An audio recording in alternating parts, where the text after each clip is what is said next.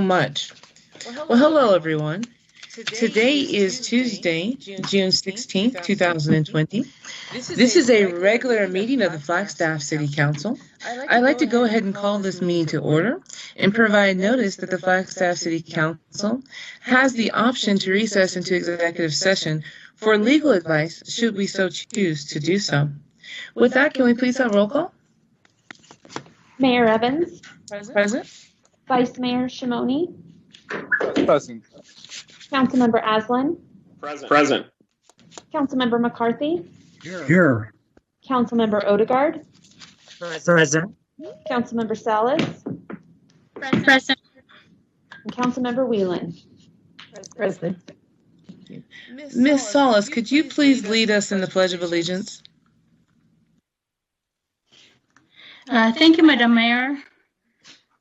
I pledge allegiance to the flag of the United States of America and to the republic for which it stands, one nation, under God, indivisible, with liberty and justice for all. Thank you, Ms. Salas. Ms. Whelan, would you like to read our mission statement? The mission of the City of Flagstaff is to protect and enhance the quality of life for all. Thank you so much, Ms. Whelan. We're now down to item number 4 of our agenda. Item number 4 is the Louis Agassiz renaming discussion. Ms. Whelan, I believe this was your fair item, so I will go ahead and turn this over to you to frame the discussion. It certainly was. So thank you very much, Mayor, and thank you, Council. I just don't have much to say. I think we have a opportunity here to set some things straight. And I think after we hear Sarah's presentation and perhaps comments from our community, we can then turn back and have a conversation. So I just want to say thank you for moving this forward. Thank you. Ms. Sarah Langley? Thank you, Councilmember Whelan and Madam Mayor. So Jessica Drum will be sharing her screen, and then you should be able to see the slides, and I will go through those slides with you.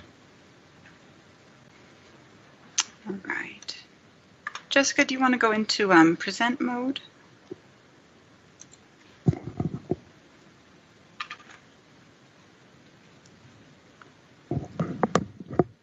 There we go. Great. All right. So good evening, Mayor and Council. My name is Sarah Langley, Management Analyst. Today we're seeking Council's direction on potentially renaming things named after Louis Agassiz in our town. So I will share a brief presentation to provide a history of the name, as well as an overview of actions taken by local stakeholders, things named after Agassiz within the city's jurisdiction, and processes and costs involved in street name changes. Next slide, please.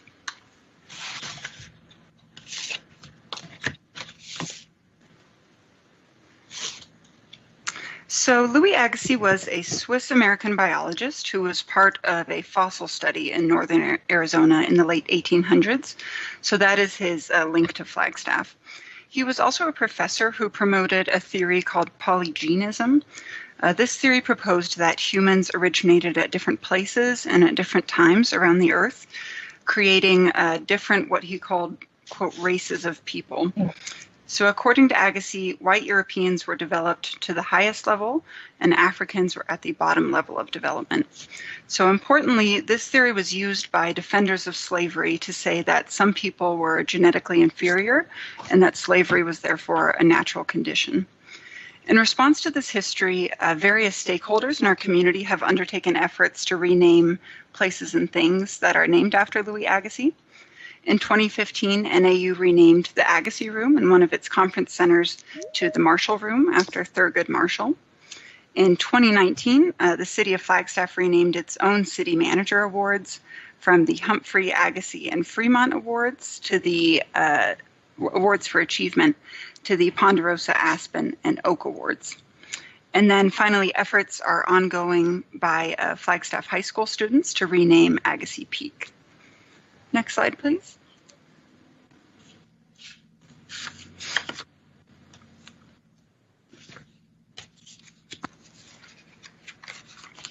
So use of the Agassiz name is widespread both inside and outside Flagstaff city limits.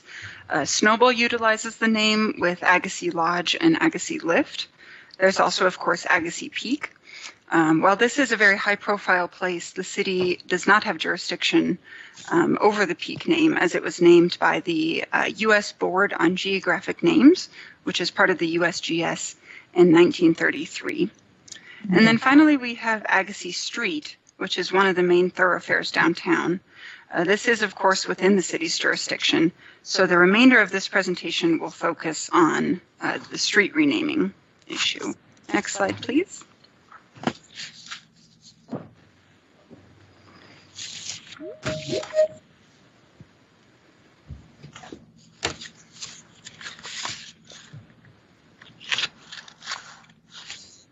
So if council were to consider renaming Agassiz Street, the city does not have an official street renaming process, but there are some general steps that would likely need to be followed.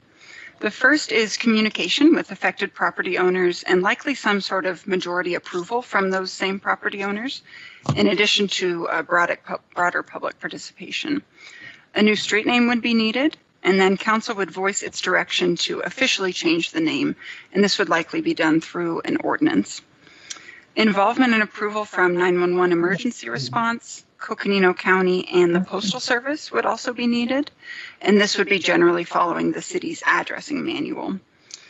Staff would update streets data and install new signs, and then eventually, after a sort of grace period, old addresses would be decommissioned. Next slide, please. So to give an idea of how many property or business owners would be affected by a street name change, there are a total of 116 addresses on Agassiz Street. Approximately 71% of those are residential and 24% are commercial. It's also important to note that we found at least 4 businesses who have incorporated the Agassiz name into their business name, although they may not be located on that street, so they may also be impacted indirectly by a name change. Next slide, please.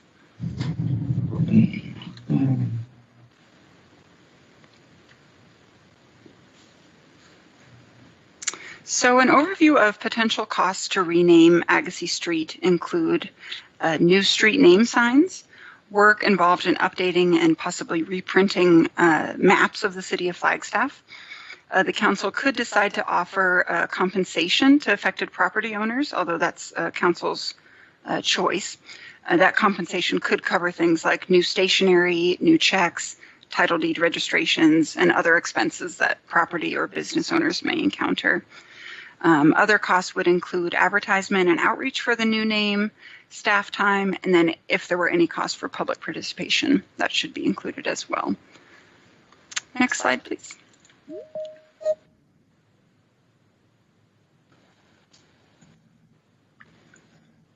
So that's all I have. Thank you for listening, and we can now take, public comment and then any questions from council.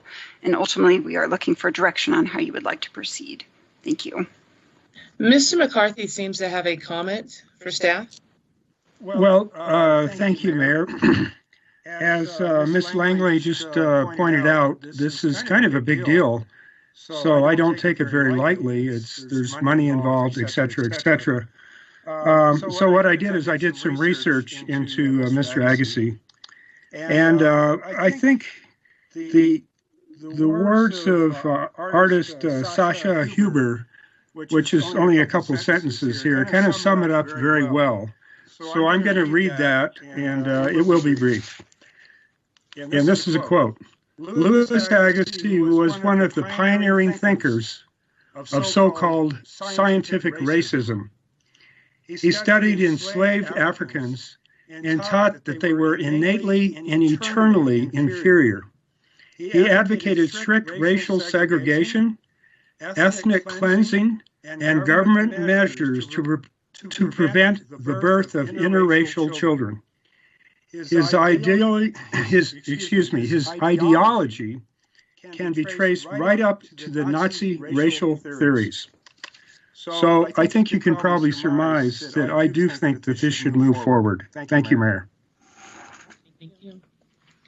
I'm going to go ahead and take Mr. Austin, Mr. Aslan. Thank you, Madam Mayor.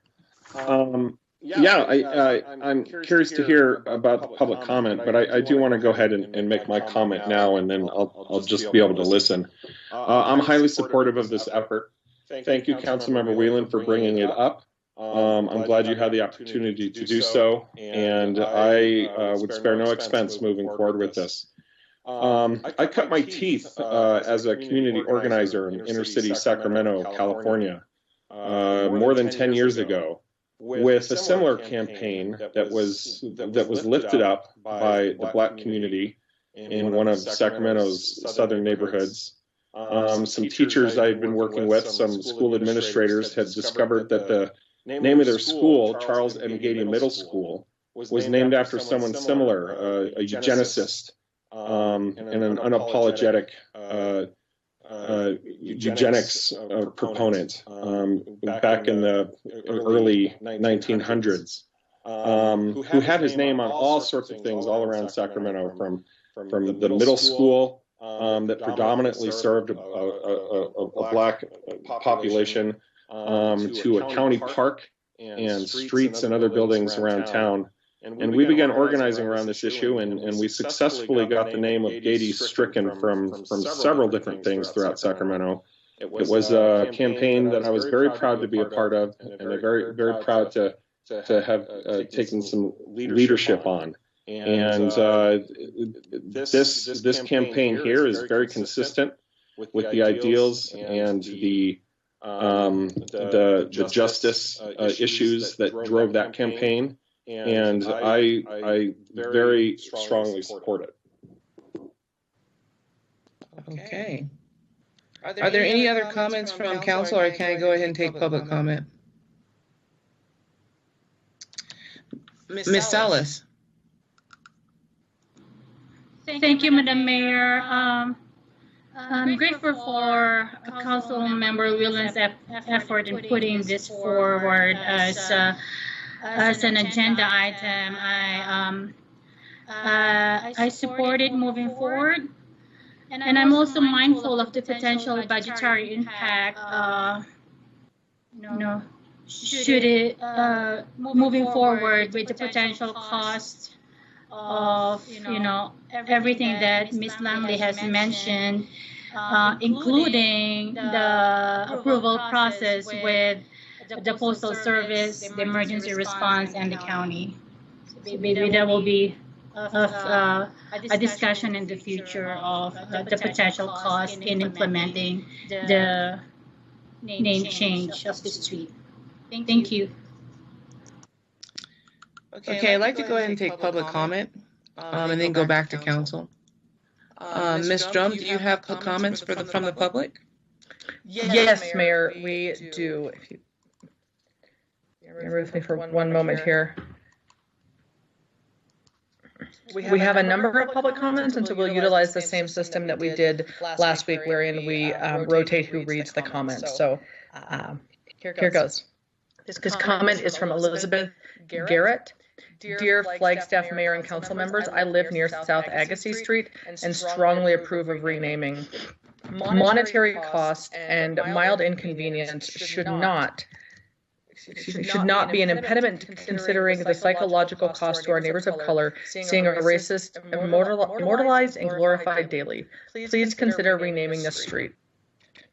Good morning. The agenda for this evening's council meeting came to me yesterday. I did not receive notification from the city, although I am a homeowner on Agassiz Street for 30 years, which is unfortunate considering the importance of this topic.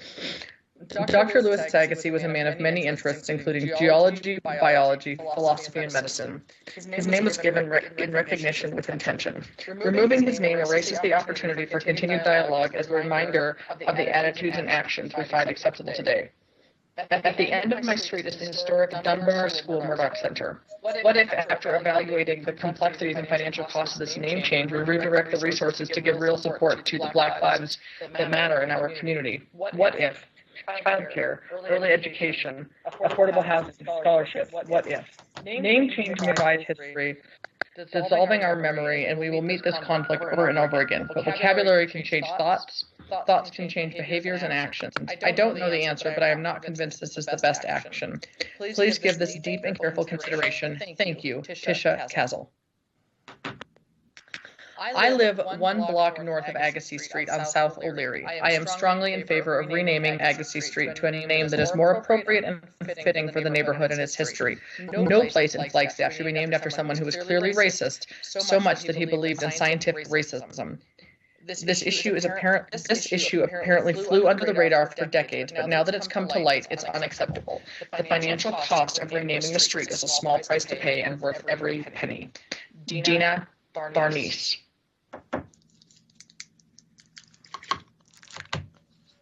I'm writing this not simply as a resident of this city, but a proud resident of this mountain that is sacred to my people and to 13 tribes of this world. This mountain is known to you as San Francisco Peaks, and one of those peaks is named very inappropriately after a known racist white man by the name of Agassiz.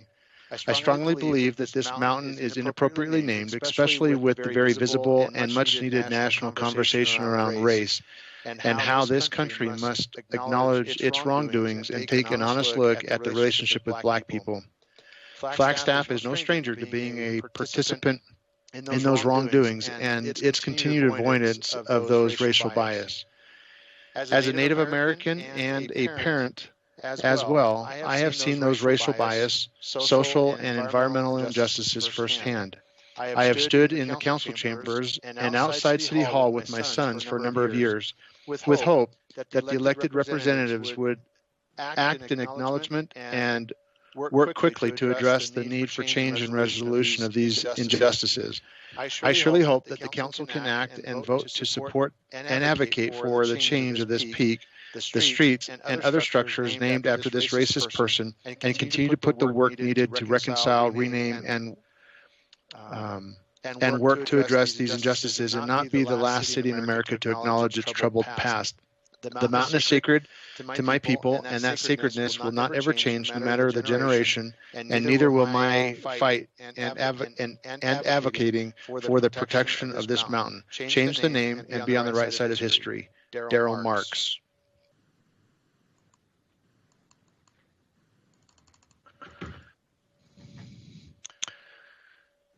Renaming the peaks would mean a lot to us as younger generation because we practice culture and look up to certain things as inspiration or recognition. We know the history of what has been done to minorities in the past and would like to see changes around the world, but not necessarily take back what was ours, but get the recognition for it. We have come a long way fighting for our culture and find it disrespectful that someone who didn't enjoy the company of minorities is being recognized through the name of the peaks. It's time that we fight harder in this specific time and place because of what's been happening around the country. This change could mean so much to this younger generation, and instead of fighting about it physically, we're learning how to take steps by talking to people, getting our voices heard in a good way. That came to you by 18-year-old Tristan Nez. This one is from Sloan Terlin. I consider myself lucky. I was able to attend Flagstaff schools almost my whole life. I got the chance that so many students on the reservation could hope for. The education here is much more rigorous, but it comes with a huge price. Housing in Flagstaff is a lot, even just for a two-bedroom apartment. Some may say stay in the dorm. Well, they don't have enough rooms for everyone. Even then, it's a big commitment to stay miles away from home, the only place you've ever known. Our Flagstaff Mountains hold so much meaning to everyone, not just the surrounding tribes, but even to the community itself, which is why we need to change. We need to spread the knowledge that local tribes had come before colonizers. This was once our home too. By changing the peak's name, it recognizes the local tribes and brings meaning to the mountains that already represent so much. Why do we need a mountain named after a white man who was well known for being racist? What kind of values does that say about the Flagstaff community? Now is the time to change that. With everything else occurring around the world, take action now. This would be a big step forward. Louis Agassiz is widely recognized as a groundbreaking 19th century scientist in zoology, geology, and botany. However, his letters, as well as his professional publications in the last part of his career, focused on the idea of polygenism, the theory that races of human beings were created in different times and places and are thus like different species.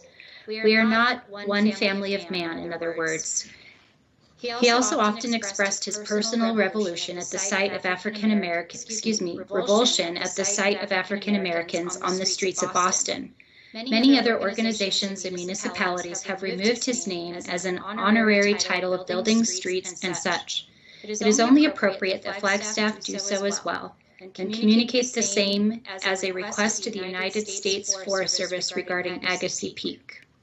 Some people say we cannot hold historical figures to the moral standards of our own time. This would make sense if we were proposing to cancel some right he or his descendants were entitled to.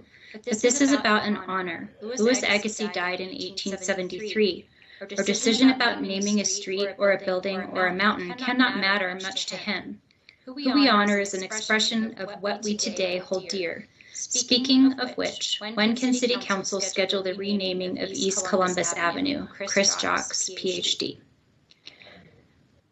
Dear Honorable Flagstaff City Council, I understand that the Council is meeting on the name of Agassiz Mountain as one of the agenda items.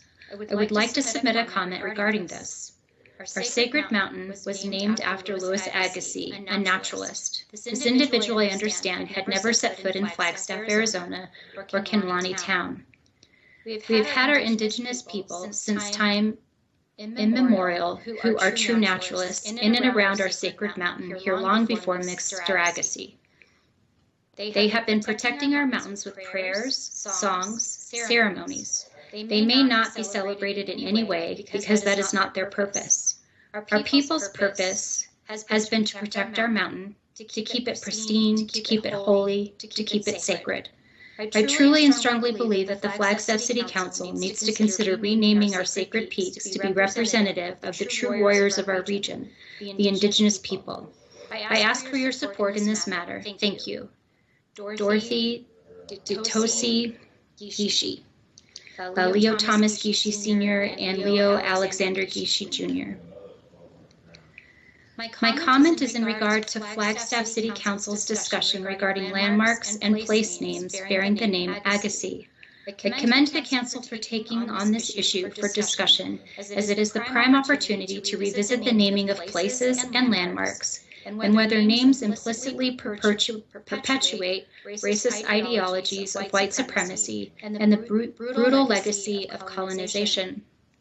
I am a dying woman. As a tax-paying citizen of this city, I call on the City Council to work in earnest to collaborate with Indigenous groups such as the Indigenous Circle of Flagstaff to rename all landmarks and places bearing the name of racist colonizers such as Louis Agassiz and replace with Indigenous names.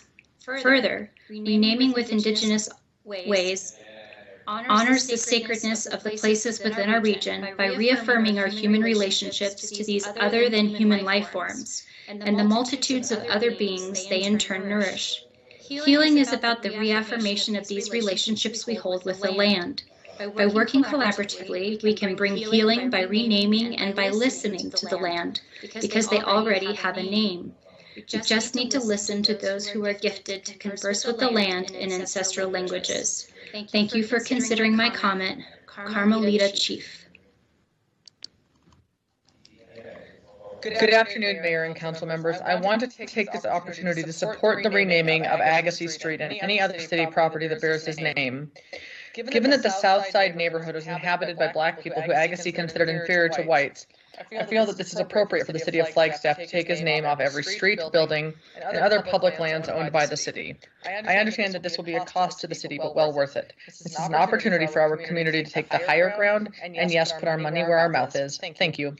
Deborah Harris, NAU Associate Dean of Students, retired 2017, President, Southside Community Association. Hello. I am a property owner, resident on South Agassiz Street, and I have been aware of the legacy of Louis Agassiz and found it odd so many things in this area are named for him. I believe it is time to make every effort possible to move our thinking past racist attitudes. Perhaps we can show we care and change the name of our street from Agassiz to Equality. Thank you, Susan Newland. Hello, Flagstaff City Council. I currently live on South Agassiz Street and approve of renaming the street. While doing so is a small symbolic act, I believe it would be a start to further recognizing systemic racism and creating meaningful change for our community. Thank you, Mackenzie Chase. I live on South Agassiz Street and strongly approve the renaming. Monetary cost and mild inconvenience should not be an impediment considering the psychological cost to our neighbors of color and of seeing a racist immortalized and glorified daily. Thank you, Don Tucker. Hello. As a resident of Flagstaff, I would like to express my desire that we change the name of anything named after Louis Agassiz, starting with the road. It is shameful and embarrassing to have a prominent street named after a eugenicist and racist. We can take advantage of the chiropractic moment and rename this road. Thanks, Eric Davigi. Dear City Council, please consider renaming Agassiz Street downtown. I lived on Agassiz Street for 2 years and know it is an important piece of downtown Flagstaff. To me, Flagstaff has always been an accepting and progressive community. Having a street named after somebody who was involved in scientific racism goes against this belief. In my hometown of Juneau, Alaska, several schools, streets, and areas have been renamed to honor their indigenous population, and I encourage the council to consider a name that honors Flagstaff's rich history, not a racist scientist that passed through town. What better time than now, when Black folks and all minorities need the city's support more than ever. Sincerely, Tamra Ayala. City Council. This is the perfect opportunity to show the people of color in our community that we do not tolerate racism or bigotry on any level. Removing the name Agassiz from as many locations as possible is akin to removing Confederate reminders to many in the South. The man was a known racist with such quotes as, "The brain of the Negro is that of the imperfect brain of a 7-month infant in the womb of a white." We are better than this. We are better than promoting a man who commissioned nude pictures of slaves to prove that blacks and whites are a different species. No matter his scientific contributions, we are better than that. Jeff McCarroll. Dear Flagstaff City Council, as a citizen and resident that lives on Agassiz Street on the south side, I wholeheartedly support the renaming of Agassiz around the city as a whole. Such an action is relatively small, but indicates the city's commitment to racial justice and the hard work ahead. I see getting this done as a sort of litmus test. If council can achieve this, then they can be entrusted with the greater challenges facing the city. If they fail to achieve this, it gives little confidence to our citizenry that this council embodies the grit and compassion necessary to represent our people. Hello, my name is Maya Rappaport, and I have been a resident of Flagstaff for 3.5 years. I strongly approve of renaming South Agassiz Street and other streets and sites named for famous racists. I deeply believe that the monetary cost and mild inconvenience of renaming this street and other streets pales in comparison to the emotional cost that our community members of color feel daily when seeing the memorialization of a famous racist. To achieve a just society, those responsible for city planning must strive to tear down the vestiges of racist history. Constant physical reminders of how much our society still values influential racists are violent and inescapable, and take up too much emotional space in the minds of people that have to fight for justice in many other ways. In recognition of the pain caused by Agassiz and others like him, and in recognition of the racist tradition he and those like him uphold in memory, we must renounce his name and do so physically by removing his legacy from the streets of our community. Thank you for your time. Best, Maya Rappaport.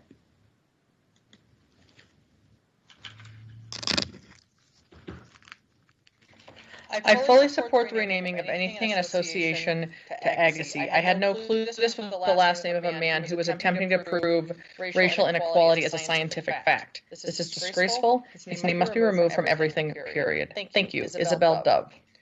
I write today as a registered voter and Flagstaff resident to urge the council to change the name of Agassi Street in Flagstaff. Maintaining the current name with the historical context of Louis Agassiz would be to uphold the racist, colonial, traumatic history of this land. Intentional council action in regards to changing the name represents our leaders' acknowledgement of intergenerational trauma and honoring of the stolen indigenous land. Monetary cost and mild inconvenience should not be an impediment considering the psychological cost to our neighbors of color seeing a racist immortalized and glorified daily. Please take this step in dismantling and deconstructing the systemic racism our city is built on. Thank you, Garrison Garcia. Hi there. I own the property of 20 South Agassi Street, and I'm reaching out to let you know that I support changing the street name, and I feel this move is overdue. I would also like to be a part of the conversation about renaming the street if possible, since property owners have a stake in the name. How should we participate? Thank you for considering this change. Kindly, Anna. I am incredibly disappointed to see the item on tomorrow's agenda to attempt to change history by removing all things Agassi from the city. I don't know how things came to be named Agassi, but even if they were named after a biologist who is now understood to be racist, it is shameful that Flagstaff is bowing to current pressure about such things. Whatever the reason that someone named Agassi was honored, it is better to remember the whole person honestly than to pretend that they did not exist by removing all reference to them. Flagstaff should be known for being better than this. Ernie DeVries. I support Agenda 9 to remove the Agassi name from around town due to its well-known racism. Due to his well-known racism. Flagstaff is a vision of the future, and its inhabitants should be housed and not cause more trauma by the reminders and celebration of celebrity racist figures. Morton Agassi and the origins of scientific racism in the United States. That comes from Eva Rowe. I support Agenda 9 to remove Agassi name from around town due to its well-known racism. Flagstaff is a vision of the future, and its inhabitants should be housed and not caused more trauma by the reminders and celebration of celebrity racist figures. And that one comes by Isabel Dove Robinson. Recently, it came to my attention that the City Council was thinking about renaming certain landmarks originally named after a zoologist named Louis Agassiz. Now, I don't know anything about the man, except for two things. What today's meeting agenda says about him, and the fact that my first home in Flagstaff was in the Southside neighborhood on a street bearing his last name. But I also know that if I were to remove his name from landmarks in the city, then we'd also have to ban $5 bills from being spent in Flagstaff, since Abraham Lincoln also held a belief in white superiority. We'd also have to ban all books by Mark Twain from our libraries, because Twain was known for using the N-word when describing African Americans, not just in literature, but in real life. Lots of people from the 19th century held beliefs that you and I consider repugnant. But that's because they were products of their time. They didn't know any better. It's disingenuous to judge people from the past by the standards of the present. After all, humans have been around for millions of years. How would we know that the standards by which we live today are perfect? If we were to remove the names of every historical figure with whom someone found fault, then nothing on earth would ever be named after anyone. Someday, it could be someone that you like who is attacked and targeted for erasure from history. Muhammad practiced polygamy and child marriage, both of which were common practices in his day. Are you going to ban Islam from Flagstaff too? What about Joseph Smith? Should we seriously close down all LDS temples in the city just to protest polygamy? And what about the other historical figures who've been accused of wrongdoing? Martin Luther King was accused of cheating on his wife. Does that mean you're going to remove his holiday from the Flagstaff calendar? Actually, some Arizonans already tried that 30 years ago for that very reason, but that didn't sit too well with the NFL or the rest of the country. As for Louis Agassiz's scientific record, he may have conducted studies to scientifically prove the theory of Pelagianism, but that doesn't mean that he wanted to prove it to be true. Perhaps he conducted those studies because he wanted to disprove it. Scientists and researchers are required to adhere to the scientific method when determining whether or not a theory is true, which means that they're obligated to keep an open mind one way or another. Scientists who wish to disprove a particular theory must therefore be willing to do whatever it takes to scientifically prove that theory true. That way, if results do end up disproving a theory, it won't be as a result of bias. At any rate, no matter what Agassiz's belief or intentions were, let's not forget that we're all human. We all make mistakes, and we all do things that will offend somebody somewhere. But the history of the world is full of beloved figures who've done much worse than things of which Agassiz has been accused. History was created by both saints and sinners alike. It's time we forget about all this renaming.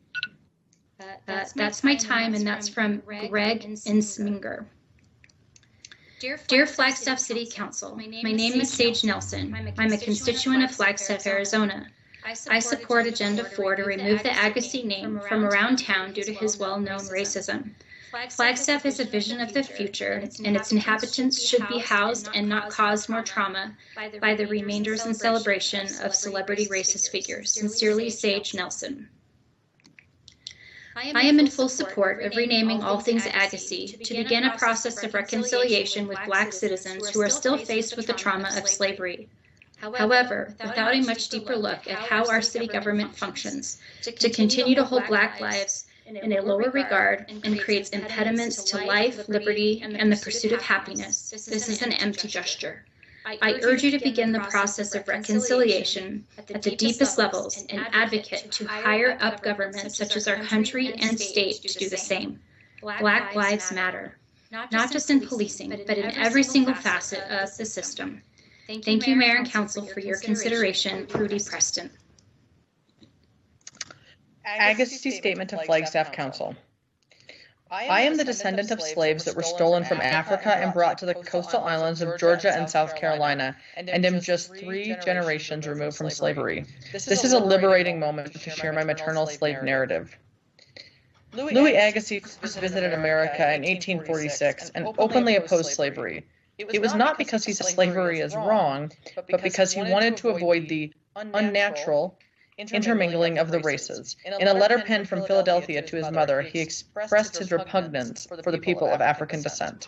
The latter portion of his letter reads as thus: "It is impossible for me to repress the feeling that they are not of the same blood as us. In seeing their black faces with their thick lips and grimacing teeth, the wool on their head, their bent knees, their elongated hands, their large curved nails, and especially the livid color of the palms of their hands, I could not take my eyes off their faces in order to tell them to stay far away. In addition, when they advanced that hideous hand towards my plate in order to serve me, I wished I were able to depart in order to eat a piece of bread elsewhere rather than dine with such service.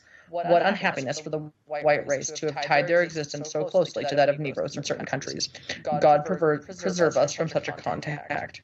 Fast forward to 1850, Agassiz visits Charleston, South Carolina, as the keynote speaker at a meeting of scientists, where the topic was on the separate creation of the human races.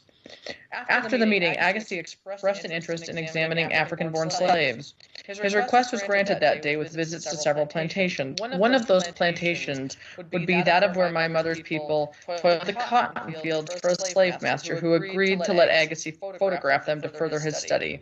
It was on this day that Facina, Jack, Delia, and Rentry from the Igbo, Mandingo, Guinea, and Congo tribes did not dress in their best attire for a portrait that would endearingly be passed from generation to generation. Instead, they were taken from the fields and put onto the back of an open wagon, brought into town, and rushed into a photographer's studio.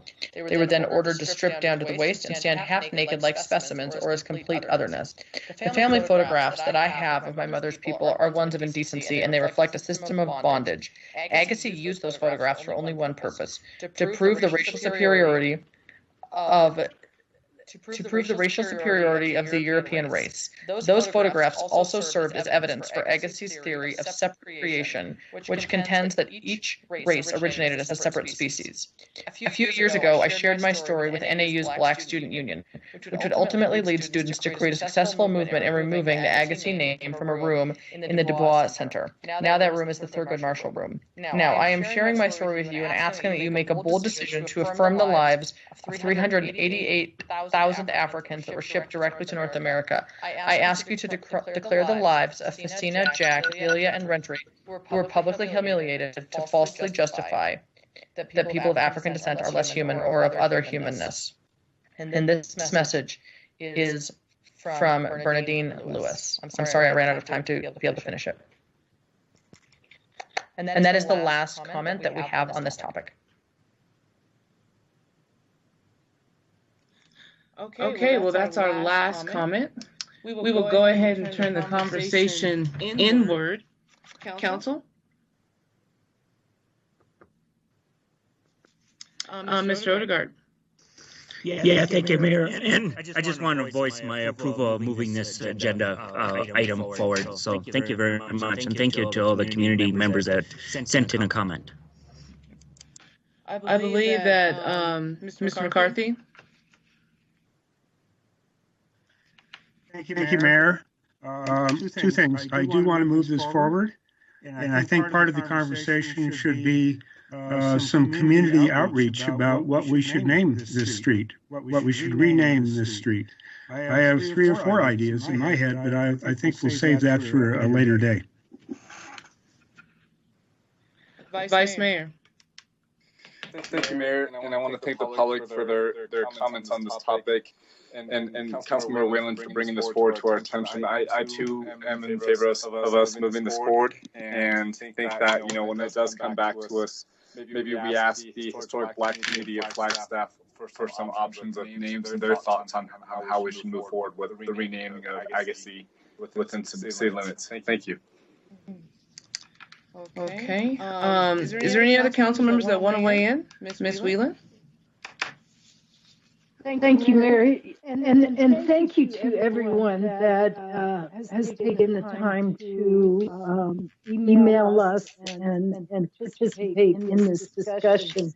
I think it's clear that we do have the support of our community, but I also want to recognize the voices that do not see that this is necessary. Clearly, I feel it is necessary, and that is why we have brought it forth. I do, in the process of renaming, do want to point out that Agassi runs through our neighborhoods and our Black neighborhoods, and I agree with the Vice Mayor that this should really be considered when when community looks at a new name. So I just want to thank everyone, council member, mayor, and everyone who participated in this discussion. I really do respect us for having these discussions. So thank you. I would like to go ahead and weigh in. First and foremost, I want to say thank you to our community for coming out and expressing their thoughts on this matter. I want to say thank you to Councilmember Whelan for being bold enough to bring this item forward. Another council member was asked during the previous council to bring this item forward and had said they would, and then did not. I think because it's a very difficult conversation to have. I think it is a very timely conversation to have at this particular point in this particular time. And I think it's a conversation that's long overdue. I want to say that Mr. Agassi will not be forgotten. You know, we are talking about renaming a street to something that's more appropriate. But for individuals who think that history is going to be forgotten, The pictures that Mr. Agassi took of Bernadine's family, as well as other family members, those are in a museum. If you Google, there was much to do about the fact that those pictures were at Harvard, and those pictures were used to teach classes, and those pictures still exist. His thoughts still exist, and there are people who still agree with his line of thought. So I don't want anybody to ever think for a minute that renaming a street is going to mean that Mr. Agassi and his legacy is going to be forgotten, or it's going to simply go away. If anything, his legacy is going to remain with us, which is why it's important that we rename the street. I would like for council to be mindful that the majority of the street runs through a historic Black neighborhood. And while there needs to be a community conversation as to what this street will be named, I just want to emphasize that I really think that the African American Black historic voice here in Flagstaff should be a part of that conversation. To my knowledge, there is not one street, one park bench, one building, one anything that has been named after anyone from the historic Black community. Nothing that was named after any of the lumberjacks that helped build this town, that helped build the railroad, that helped lay the bricks, that helped build the houses that many of us live in. So I really hope that there is some consideration to those generations from way back when it comes to what this street should be named. Ms. Whelan? Thank you for your comments, Mayor, and I agree with you 100%. In moving this forward, I would like to support in some way to see that the city supports others in doing the same type of action that we're taking today. And if we can help them in any way, I think that should also be a piece of our support for changing this name. Well, I feel, City Manager, that you've gotten clear direction on this item. Do you feel the same? Yes, thank you, Mayor. Thank you, Council. Okay, we're going to go ahead and move on to item number 5. This is temporary use of the old Public Works yard as a temporary construction yard. City Manager, can someone frame this conversation for us? Yes, we have it queued up for you. I think Brett Patterson and others will be leading this discussion. Peterson, pardon me. Good afternoon, Mayor and Council, and thank you, City Manager. My name is Brett Peterson. I have a short presentation, but I'd like to work my way through these slides to give you a better understanding of where we're coming from. As you'll note on this cover sheet, the June 11th date was this presentation was prepared for last week's council meeting. It just has not been updated to reflect today's date.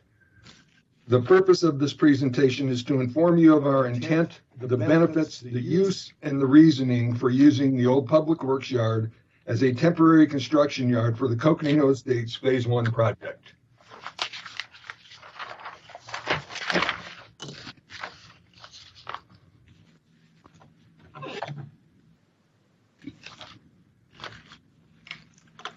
Per the item regarding the Mogollon property planning discussion that was held by City Council back in February, staff and myself understand that this 8-acre site of the old Public Works yard on the Mogollon property shown here is in fact part of Thorpe Park.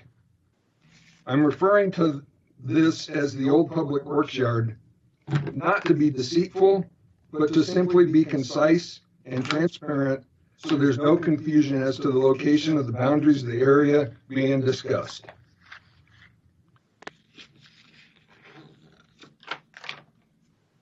Each street within the Coconino Estates Phase 1 project limits are shown in various colors. Beale is shown in orange. Navajo Drive is shown in red. Navajo Road is shown in purple, and turquoise depicts Whipple Road. Improvements on these streets within the project generally consist of replacing existing and utility and roadway infrastructure,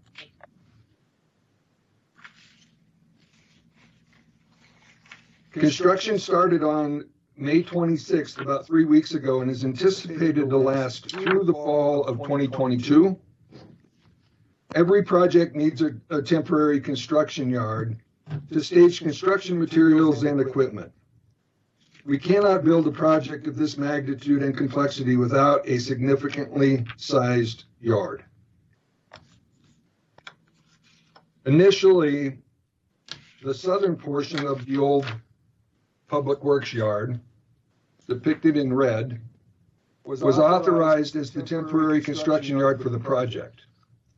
Other yard locations were considered given their proximity to the project itself, and ultimately were not pursued due to either their existing use, their access, trees, or minimal size.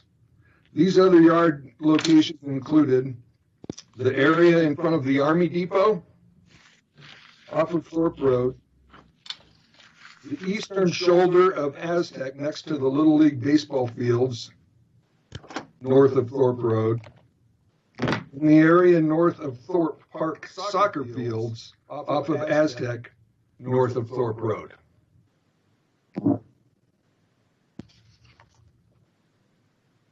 The buildings in the northeast corner of the old Public Works yard were recently removed, making this area ideal given its location, proximity, and existing fencing.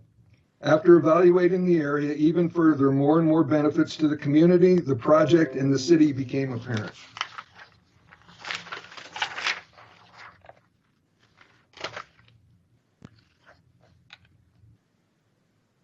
So this is an aerial image taken recently that shows the old Public Works yard on the Muggion property within Thorpe Park.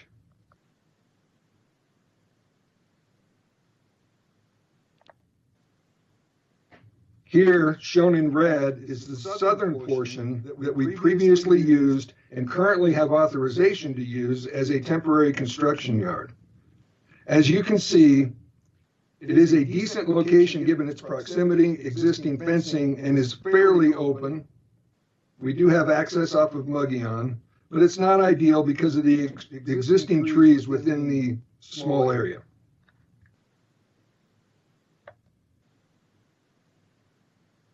The temporary construction yard, shown in yellow,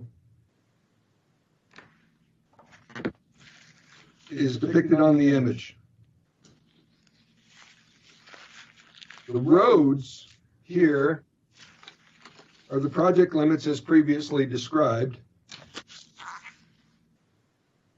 We feel there is significant community benefit by replacing the outdated infrastructure with this project.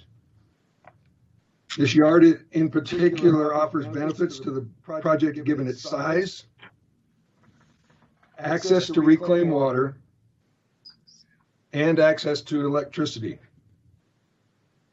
as well as the existing fence for security purposes.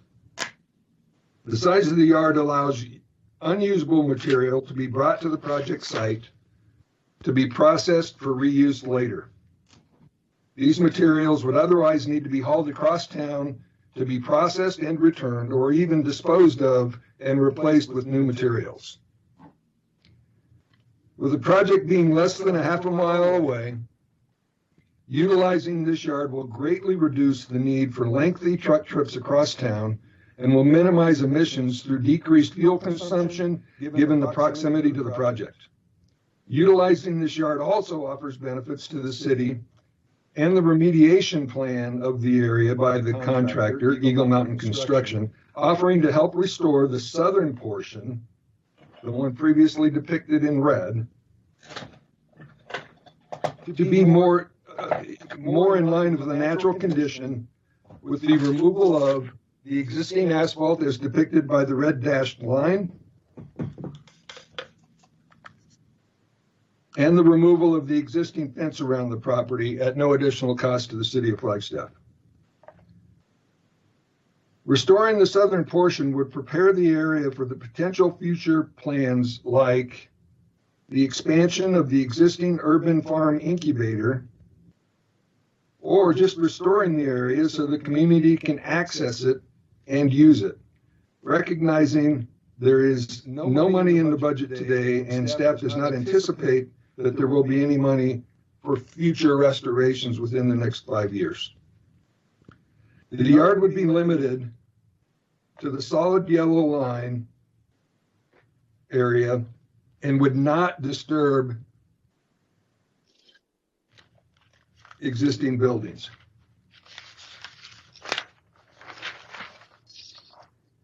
Use of this yard includes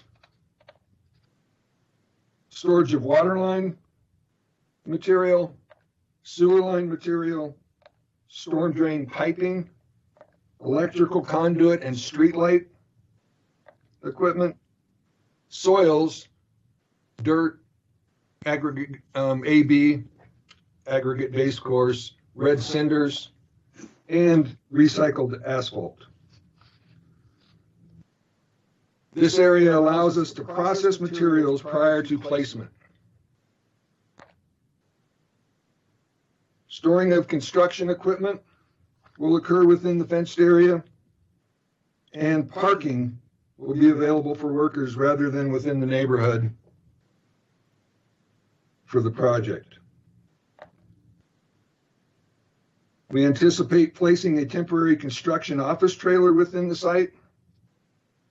Materials for the entire project will not be stored at the site all at one time. There are separate areas of the project that will be completed at different intervals, and the materials being ordered and staged as needed. Some materials could even be delivered directly to the project site.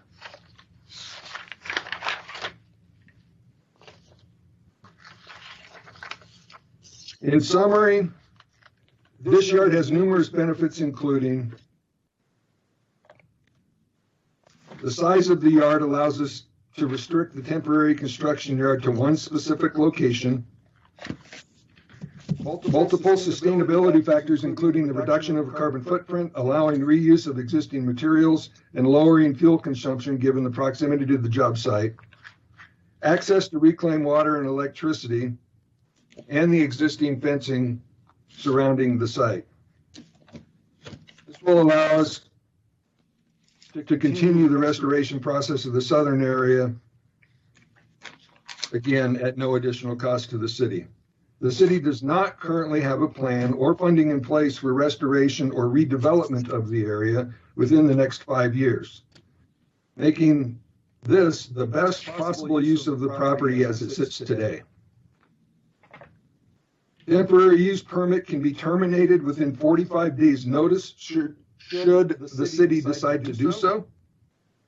And currently the condition does not allow the community to access and or use the site safely.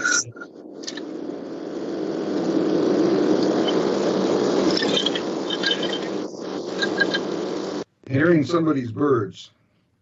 Yep. Thank you. The temporary use permit for the use of the old public works yard as a temporary construction yard for the Coconino Estates Improvements Phase 1 project has been approved through the city's typical process of issuing a TUP and was endorsed by the Public Works Department, Parks, Facilities, and Sustainability. There's a significant benefit to the community given the infrastructure improvements that will occur in the project. There is a significant benefit to having a temporary construction yard in proximity to the project to minimize our impacts. By utilizing this yard, the project benefits by maximizing efficiency and minimizing our construction duration. The city benefits financially through reduced construction-related expenses, and the community benefits from the infrastructure improvements within the neighborhood and the continued restoration of the old public works yard to a more natural condition. Myself, Eli Reisner, our project manager, and Marco Spagnolo from Eagle Mountain Construction are all available to answer any questions if you have any.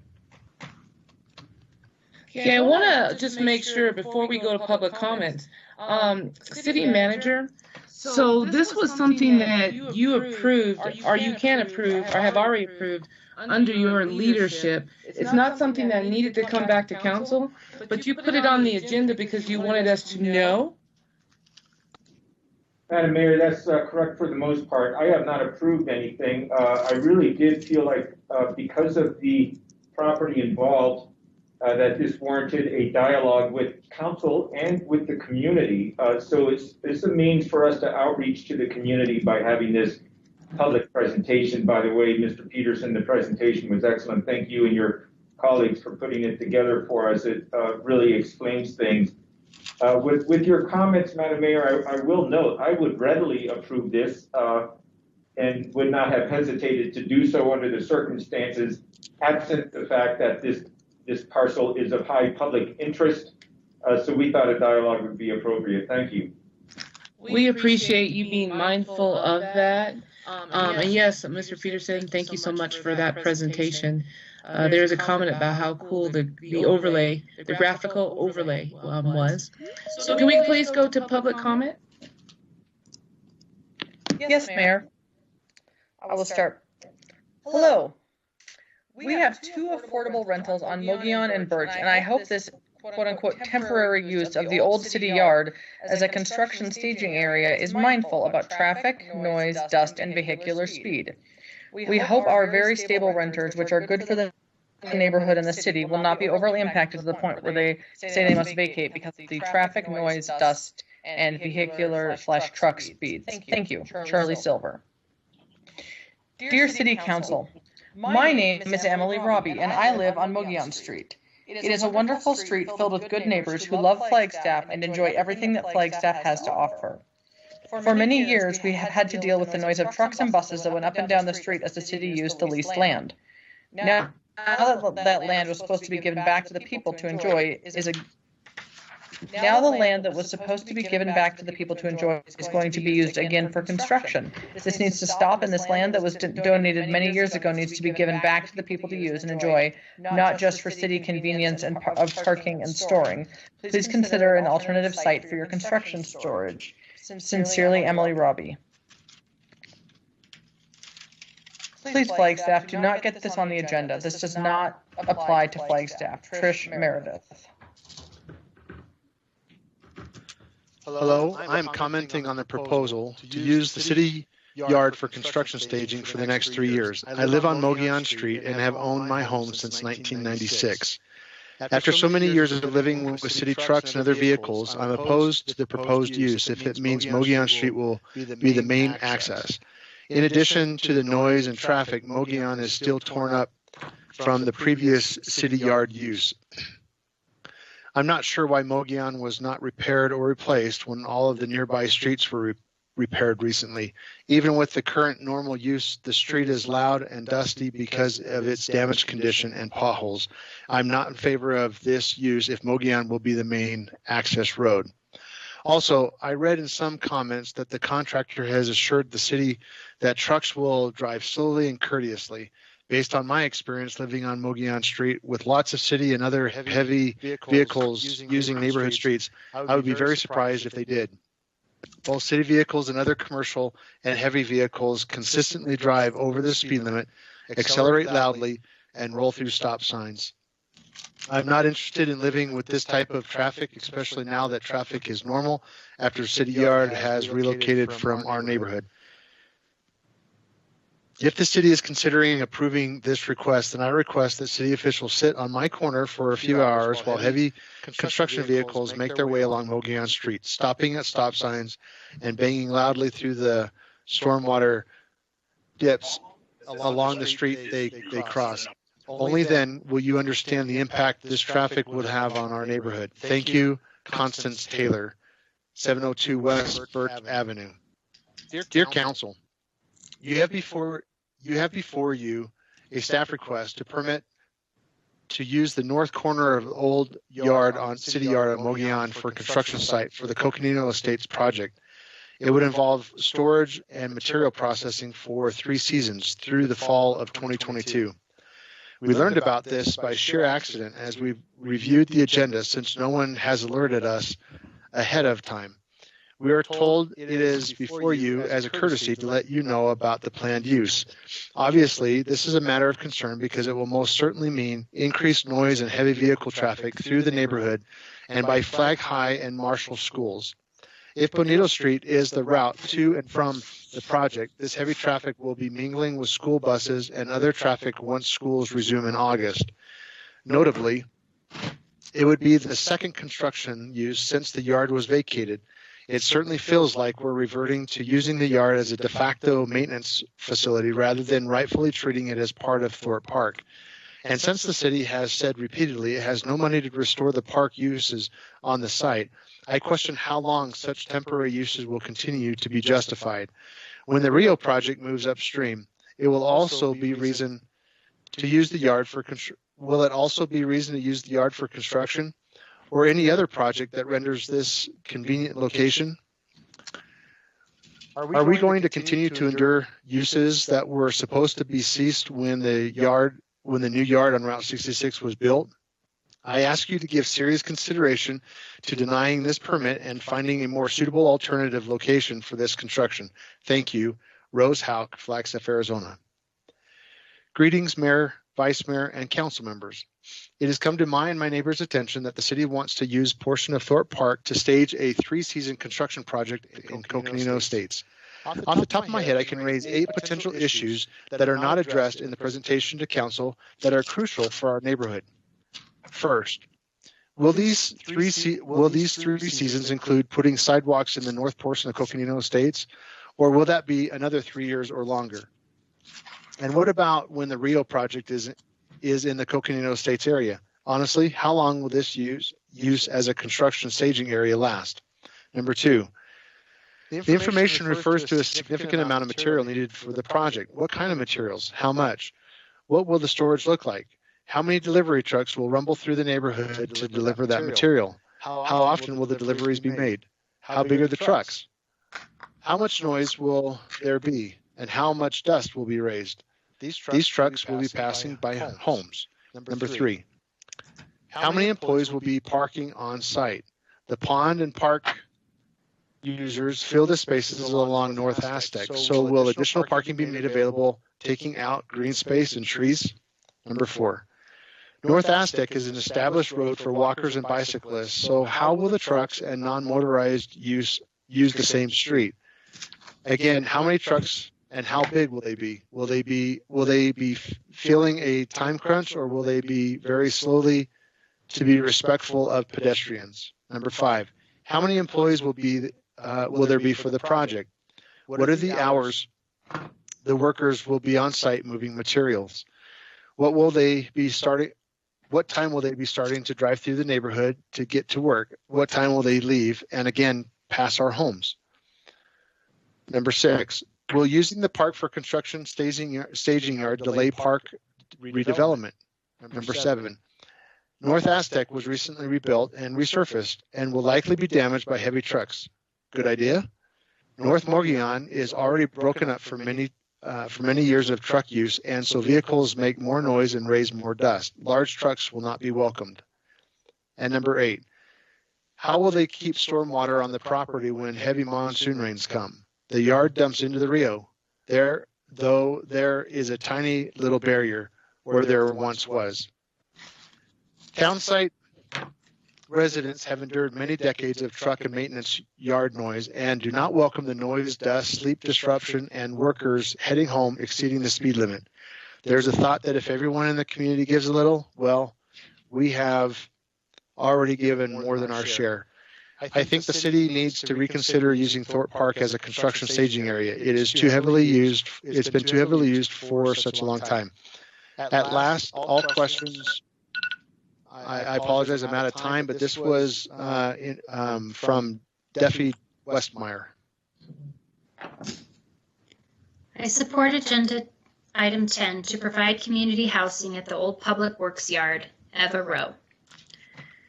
To the council members deciding whether or not to allow construction storage in the Old Public Works Yard on Mogollon Street, I urge you to please consider choosing a different location for the storage. My home is on Mogollon Street. My bedroom window is less than 12 feet from the road, and when trucks rumble and beep as they go by early in the morning, it is incredibly disruptive to my family and to all of the neighbors I've spoken with about this. I'm lucky enough to have found an affordable home for rent in Flagstaff's beautiful historical downtown neighborhood.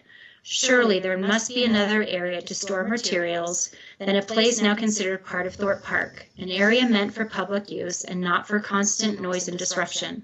Store these materials somewhere less populated with less effect on our community members. Thank you, Jessica Madsen. Madam Mayor, Council, City Manager, and City Attorney. Other members of the public will likely speak to specifics about proposed land use at the city yard property. My comments are about the deficit public notice regarding this matter of significant importance to our neighborhood. As has been true for decades, the city's willingness to involve residents, taxpayers, affected property owners, and concerned citizens continues to be woefully inadequate. The city and its alleged representatives continue to exclude many people who've been involved or tried to be involved with the development and future uses of this property. Setting the lowest possible bar regarding public involvement, the city claims that such notice is not legally required. This administrative policy decision is undemocratic and serves only to demonstrate that the city and staff prefer to work in the shadows without any oversight or input by the affected public. It is my understanding that this exclusionary methodology could be corrected by the city manager by adoption of new procedures directed to the staff. Maintenance of sign-in sheets from prior public meetings, workshops, briefings, etc., and the use of those sheets to provide timely notice to citizens wishing to participate in local government as council and staff move items forward is the minimum requirement on this and other issues. Continued failure by the city council, staff, and city attorney to allow and encourage public participation in matters that affect our lives, health, quality of life, and property values serves only to communicate to the Flagstaff citizenry that public participation in the democratic process is unwelcome and will not be tolerated. Remedial action is required. Lance Diskin. I support Agenda Item 10 to provide community housing at the old Public Works Yard. Isabel Dove Robinson. On February 4th, the Indigenous Circle of Flagstaff presented a preliminary vision for an Indigenous Community Cultural Center, which could be housed in and around the former Fleet Maintenance Building. This proposal would be consistent with public determination and city ordinance directing that the property be reintegrated into Thorpe Park. ICF does not object to the proposal to store construction equipment on the adjacent area of the property for 2.5 years as long as 3 conditions are met. 1. The term of use is strictly limited to the requested 2.5 years with no extension possible unless approved in a public meeting. 2. The construction company is responsible for repairing any damage done to the property. And 3. This temporary use does not obstruct or limit pending proposals for beneficial public use of the property. Chris Jocks, on behalf of the Indigenous Circle of Flagstaff. Dear Flagstaff City Council, my name is Sage Nelson. I am a constituent of Flagstaff, Arizona. I support Agenda Item 5 to provide community housing at the old Public Works Yard. Sincerely, Sage Nelson.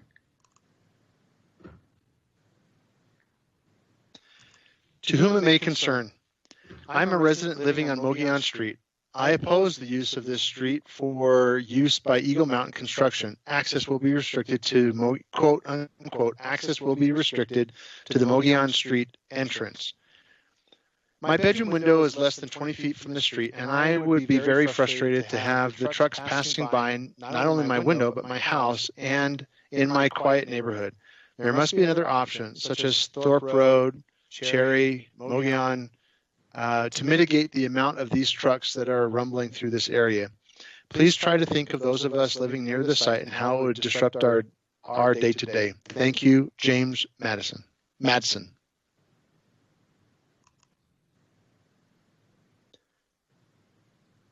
I believe that concludes our public comment.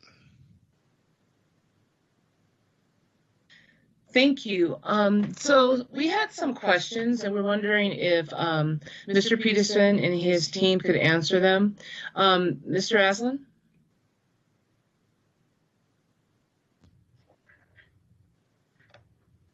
Yeah, so I can't remember the name of the gentleman or the lady, who had a litany of questions. I was specifically interested in making sure that at least the sidewalk question got answered. There was a question of whether or not the sidewalk work would be done in conjunction with the other road work, or if that would be in addition to the work we're talking about right now.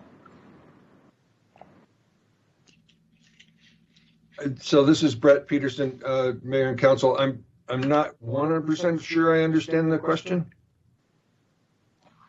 There was a question about the sidewalks and whether or not the sidewalks in this area were going to be repaired. I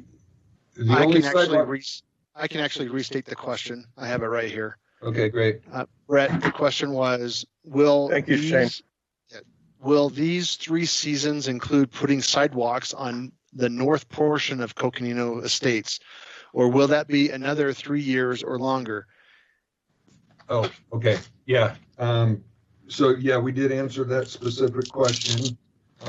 There are no sidewalks proposed within the construction limits north of Beale. All of the sidewalk improvements will occur on either Beale, Navajo Drive south of Beale, or Navajo Road. We do anticipate sidewalk on both sides of the roadway at this point, and it's all within this time frame, which will be completed by fall of 2022. I have a question. Is there another way to get in and out of the yard? At this time, for the yellow box, no, with the exception being we could probably access it off of Aztec, but then that would require us to put the equipment out on that roadway that was just repaved. And our preference has been that we do not want to access this site off of Aztec Street. So I just want to make sure that I understand you.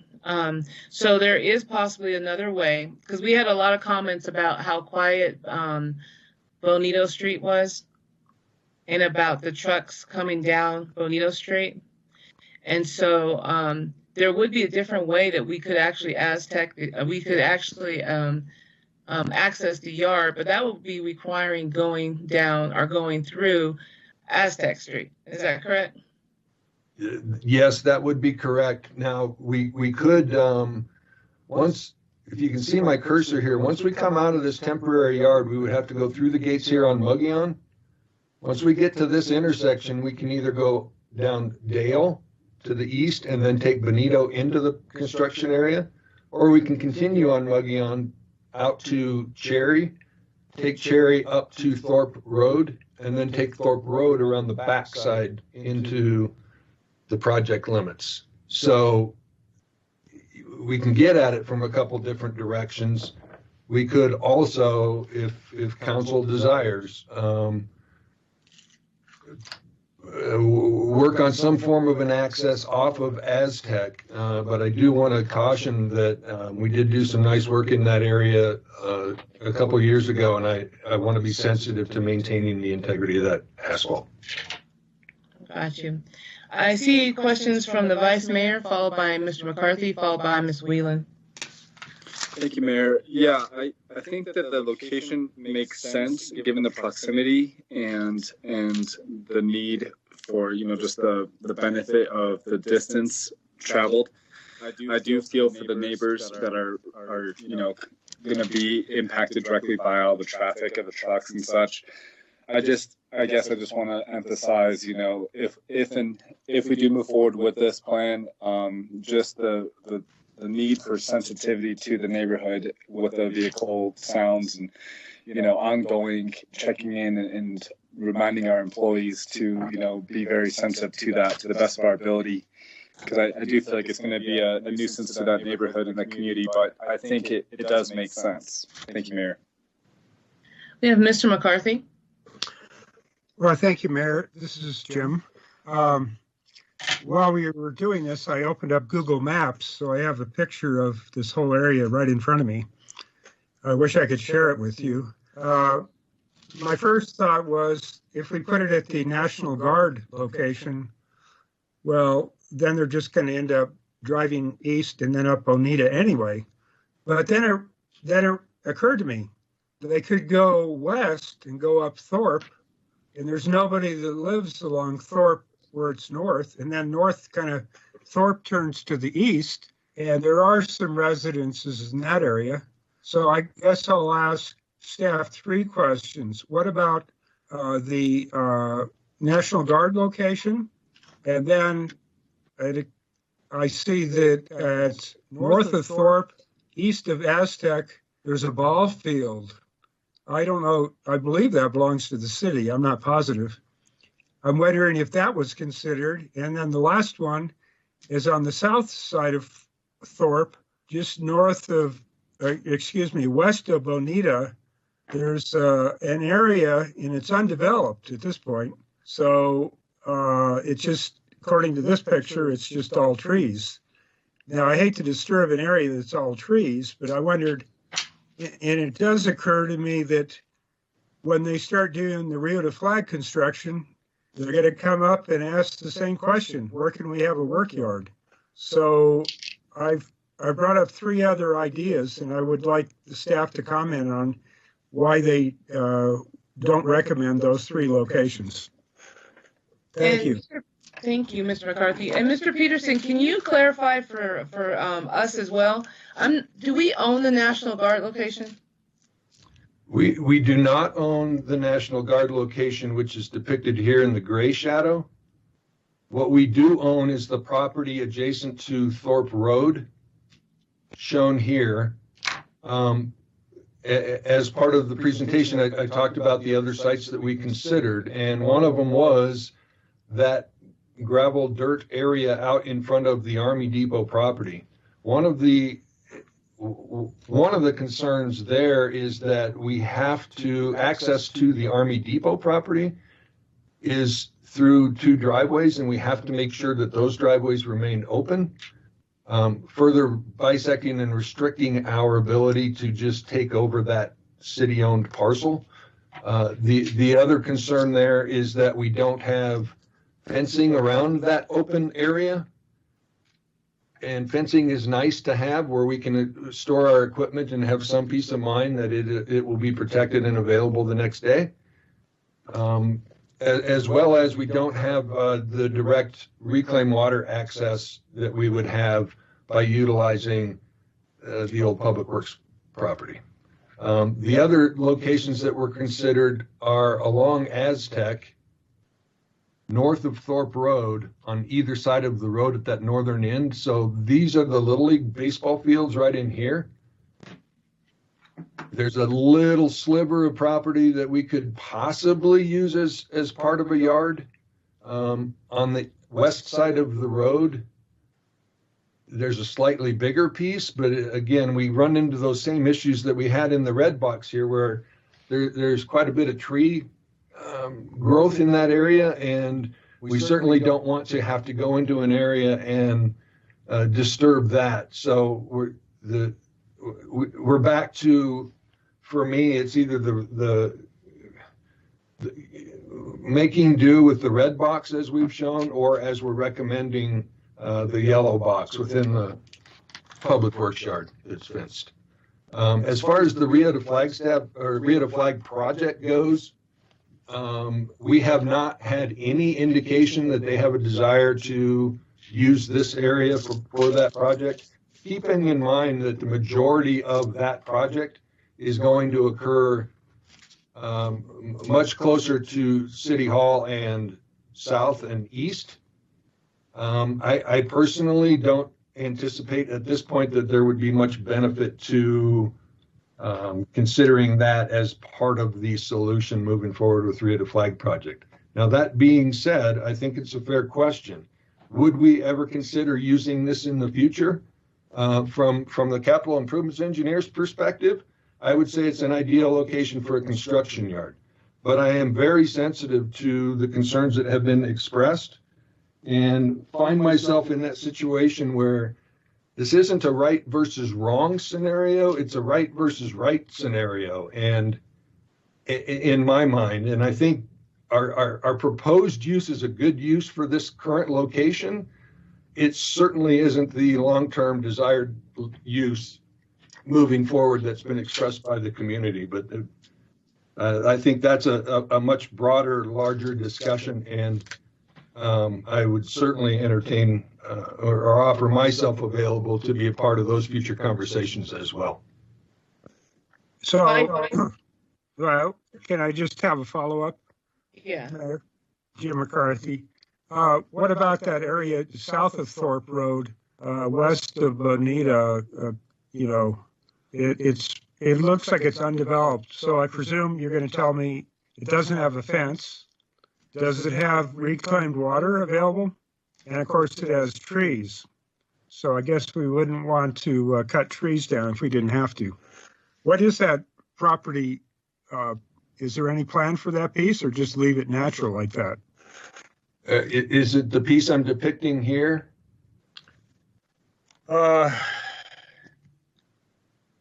Yes. Yeah, it shows it better on Google Maps. So if you're at Bonita and you go west, there's the parking lot for the school, then there's Right. Marshall multi-use field, and then there's, I think it's the Rio de Flag goes through there with the new bridge. And then west of the Rio de Flag right there, there's just an undeveloped area on the south side of Thorpe Road.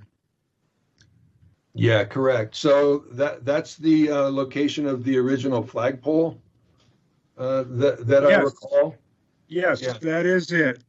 There's a parking lot that allows people to get in and out there, and then that provides not only a place for parking, but it allows people access to the foot trail system to either go north or south, and or access the pond itself.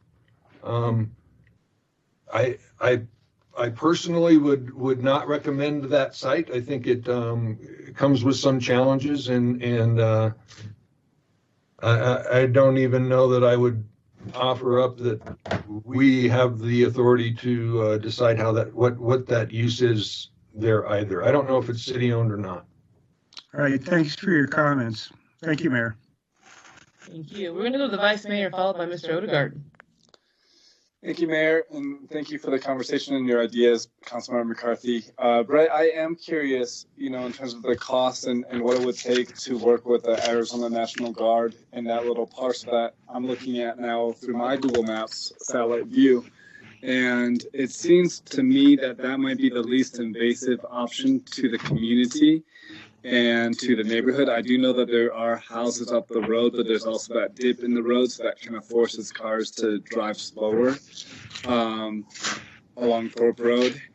But yeah, I'd be curious to further investigate using that property, especially since it's for 3 seasons. And so I guess my question, Brett, is are the hurdles just the fencing and maybe potentially expanding access of the road to that section?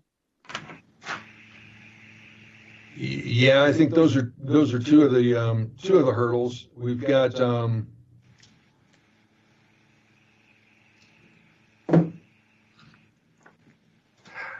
gosh, I don't know. If Amy Hagan is in the in this conversation, maybe she could weigh in. I believe that site has been used previously.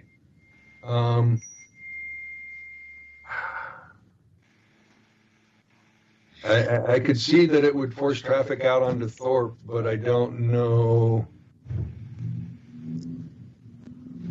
I don't know that that's necessarily going to be any better. I think, again, for me, the project is anticipated to be under construction Monday through Thursday. The contractors like to work 4/10s. It's a method that works well for us. It allows a little bit of float in the week, that if the contractor needs to work on a Friday to make up some time for whatever reason, they can. But it also allows the properties under construction to be turned back into more of a, buttoned up for the weekend type of a mode. So I don't see the yellow box solution necessarily. And I don't see the council would need to weigh in on that. I don't see that there's been majority support in moving that forward. So I'm going to go ahead and go to Mr. Odegaard's. I'm going to go with Mr. Odegaard's question. I'm going to go Ms. Whelan, and then perhaps then if other council members are interested in that, they can indicate that so we could continue that line of thought. Mr. Odegaard? Yeah, thank you, Mayor. Thank you, Mr. Peterson. I would assume one of the questions that was from Ms. Duffy was concerning the work that will be done in Coconino Estates would be done during the day, I would assume. Yes. Okay, thank you. And I just wanted to thank you also providing parking at the works yard or the old works yard concerning for the construction workers instead of construction workers trying to find parking in the neighborhood. I appreciate that thoughtfulness. I also wanted to thank City Manager realizing the sensitivity to that parcel. And just a thought, when City of Flagstaff did infrastructure construction on Zuni and Lockett, we had different staging areas. I talked to Les Butters this morning concerning his property there on Lake Mary. He said it was worked out great. The city left it in better shape than what the city received it using that property. So I'm in favor of moving this item forward, using this property as what has been presented. It's been well thought out. I hopefully the community's questions been answered. If not, I encourage staff to reach out to those community members that still may have questions that might not have been answered. So thank you to everybody. Ms. Whelan? Thank you, Mayor. Thank you, Council. Thank you, everyone, for your participation. Excellent presentation, Brett, so thank you for that. And most of all, Mr. Clifton, thank you for bringing this forward. I appreciate the sensitivity of that and of you knowing that, and that this be as a transparent as possible process. So I would just like to say thank you, and please keep this up. I agree with Councilmember Odegaard that it seems like the best place to do this, and just some gratitude. Thank you. Okay, Mr. Aslan? Yeah, I'll make this brief. I just wanted to say that while this is difficult and it's never easy to make this decision which affects one neighborhood over others, it seems to me this is the right place to do this right now. I don't want to see this become a habit or set a precedent where we continue to rely most heavily on that old works yard just because it's available and just because we don't currently have funding to be renovating it. And finally, I just wanted to also express my gratitude to the city manager for bringing this forward to council instead of making the executive decision himself.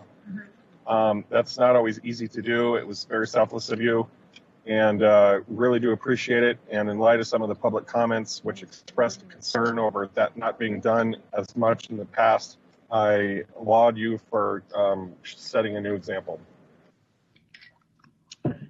I believe that Ms. Hagan is available to answer the Vice Mayor's question. Thank you, Mayor Evans. This is Amy Hagan, Parks Manager, available to answer any questions. Also just wanted to clarify that the proposed location, as well as what I'll call Plan B, the Armory parking lot, both locations are considered Thorpe Park, just so that we've got clarity there when determining which location to go with. So to just further clarify that, both of those are considered to be part of the conversation that we've had as a community about the park. Yes. Okay, thank you. I believe the Vice Mayor, can you restate your question? Yes, thank you, Mayor, and thank you, Amy, for weighing in. I guess my question was just, trying to see if further exploring the Army National Guard little lot in front of that facility was a possibility and what the costs and options were there. It doesn't seem, Vice Mayor, that you've gotten council majority for that. Right. And so I don't want to take time for a meeting. Okay. I do believe that there is it Esner? Is it Mr. Esner? Reisner, sorry. Yeah, I was just going to provide some additional information about the armory there, but if we don't need to further discuss it, then I guess it's a moot point. Okay. Will the rest of the council please weigh in? Ms. McCarthy, followed by Ms. Salas.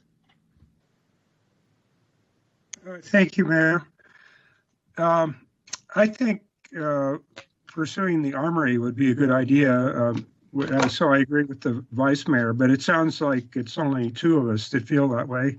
So I think I know where this conversation is going. Thank you. Ms. Salas. Thank you, Madam Mayor. First of all, I want to acknowledge and thank every member of the public who sent their comment. I respect your opinion and position. And I thank staff, everyone involved in putting forth this proposal to use the old public work yard as a temporary construction for Cuconino Estates Improvement Phase 1 from spring 2020 to fall 2022. And I support such effort. Thank you. City Manager, do you feel like you have direction on this? Yes, Madam Mayor. I do have, I've heard from a majority of council, so thank you very much. If I may, just because I know it was central to some of the comments, I would like to put out our assurance on behalf of the entire staff that we don't view this at all as precedent setting, nor is it a transformation of any shape or form with respect to the future plans for that park or this parcel. And of course, those plans are in play. The community has spoken to this and will continue to speak to it. And staff is going to be very respectful of that. So this is, as the name of the permit implies, this is a temporary use and something that will have a sunset in 2022, and then it goes away, and then the property will be not just restored, but enhanced even further. So we're very respectful of those comments. Thank you, Mayor. Ms. Whelan, I'll let you have the final comment, then we're going to move on to the next item. Ms. Thank Whelan? you, Mayor. Thank you, Mayor. And I just wanted to add, and thank you, Mr. City Manager, to reaffirm that it will be temporary. And we're going to work very hard at trying to get that taken care of and find funding in the future to make that a public park and whatever the public decides. So I appreciate everyone who has participated in this discussion. Look forward to more. Thank you. City Manager, I also think it would be wise as we move forward, understanding the community sentiment about their park, our park, that we be mindful of that, and that there be constant contact with the residents in that area to make sure that their needs are being met with regards to noise, dust, and traffic. Indeed, Mayor. Thank you, and we will do that. Thank you. We are going to go ahead and move down our agenda. Let's see. We're going to go ahead and take the next item, which is item number 6. This is discussion and possible direction of current fair items. Thank you, Mayor. Stacy Salzberg, City Clerk. Back in December of 2019, the City Council and the leadership team convened for a retreat. And we had a discussion about the council's fair process, among other items. And an outcome of that discussion was a request to have periodic updates with council on the current working calendar and fair items. So today is an opportunity for council to review the upcoming agenda items and provide any feedback to staff on if the items should remain in the queue as scheduled, or if something may need to be changed. Should there be a desire to remove any items from the fair discussion schedule, we would need a majority of council to provide that direction. Currently, the discussion queue is scheduled out through the month of September. Any new fair item requests that receive the approval of 3 council members is now being scheduled into October and beyond. What is on the screen now is the current pending fair item requests, so those that are seeking the support of 3 council members, as well as those items that have received the appropriate support and are scheduled for upcoming discussion at a council meeting. You will note in these boxes here, it does indicate the date that those are coming forward to council for discussion at this moment. Also included in your packet, and you receive every Friday, there is a copy of the working calendar. This will provide you some outlook as to other discussion items that are coming forward from staff. That document does change multiple times throughout the day, so what you have before you may be slightly different than what exists today, and I'm happy to provide any updates if you would like on that working calendar. And so at this point, I will turn it back over to council for any discussion and direction that you might like to give. I'm actually going to start with Mr. Aslan. Mr. Aslan had asked last week to lead with this particular discussion. Mr. Aslan? Yes, Mayor. Wait, are we doing to from right now? No, this is discussion and possible direction of future fair items. Oh, absolutely. Give me just a second to pull something up here because I do have a couple prepared remarks for this. I apologize for not being completely ready for this.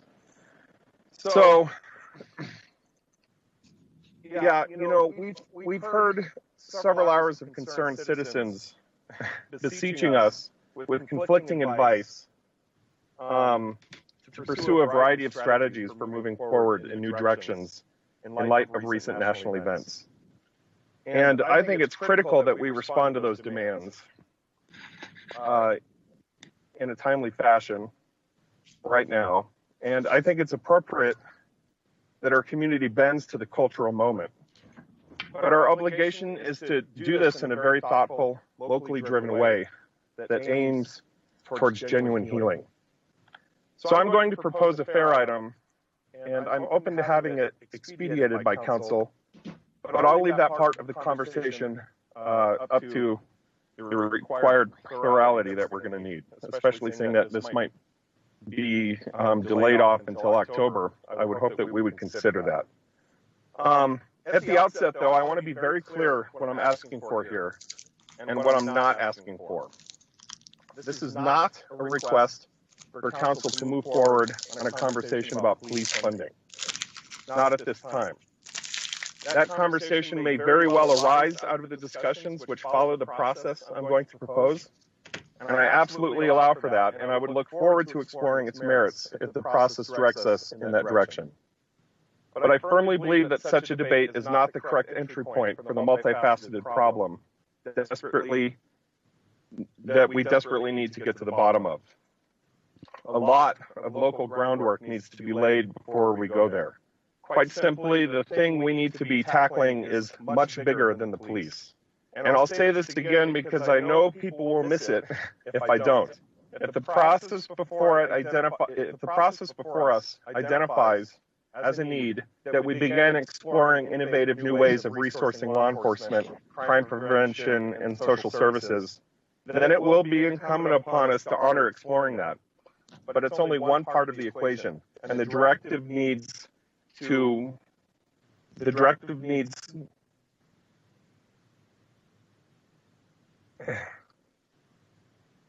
it needs to come from a local dialogue and not out of passionate events being driven at the Mr. national Aslan? level.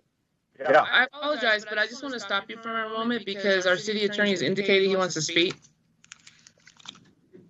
Mayor, council, and Councilmember Aslan, thank you. I just want to point out what is on the current fair requests, future schedule. It doesn't involve, I believe, what you're speaking to, Mr. Aslan, and as a result, it's outside the agenda item. I think if you wanted to bring it up during the to from or another portion of the agenda related to the budget, but this is not a forum for adding new fairs. It's simply to discuss what future fairs we have on the list. I'm looking to Stacy Salzberg to confirm, which she has. I just want to make sure we're clear on that. Okay, so Mr. Aslan, I will then say that I will call on you when it comes time for probably the budget discussion. Okay, thank you, Mayor. Yeah, I was a little confused there myself, and I appreciate the opportunity here in the next hour or so, hopefully, to come back to this. Ms. Whelan? Thank you, Mayor. And I really believe that council has done well at lowering our council discussion due. So with that in mind, I would ask our city clerk, are there items here that could be done administratively rather than going through the formality of being on the agenda? For that, I mean, for example, at the top of the page, it says, Whelan discussion regarding online portal for citizens. Could that just be an administrative decision, or does it need to come to council? Councilmember Whelan, thank you for the question. The reason it is on there as a fair request is because that's how it came through the process. And so through our rules of procedure, we need to follow that due process, if you will. If we get a request from you as the requester that you would like to perhaps remove that, we can certainly do that. This particular item, again, this was set up for a presentation at the last council meeting, but we've already heard from council that they want to have a discussion about this online portal. So the intent is for us to come back with, here are some possible options. This is the cost associated with that, and then seek council direction on if they want us to move forward with implementing such a system. And so it's a yes and a no answer. But because there is a process, we have to see that through. Well, then perhaps as a council member, the question might, or the answer might be that before asking for a fair item, I ask if it could be dealt with administratively. Would that be correct? Councilmember Whelan, absolutely. And we would absolutely encourage that dialogue with staff before bringing a fair item forward, if that might be something that we could do administratively. Okay, or that could potentially be done through a CCR of some sort. So, yes. Vice Mayor? Yeah, just wanted to follow up on Councilmember Whelan's comments, and maybe when we have these conversations as an agenda item, as we are now, maybe possible, if those appropriate, staff can just kind of almost highlight the ones that they think that we can better integrate into an agenda without going through the fair process. And that would give us, the council, the ability to look at that and consider that and potentially vote to remove that item from the fair list. I'm not sure if that's the best way forward, but just a thought that popped into my mind with Councilmember Whelan's comments. Thank you. Mr. McCarthy? Thank you, Mayor. I only have one item on this list. It says discussion as to when and how the city might negotiate an agreement to disallow short-term rentals, blah, blah, blah. I did meet with staff, and I think we're going to have an e-session on that a few weeks out. And after that E-session, there's probably a pretty good chance that I will be able to drop this one. I'm not going to drop it at this point, but we're working with staffs to see if we could drop it, and in light of the previous conversation, do it administratively. Okay. I just want to mention, as we move forward, it might be that those of us who have a item on this list, it seems like they're all in the queue just about, except for 3 of them. But it seems like everything else is already in the queue to move forward. One of the things I would really strongly ask council to be mindful of, we had this conversation once before when we talked about fair items. Before it was 2 people, now it's up to 3. And part of it is we want to be polite, and we want to make sure that each of us have the ability to bring things forward and be heard. We also need to be mindful that this takes staff time and resource in order to do this. And it also then makes it more difficult to get other items that we really want to talk about on the agenda in a quicker fashion, right?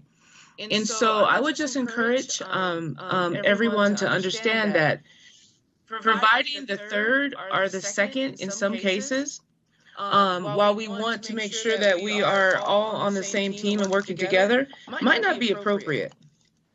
And in some cases, there's a couple of things that were put on this item or put on this list that could have been a discussion with a staff member first before it got on the list. So I just want to strongly suggest that we be mindful of that as individuals.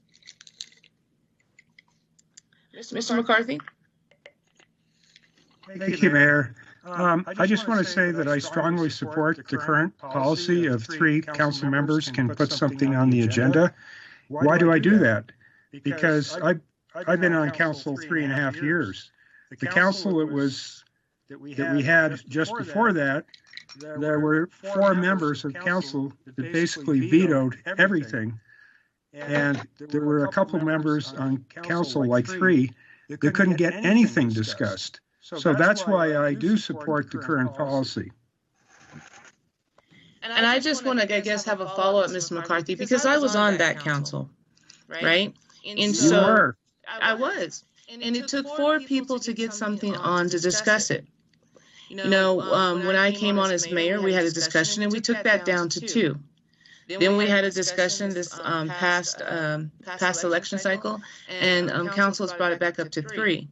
What I'm saying is that as we move forward with fair item request, we just need to be mindful of providing our support. You know, I do think it should remain at 3. I think that that's a good number. But I also think that if we just automatically provide our support for every single fair item that comes forward, without first asking our colleagues, did they follow up? Did they get any additional information? Did they see if there's already CCR that's been done on this?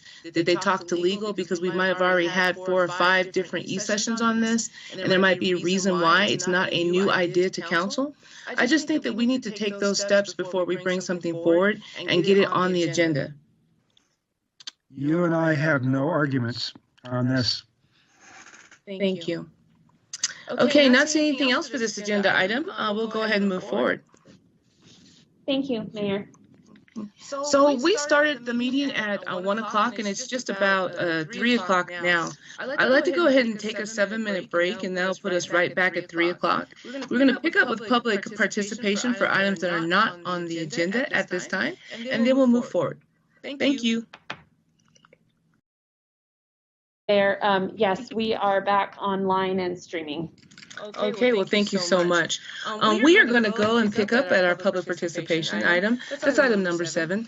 Public participation are for items that are not currently on the council's agenda, but we can listen and receive feedback. Per law, we cannot respond to anything that we hear because it has not been agendized.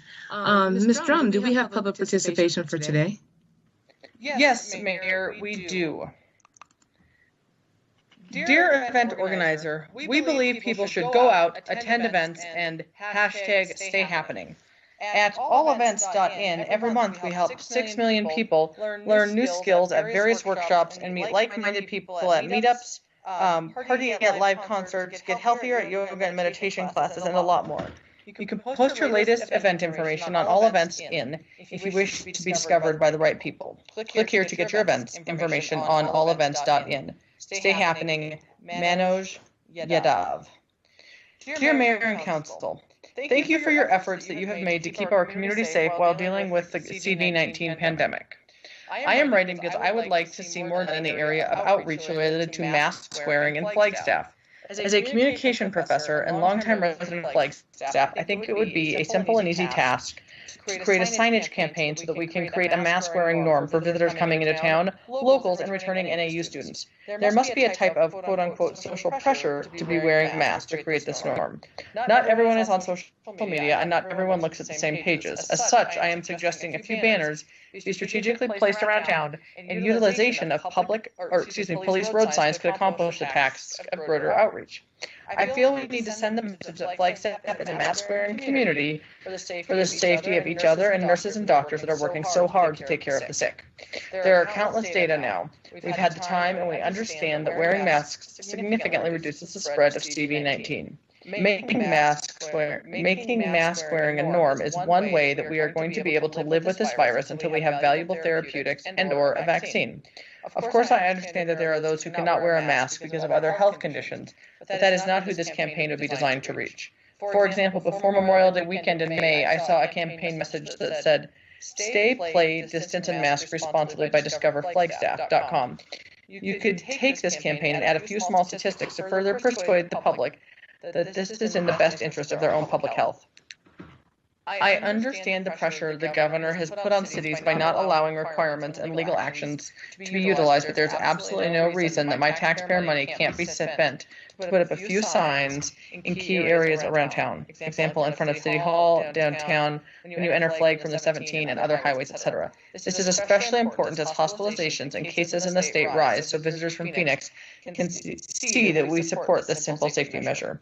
Thank you for your heartfelt consideration of this small request. Sincerely, Madrone K. Shooten. My name is James Anders. What follows is my public participation. In 2012, at least 451 Black people were killed by police. Black Lives Matter, no business as usual. Please read names until my time runs out. Don't read the numbers, just let council know how many of the 451 you have read until when time runs out. Tedderell Satchel, DeTandle Devon Pickens, Layman Curie Haslip, Eric Roberts, Brianna Elaine Carmina Ford, Charles Livingston III, Antoine Tobias Jr., Anthony Donaldson Jr., Eddie Jones III, Rodney Moore, Kerwin Harris, Sammy Junebug Davis Jr., Lily Turner, Bernard Lynn Turner, Anthony A. Hammond Jr., Kevdrika T. Prettydrika Williams, a.k.a. Kevandrika Williams, Tremaine R. Wickham, Abel Roman, Melvin Dwayne Fletcher Jr., Derek Mack, Troy Gordon, Jamal Moore, Daryl Briston, Chamberlain Branch, Shyborn K. Belton, Lenny Randall Q. Ellis, Claude Devon Jolicoeur III, Philip O. Coleman, Edward Eugene Clark, Johnny Kamahi Warren, Lennon Henry, Bartholomew Paul Williams, Jalen Lathon Ricks, Ida Murphy, Isaac C. Parker, Shelley Marie Frey, Roderick Hamilton, Jarmar Wesley Hutchison,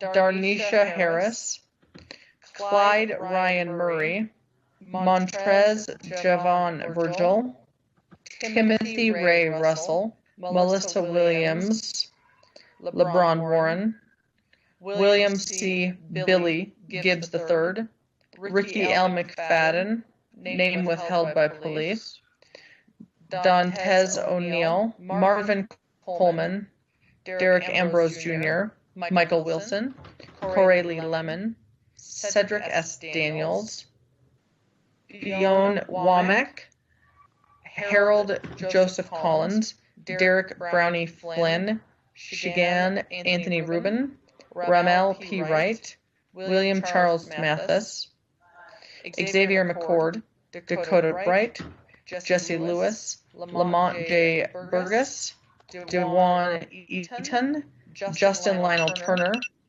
Daniel Taiwan Hawthorne, and that was number 66. That was number 66.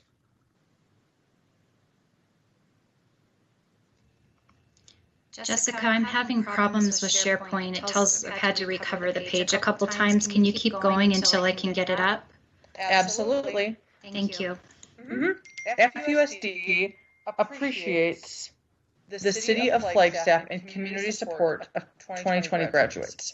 On behalf of the Flagstaff Unified School District, we wish to convey our appreciation to the City of Flagstaff for their support of the graduation processions that took place on May 29, 2020, and express gratitude to our additional partners, Arizona Daily Sun, CAF and Colt radio stations, and the 4th Street businesses along the procession route. This event exemplified the great ways our Flagstaff community comes together to support one another and was a memorable way to recognize the class of 2020 for their efforts and accomplishments. This alternative event to replace our traditional graduation ceremonies and the loss of in-person classes and spring events for our senior students was proposed by a committee of students, parents, and staff representatives from the 3 FUSD high schools, Coconino, Flagstaff, and Summit, FUSD administration, and members of the governing board. With approval of the special event application prepared and submitted in collaboration with the City of Flagstaff on May 14th, our high school and FUSD team members worked diligently to arrange for the processions on 4th Street. These efforts resulted in a memorable opportunity to witness the pride, laughter, and tears of FUSD graduates as they proceeded along 4th Street in their decorated vehicles together with their families and were awarded diplomas. FUSD shares the City of Flagstaff's commitment to mitigating the risks of COVID-19 to vulnerable members of our community. In promoting the graduation procession, we encouraged social distancing, and instructed families viewing the procession to do so from their vehicles or to watch via the live stream online. While we had staff assigned to assist with managing spectators along the route, our expectation for turnout were exceeded. We met with Mayor Evans and city staff after the event to discuss lessons learned and understand why they had to allocate additional staff to assist us with reinforcing safe practices during the event. FUSD is currently working with the City of Flagstaff to compensate them for these additional costs for their services. We appreciate the staff of the City of Flagstaff who supported and helped make this a special day for the class of 2020. Flagstaff Unified School District, Governing Board, and Superintendent Pensa. My name is Courtney Hinman. What follows is my public participation. In 2009, at least 354 Black people were killed by police. Black Lives Matter, no business as usual. Please read names aloud until my time runs out. Don't read the numbers, just let council know what number you're at when time runs out. Don Hamilton, Dante Pearson, Shanika Adkins, Reginald L. Tubbs, Michael McIntyre, Antonio Nono Hogans, Roger Tyrone James, Dontel Mitchell Terrell, Tremaine Flythe, John A. Smokey Johnson, Alan Bryant, Thomas Everett, Richard Longstreet, Alvin Nash, Silas Carpenter Jr., Dominic Hall, Kenneth Muse, Randy Collins, Cornelius Pierre Harrison, Darren Hogg, Raheen Alexander Elaine, Linda Hicks, Christopher Perkins, Hachel Pate Trey Adams III, Byron Renard Matthews, Romel Hill, Andre Ramon Simpson, Lawrence Eddie Capuco Murchison Jr., Kenneth Ross, Rashawn Johnson, Lashana Jones Snipes, Arvell Alston, Maurice Clemens, Deshaun Vasconcelos, Tabaris Kashawn Brown, Matthew Scott Beckett, Jesus Gillard, Daryl Williams, Jeremiah C. Henderson, Randolph Randy Ward Jr., Todd A. Williamson, Kevin White, Leonard Bradley Jr., Corey McNeil, Bradley Gaston, Daryl Bain, Barry Douglas Bush, Terry Ramsey, Dacine Merle Fant, Asa Nakeen Warren, Vida Deschandrell Bird, Charles Q. Tuna Jennings, Joseph Germain Joe Porter, Alvin Tate, Robert White Jr., Marcus Ryan Taylor, Chad Pierce, Norman L. Carlock Jr., M.R. McLean, Landris Hawkins, Valerie Davis, Andre LaSalle Everett, Kiwantas Devance Timms, Irvin Kendale Lamotte Brower, Keltron Charles Singleton, LeBron Bronson, Payan Simmons, Kenton Brooks, Pierre Roberts. Now 69. You have to hold it for a moment while I scroll to the next comment here. My name is Ned De Hello. What follows is my public participation. In 2010, at least 362 Black people were killed by police. Black Lives Matter, no business as usual. Please read names until my time runs out. Don't read the numbers, just let council know how many of the 362 you have read when time runs out. Demetria Dorsey, Kelvin Dorsey, Lynn Witherspoon, Willie Hall, Rodney Brown, Daryl Moore, Reggie Darnell Preston, Gwendolyn Killings, David Dwayne Butler, Jean Daniel Edmond, Khalifa Tehran King, Jose Shaquan Jackson, Ephraim Williams, Kevin Wooten, Rasmi Moffat, Elisha Clark, Peyton Randall II, Christopher L. Knight, Obate Edwards, Yahri J. Caven, Dawood Culver, Dion A. Brown, Mohammed Zain, Fatumata Ntaimoa, James Calloway Sr., Anthony Maurice Carruthers, Michael Torrell Bennett, Brandon Foster, Ciara Chantel Lee, Stephen Andre Lee, Lionel Lormius, Justin E. Watson, Guy Jerome Jarreau Jr., James Filio, Anthony Jones, James Sims, Eugene Edward Ellison, Corey Delonte Joyner, Corey Hampton, Darius Cadell, Edward Moten, Leon McCoy Jr., Naman Pierce, Ontario Long Billups, Robert Faulkner, Brandon Daniels, Clayton Early James, Harold Martin Smith, Willie Lewis Woodson, Derek Boykin, Rodney Earl Green, Xavier Ferguson, Denevius Thompson, Terrence Gagum, Victor Miguel Arvelo, Sherdrick Carter, Todd Allen Bradshaw Jr., Derek Jones, Robert Thomas, Arushari London Goodwill, Jerome Dixon, Jahind Davis, Rahon Chambers, Thaddeus Bernard Banks, Hugh Barrington Smith, aka Kevin B. Stevens, Connectus Goyton, Eugene Lamont Allen, Kenneth Michael Horton, Joshua Madsen, Sullivan Guilford, Janine Yvette Holman, Samuel Thomas Cunningham III, Tobias Arthur Mackey, James Lamont, Michael Noon, Akrifa Saman, Stephen Demond Banford Sr. That was 77.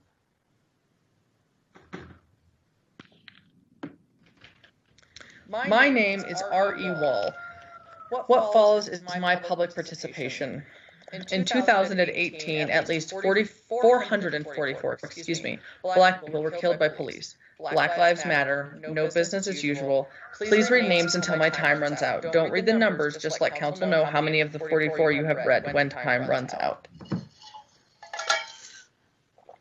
Charles Bearfield, Carrie D. Blake Jr., Jalen Purge, Zayunta Zashon Washington, Shane Lyons, Michael Jerome Taylor, Wayne Falana Jr., Alvin Kwan Strong, Henry Dameron, Demetrius Taylor, Kai Anthony Tyus, Daniel Geiger, Danny Washington, Angel Viola DiCarlo, Kendrick D. Bridges, David Anthony Baker, Richard L. Johnson, Zion Fatman Willis, Sean Sharp, Brendan Jermaine Taylor, Andre Horton, Diacary Chambers,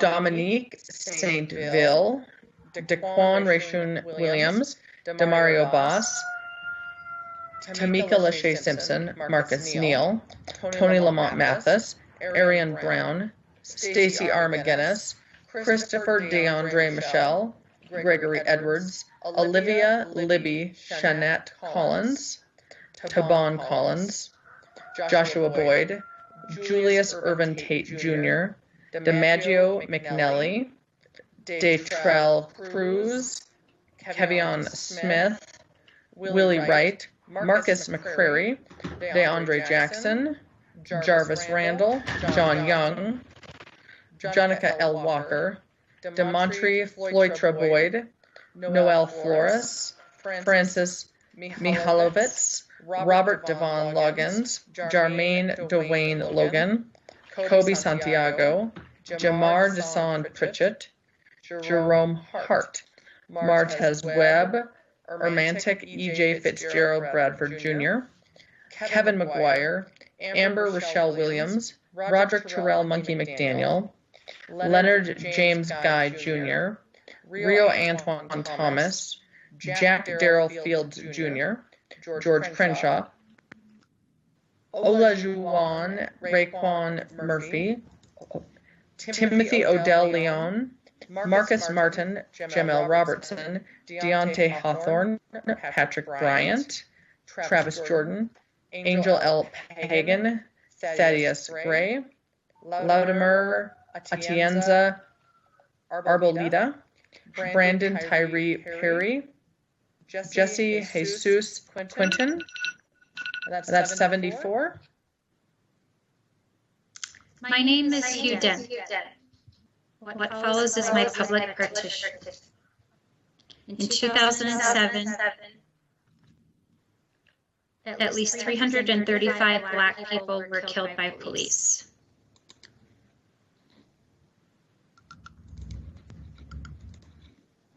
Black Lives Matter, no business as usual. Please read names until my time runs out. Don't read the numbers, just let the council know how many of the 335 you've read when time runs out.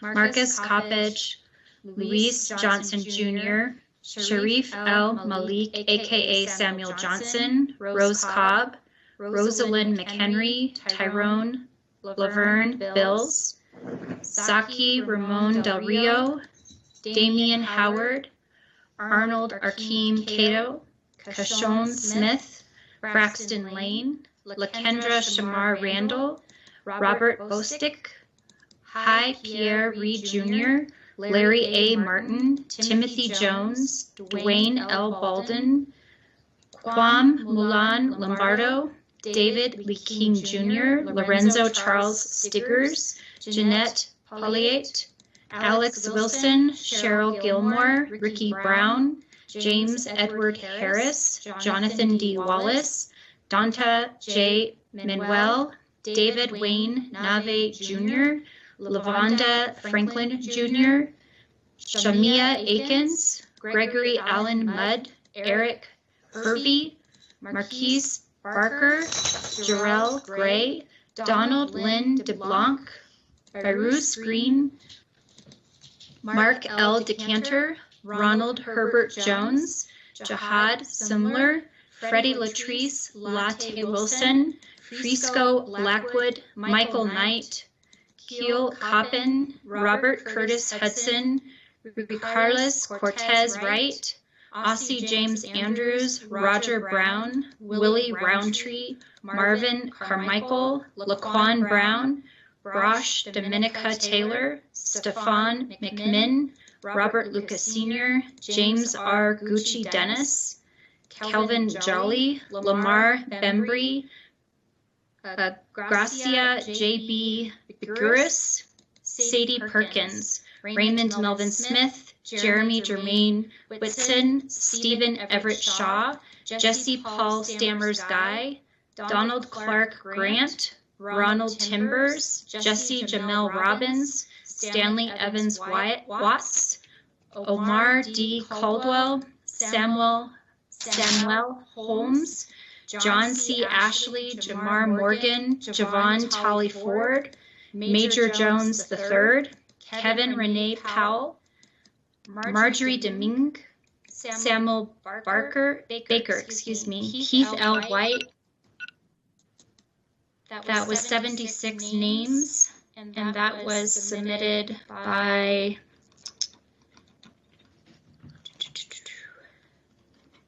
I've already given the name. Sorry, I apologize. So the next one is my name is Nick Berjaro. What follows is my public participation. In 2017, at least 472 Black people were killed by police. Black Lives Matter, no business as usual. Please read names until my time runs out. Don't read the numbers, just let the council know how many of the 472 you have read when time runs out. Jarvis Likes, Corey Bailey, Isaiah Christian Green, Gregory Lee, Dennis Plowden, Jesse Scarsbrook, Devin Richard Stevenson, Charles McBride, Isaiah Curry, Shaquille Rogers, Todd A. Stone, Nicole Ross, Tatiana Carter, Xavier Wells, Najee R. McGilvray, Willie Floyd McCord, Mark Hawk, Zoe Gangstalicious Dowdell, Renee Williams Jr., Ira Crawford, Dustin Charles Fant, Frederick Douglas Wilburn Jr., Paige Spencer, David Faison, Jean Pedro Pierre, Johnny D. Carter, David Wayne Walton, Keita O'Neill, Rufus Cedric Baker, Equinos Catherine, Prince Nolan Carter, Princess Neela Carter, Terrence Barker, John Mancini, Michael Lee Jr., Anthony Joseph Gaines, Jackie Jermaine Regland, Raheen Bost McMurray, Lawrence Hawkins, Shady Bell Jr., Katarina Renee Moyer, Chester Randolph Ward, Chashone A. Anderson, name withheld by police, Kayen Jones, Antonio T. Green, Calvin Toney, Cornell Lockhart, Philip Pitts, Thomas Akins, John Bazemore III, John Doe, Paul Jones III, Jarrett Blakely Vernado, Paul R. Heath, Eddie Patterson, Augustus Crawford, Raymond Davis, Ryan Thomas, Lavelle Kennan, Vincent Juan Hall, Dante Holden, Tamir Wilson, Eric Higgins, Kaylin Jackson, Jerry Richardson, Jeffrey D. Jones, Timothy Earl Jackson, Antonio Levison, Darius Miller Jr., Solon Bolina, DeMarcus Blee, Dushar D.J. Weems, Armando Frank, DeMarco McShawn, Dubois Lister, DeAndre Bethia, Quintava Wade, Eric Garrison, J.C. Hawkins Jr., John Roberts Payne, Savara Stevens listed again, Sean Gregory Bridges, Jerry Redford Jr., John Butte, Carrion Dennis Thon, Corey Antonio Boykin Jr., James Hatsfield. That was 89 names. Scrolling to the next item. Hello, council members. I am gravely concerned about the degree of outward inaction and denial of this movement in time by this council. Flagstaff needs to reimagine its public safety approach and needs to do so by listening to the voices within the community. The degree of change needed to result in a more equitable and successful community cannot happen overnight or with a swift and uncalculated change in public funding. However, momentous change can happen with careful consideration, by listening to the community and by changing the priorities expressed clearly in the city's budget. By reinvesting money into the programs that actually support human needs like housing, mental health programs, substance abuse programs, community development, and family support services, we can create a community that prioritizes human safety over policing. I am urging you as my elected representatives to make a public commitment to acknowledge and address the concerns of the Flagstaff community. Please consider creating an opportunity for a virtual community open forum within the next month focused on these concerns. An event like this would give the opportunity and council the opportunity to publicly voice their opinions and discuss the future best for Flagstaff. These conversations then need to be sustained by creating a work group task force to ensure substantial and appropriate change. You cannot and should not let this moment pass without meaningful action. Thank you for your time and consideration. Quinn Scully. My name is Amy Begay. What follows is my public participation. In 2015, at least 433 Black people were killed by police. Black Lives Matter. No business as usual. Please read names until my time runs out. Don't read the numbers, just let the council know how many of the 433 you have read when time runs out. Keith Childress, Willie Toy, Quintonio LeGrier, Betty Jones, Sybil Richardson, Terosa Tyree Griffin, Daquan Antonio Westbrook, Kevin Matthews, Chan Dwal Leith, Bobby Daniels, Michael Noel, Leroy T. Browning, Lionel Waters, Roy Nelson, Trevone Jeremy Scruggs, Tori Hines, Ronnie DuBose Carr, Caesar Weldon, Calvin McInnes, Nicholas Robertson, Christopher Goodlow, Charles A. Traylor, Theodore R. Rowe III, Ovario Shante Eagle, Charles Edward Roseman Sr., Dimitri L. Penny, Travis Neville Page, Miguel Espinal, Derek Stokes, Garden Braddock DeBarros Jr., Devon Holder, Carl Lumendarlo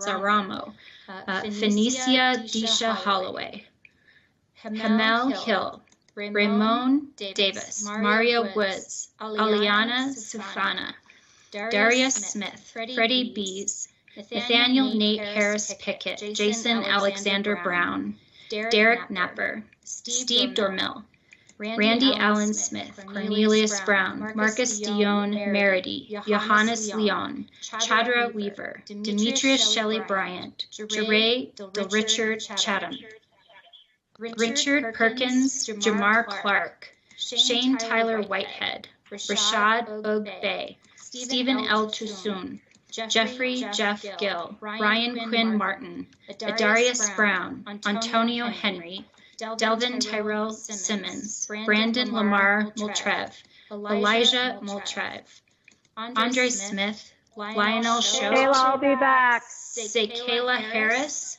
Marcus DeAndre Jackson, John Edward Allen, James Covington Jr., Alonzo Fierro Smith, Debbie Lou Simon, Jeremiah Darren Perry, Benny Lee Tinor, Yevens, Sidon, Tony Berry, Brian Crawford, Amandarez P. Green, Dante Lamar Bell, Jerry Michael Graham Jr., Anthony Ashford, Tyree Kyler, Markeisha McMillan, Kevin Brinson, Dominic Andrew Hutchison, Raleigh Thomas, Adrian Jamar Ludd, Lawrence Green, Lamontez Junes, Dion Lamont Ramirez.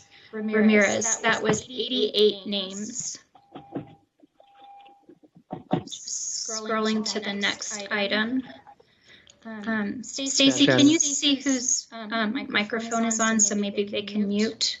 Yes, I actually just muted it. Thank you. Thanks. Do you want to take the next one, Shane? Yeah, I got it. Thank you. Thanks. My name is Margaret Dewar. What follows is my public participation. In 2011, at least 427 Black people were killed by police. Black Lives Matter. No business as usual. Please read the names until time runs out. Don't read the numbers. Just let the council know how many of the 427 you have read when time runs out.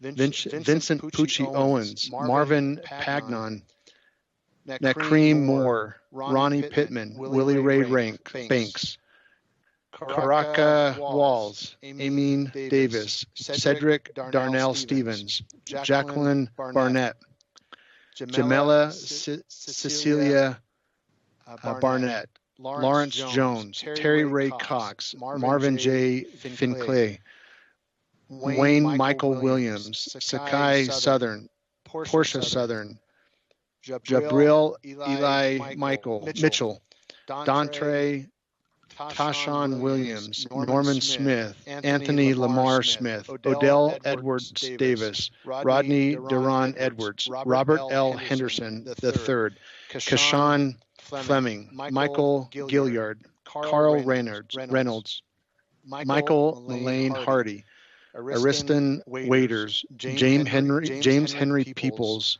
Harv Gills, Michael Ezekiel Epps, Demetrius Martin, Stanley Levon Gibson, Keaston Davis Lewis, Malik A. Williams, Skylar Barbie, Kwame Dwayne Mason, Jaleel Jackson, Deltrick Dion Caldwell, Wayne Joshua Mitchell, Carulus Hines, James Edward Hayward, Atron L.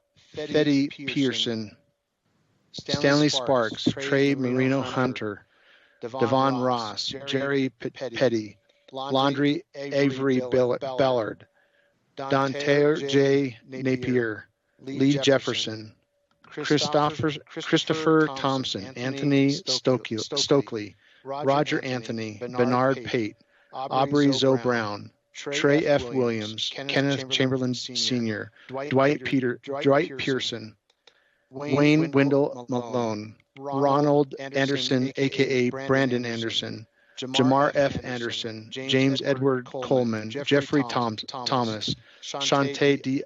Alford, Murray Lee Asbury, Darren Dagwood Hanna, Taim Gulf, Travis Hardley, Thother Love, Patrick Jerome Liddell, Cletus Wayne Williams, Jackie Johnson, Dewan Colbert. That was 73. Scrolling down to the next list. My name is James Hassapis. What follows is my public participation. In 2008, at least 352 black people were killed by police. Black lives matter. No business as usual. Please read the names until time runs out. Don't read the numbers. Just let the council know how many of the 352 you have read when time runs out.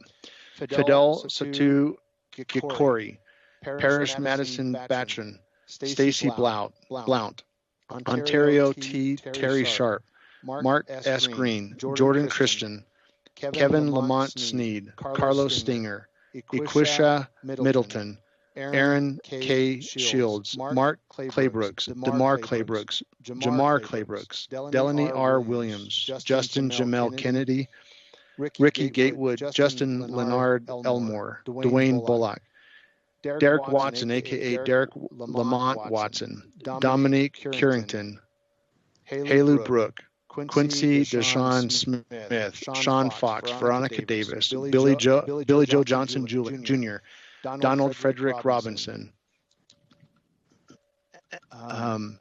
Antons Atonously Connick, Leroy G. Hughes, Daryl Anthony Birch, name withheld by police, Anthony Thomas, Daryl Thomas, Willie Green, Charles Smith, Tyrone Tucker, Ken Marr Davis, LaQuisha Turner, Julius Kyle, Sterling Oliver, Cedric Smith, a.k.a. Cedric Smith, Luis Vizcarundo, Joseph Augustus Goodwin Jr., Morris Feaster, Omar N. Burnett, Maya Cynthia Alberson, Peggy R. King, Lawrence Allen, Ojale Giles, Victor J. White, Amari Dixon, Lamont Norman, Jason Jermaine Cumby, Dantazi Story Jr., Camille A. Allen, Ahmad Hicks, Jermaine Johnson, Julius Daniel Comic, Breon Pittman, Daryl Weathers, Roderick Johnson, John Earl Parks, Christopher L. Brandon, Michael A. Harrington Jr., Bagande Moore, Jeffrey Frazier, James Willingham, Demetric Mobley, Julian Alexander, Michael Julian Bucknor, Kenneth Wayne Green, Bobby D. Russell, Larnester Hull, Darius Rivers, Kayshawn Ford, Dwayne David, Kelvin Randolph, Michael Johnson, Reginald Dwayne Pointer, Roy Stevenson, Homar Taylor, Sean Calvin Terry, Damian Devon McMurray, Robert M. Reed, Denali Yusuf Zario. That was 84. Scrolling to the next round.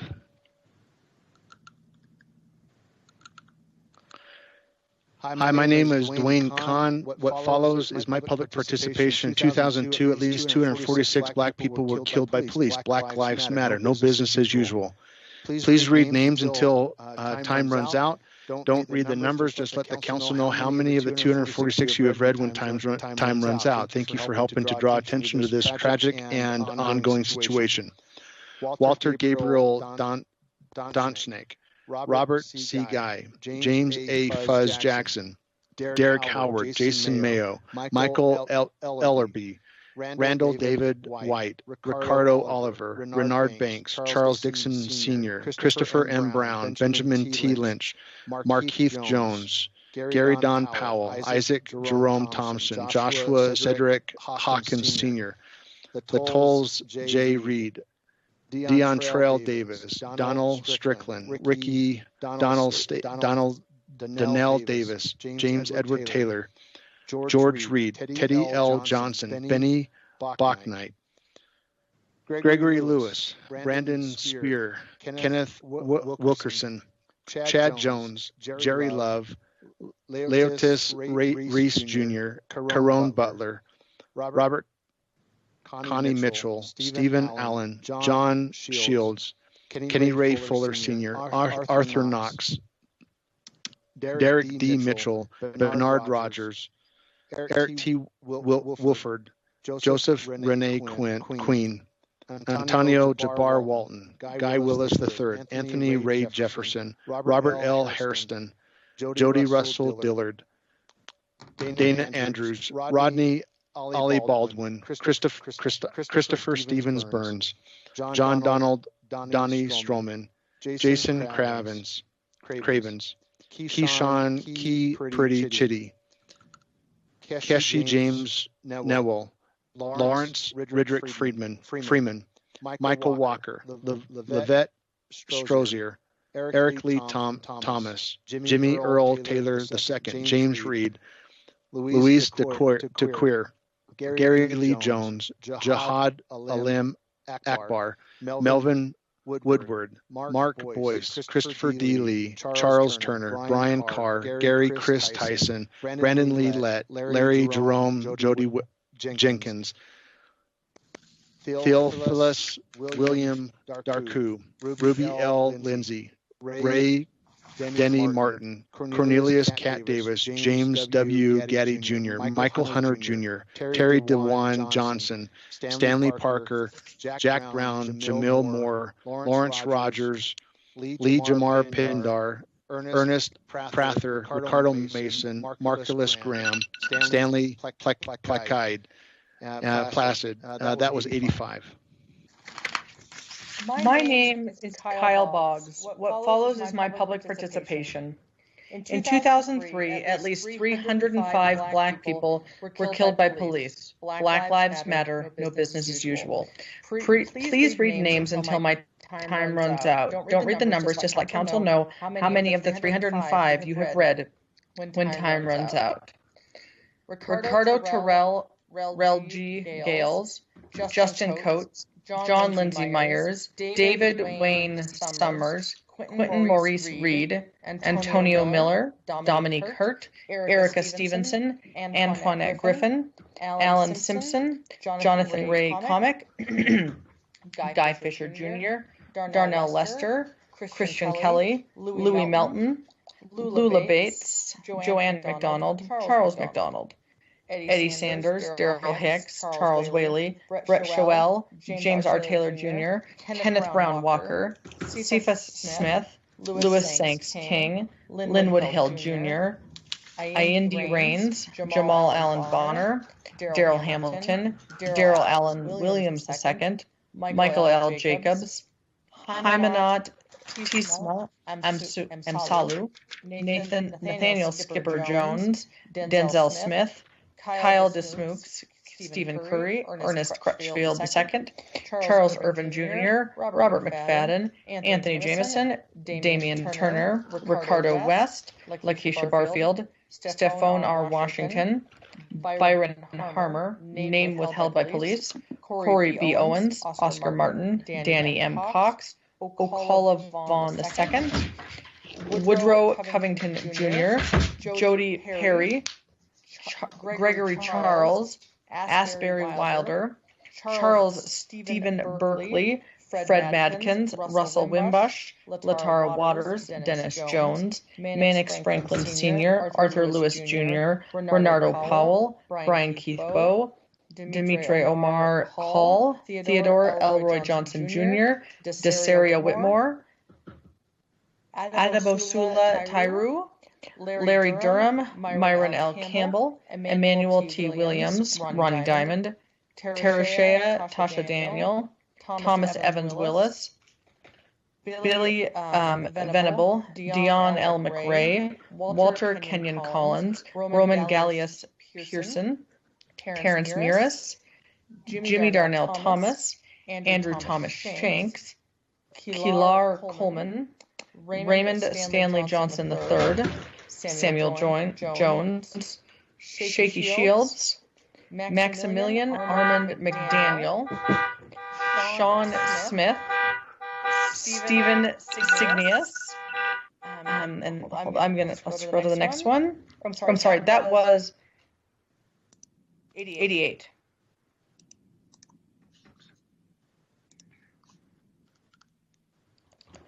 My name is Kathleen Preston. What follows is my public participation.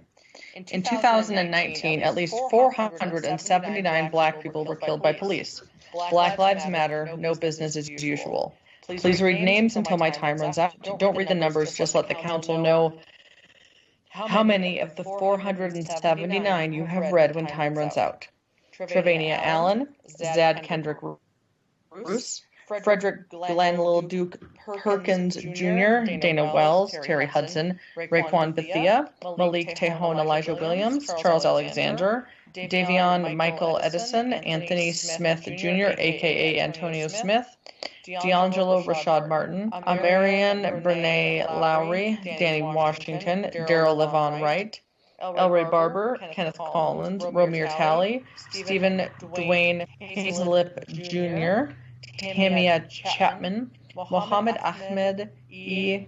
A. El Hashimi, Kentre Marquise Witherspoon, Emmanuel Johnson III, Montez Devray Jefferson, Elliot Yearby, Jamie Christopher Deontay Johnson, Louis Patrick Beal, Garion Dykel Hampton, Taviante Art Emmanuel, Romello Barnes, Cortez Bufford, David N. Anderson, Francine Graham, Crean Cornell Bateman, Monte Stephen Penning, Antonio Nichols, D'Angelo Cooper, Alvern Donnell Walker, Lamar Alexander, Ronnie Jerome Hill, Demetrius Williams, Jermaine Jackson, Mark Hampton, Cameron Lamb, Miguel Russo, Jarek Harris, Michael Lorenzo Dean, Jimmy Phillips, Derek Everett, McDuff Lamarco Robinson, Keeland Hill, Nathaniel Robert Pinnock,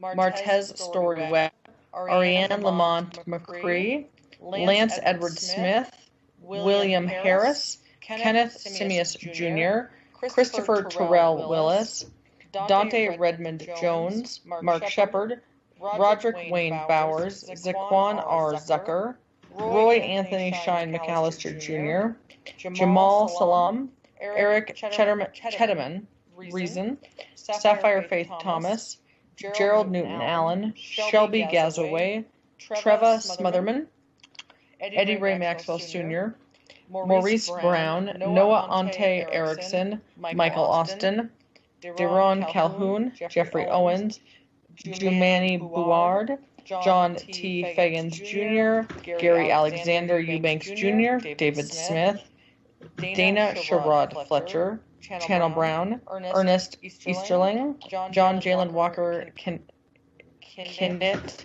Kwesi Ashun, and that was 83.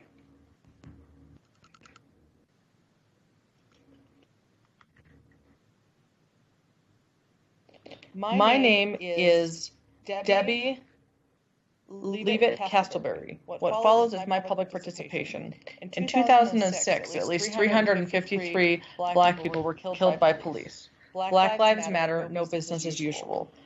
Please read names until my time runs out. Don't read the numbers, just let the council know how many of the 353 you have read when time runs out.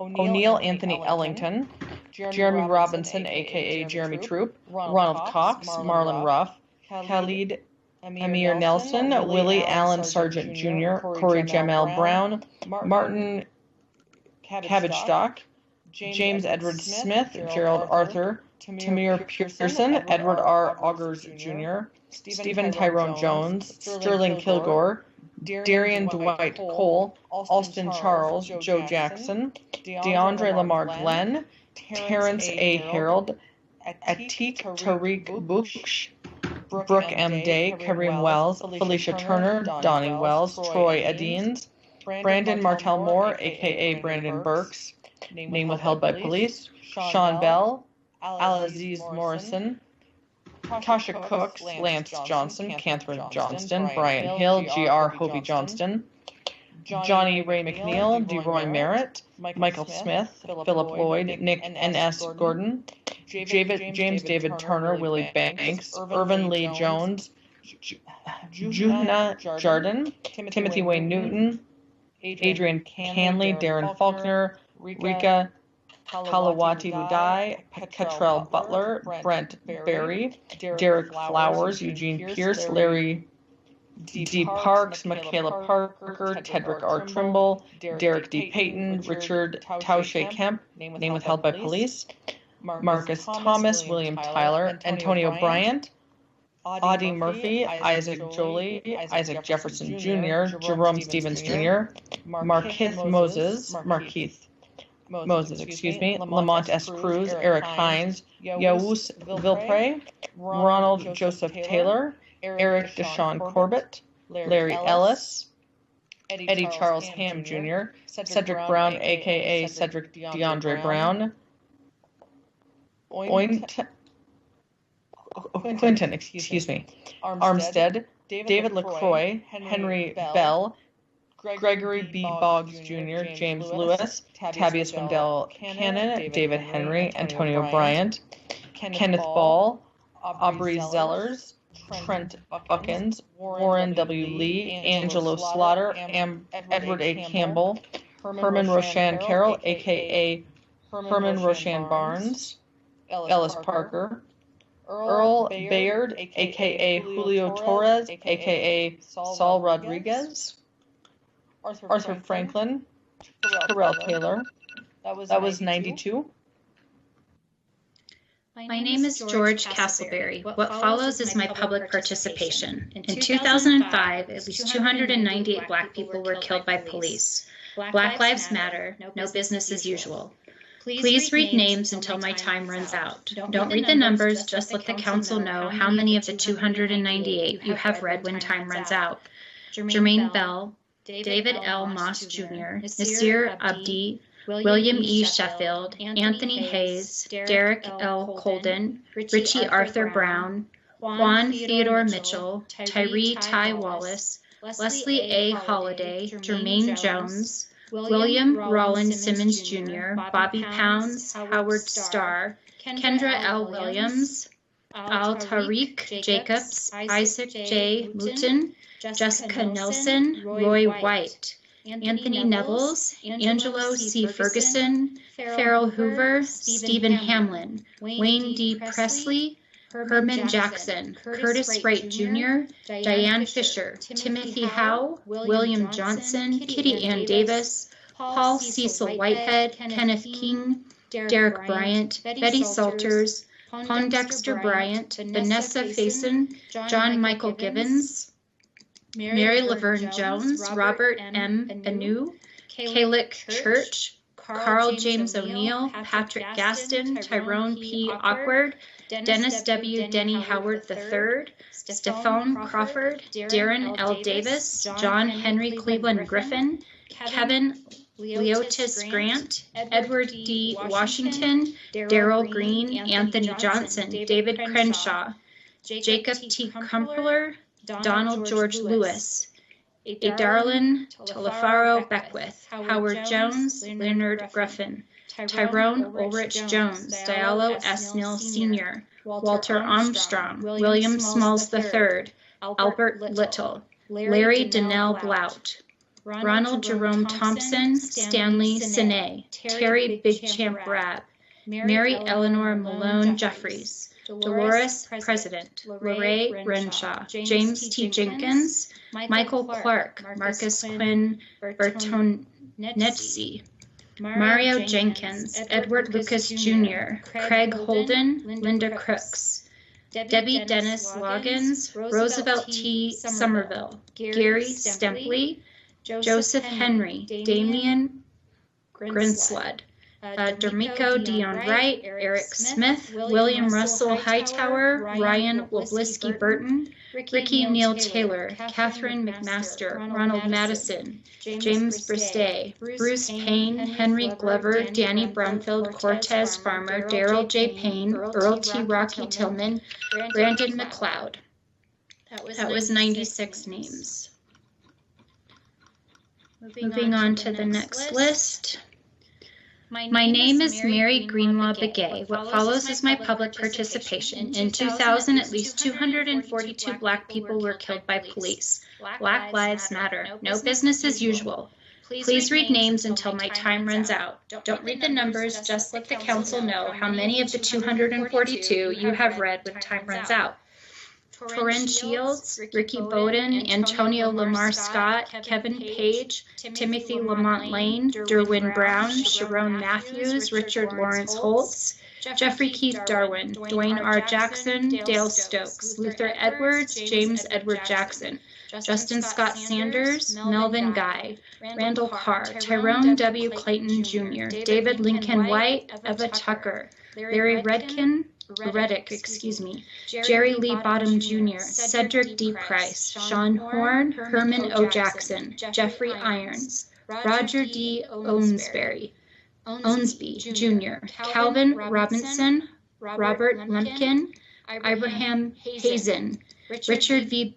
Barton, Alfred Charles Sanders, Trevor Clifton Wilkerson, Derek Simmons, Anthony Dwayne Lee, Naquan Supreme Perry, Brandon Polk, Kenyon Darrell Penny, Jeremy C. Burton, Carmen Valentine, Eric Tyrone Clements, Samuel Edwards, Eric or Edward Snowden, Marcine Scott, Shade Bradford, Ulrich Leo, Roderick Wright, Thomas A. Mack, Shamika Johnson, Andre Walden, John Adams, Michael A. Jackson, John C. Jameson, Robert Laverne Wright, Antonio Donahue, Annette Dickerson, Patrick Walker, Ernest Edrell Lee Brooks, Robert Bobby Hayward, Lynette Gail Jackson, Bobby Jones, Anton Armando Burrell, Joseph C. Cole, Ronald Terry, Tyrone Way Tompkins Jr., Samuel Lamont Wimberly, James Curtis, Mickey Minor, Dwight Turner, Emma Mae Horton, Arthur Ray Schimberger, Ernest Williams Jr., Samuel Iverson, Richard W. Edwards, Trenton Patterson, Maurice J. McCrae, Courtney Mathis, Eric McDavis, Johnny Weatherspoon, Errol Shaw Sr., Anthony Adie, Mark Anthony Russell, Wayne B. Kemp Jr., Elizabeth Diane Smith, Eric McNack, O'Neill T. Tuffy McCove, James Britton, Carl Carl Jordan, Damian Mallory, Terrell James Towns, Kenneth Scott Green, Thunder James Mabry, Audie Grayer, Walter Jr. Gray Jr., Clebron Adams, Daryl Trust, Willie L. Williams, Melanie R. Wilson, Edward James Moore, Danny Thomas McCory, Joseph Howard Jr., Gregory Johnson, Michael Platt, Nancy Mervell, George Donto Mitchell, Samuel Lucas, Andrea Hall. That was 105 names. Scrolling to the next one. My name is Betsy Hamill. What follows is my public participation. In 2013, at least 517 Black people were killed by police. Black Lives Matter, no business as usual. Please read names until my time runs out. Don't read the numbers, just let council know how many of the 517 you have read when time runs out. Dante Devon Lewis Hayes, Ricky Jr.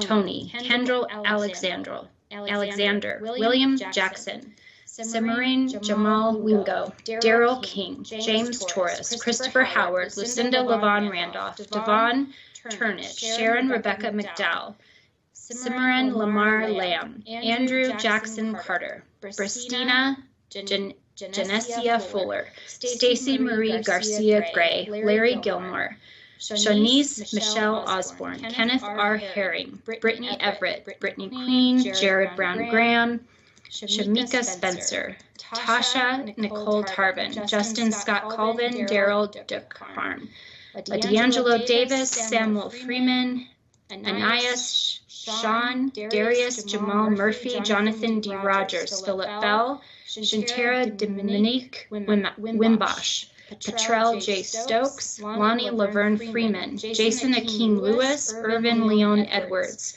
Carnell Nanav Lanier Williams, Robert Brown, Clarence Doris, Otavis Hall, Ra Thongpun, Danny Thornton, Marty Maiden II, Leonard Whittle, Tyler Damon Woods, Rexford Dashrath, Jonathan Wilcher, Jason D. White, Devin Johnson, Ohave Whitfield, Gary Boyd Sr., John Williams, Bill Larry Jones, Willie James Williams, Abdul Kamal, Sean M. Reeves, Dante Lamont Jordan, Don White, Kyla Dion Nesmith, Jose Quinones, Deontay Traylor, Robert Desir, Michael Blair, Michael Wayne Richardson, Joseph Marquise Lawton Hooks, James Leon Greer, Thomas Ard, John Wayne Howell, Alfred Farrell III, Dion L. Jordan, James Brandt, Quentin Eric Hicks, Dominique Jean, Ronald Wood,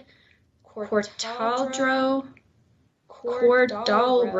Darmacell Brown, George Pryor, William Alfred Harvey III, Jermel Anthony Cosby, Dimitri Poland, Damon Cortez Hall, Ronald Rowland, Tevin Robinson, Angelique Stiles, Matthew Deshawn Sweeney, Frank Levon May, Nathaniel Robinson, Terrence Harris, Tracy Clyde, Abomi Afalabi, David D. Long, Tamir Walker, Eddie Hollins, Sean Dwayne Dean, Cameron Massey, Myron Dwayne Big Mo Meter. That was 95 names.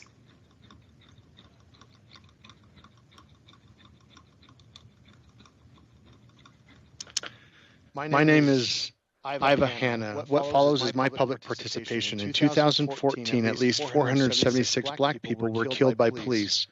Black Lives Matter. No business as usual. Please read names until my time runs out. Don't read the numbers. Just let the council know how many of the 476 you have read when time runs out.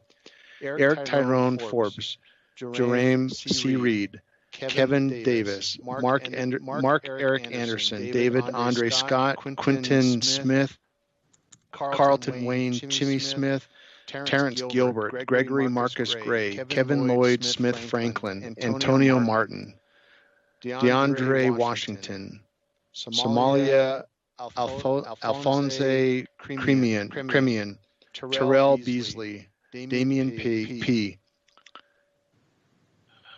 Joseph Lilly, Cordatris Deontrell McCall, Brandon Tate Brown, Dennis Grisby Jr., Isaiah Roundtree, Michael D. Sutton, Xavier McDonald, Joseph Michael Rodriguez, Leo Blackman Jr., Thurell Joers, Travis Faison, Lamont Ford Jr., Calvin Peters, Christopher Bernard Doss, Jerry DeMonte Nolan, Dexter Torrey Hudson, DeMarco S. Leary, Keenan Andoin, Rumian Brisbane, Isaac Lee Ricks, William Mark Jones, Lincoln Price, Raymond Matthew, Byron Scales, Eric Gerard Brooks, Sherman Rodney Brown, Donshay James, John McAfee III, Eric Liddell Ricks, Leonard Marquet Little,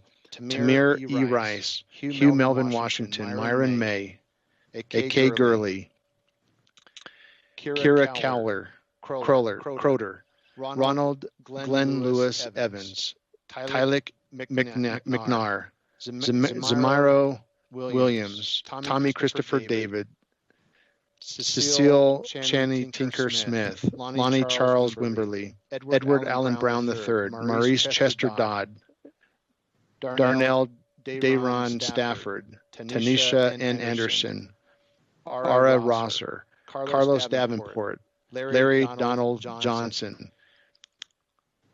Cinque D. Jaspora, Robert William Hampton III, Tyrell Singletary, Christopher Anderson, Raphael Thomas, Charles Emmett Logan Jr., Andrew Washington, Michael D. McDougall, John T. Wilson III, Axel Little, Eugene Whitehead, Vincent Omar Thomas, Caldrick Donald, Christopher Mason McCrae, D'Angelo Lopez Crawford Jr., that was 78.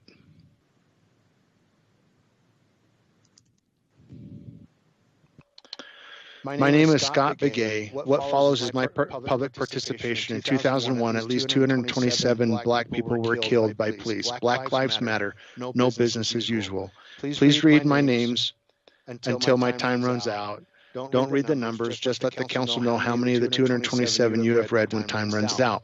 William Oscar Davis, Thomas Edward Akir Jr., Taurus Dewan Harris, Norris Patrick Webb, Melanie Jones, Benyé Mullen, Marvin Hendricks, Derek Diggs Sr., Sylvester Scott, Carlos Williams, Jerry Parker, Victor Eugene Alexander, Gary Brett Claytor Jr., Patricia Pollard, Marvin Godfrey, Carlos and Tony Cobbs, Charles Edward Craighead, Annette Clay, William Burrell, Tough Dog Duncan, Pierre M. Jackson, Clifton Isaac, Darren Allen, Martace Mosley, Tyra Young, Lorenzo Hardis Howard, Charles Shine Jr., Verlina Shin, Timothy Darrell Hood, Robert Charles Henry, Myron Goodell, James L. Lewis, Ezekiel Milton,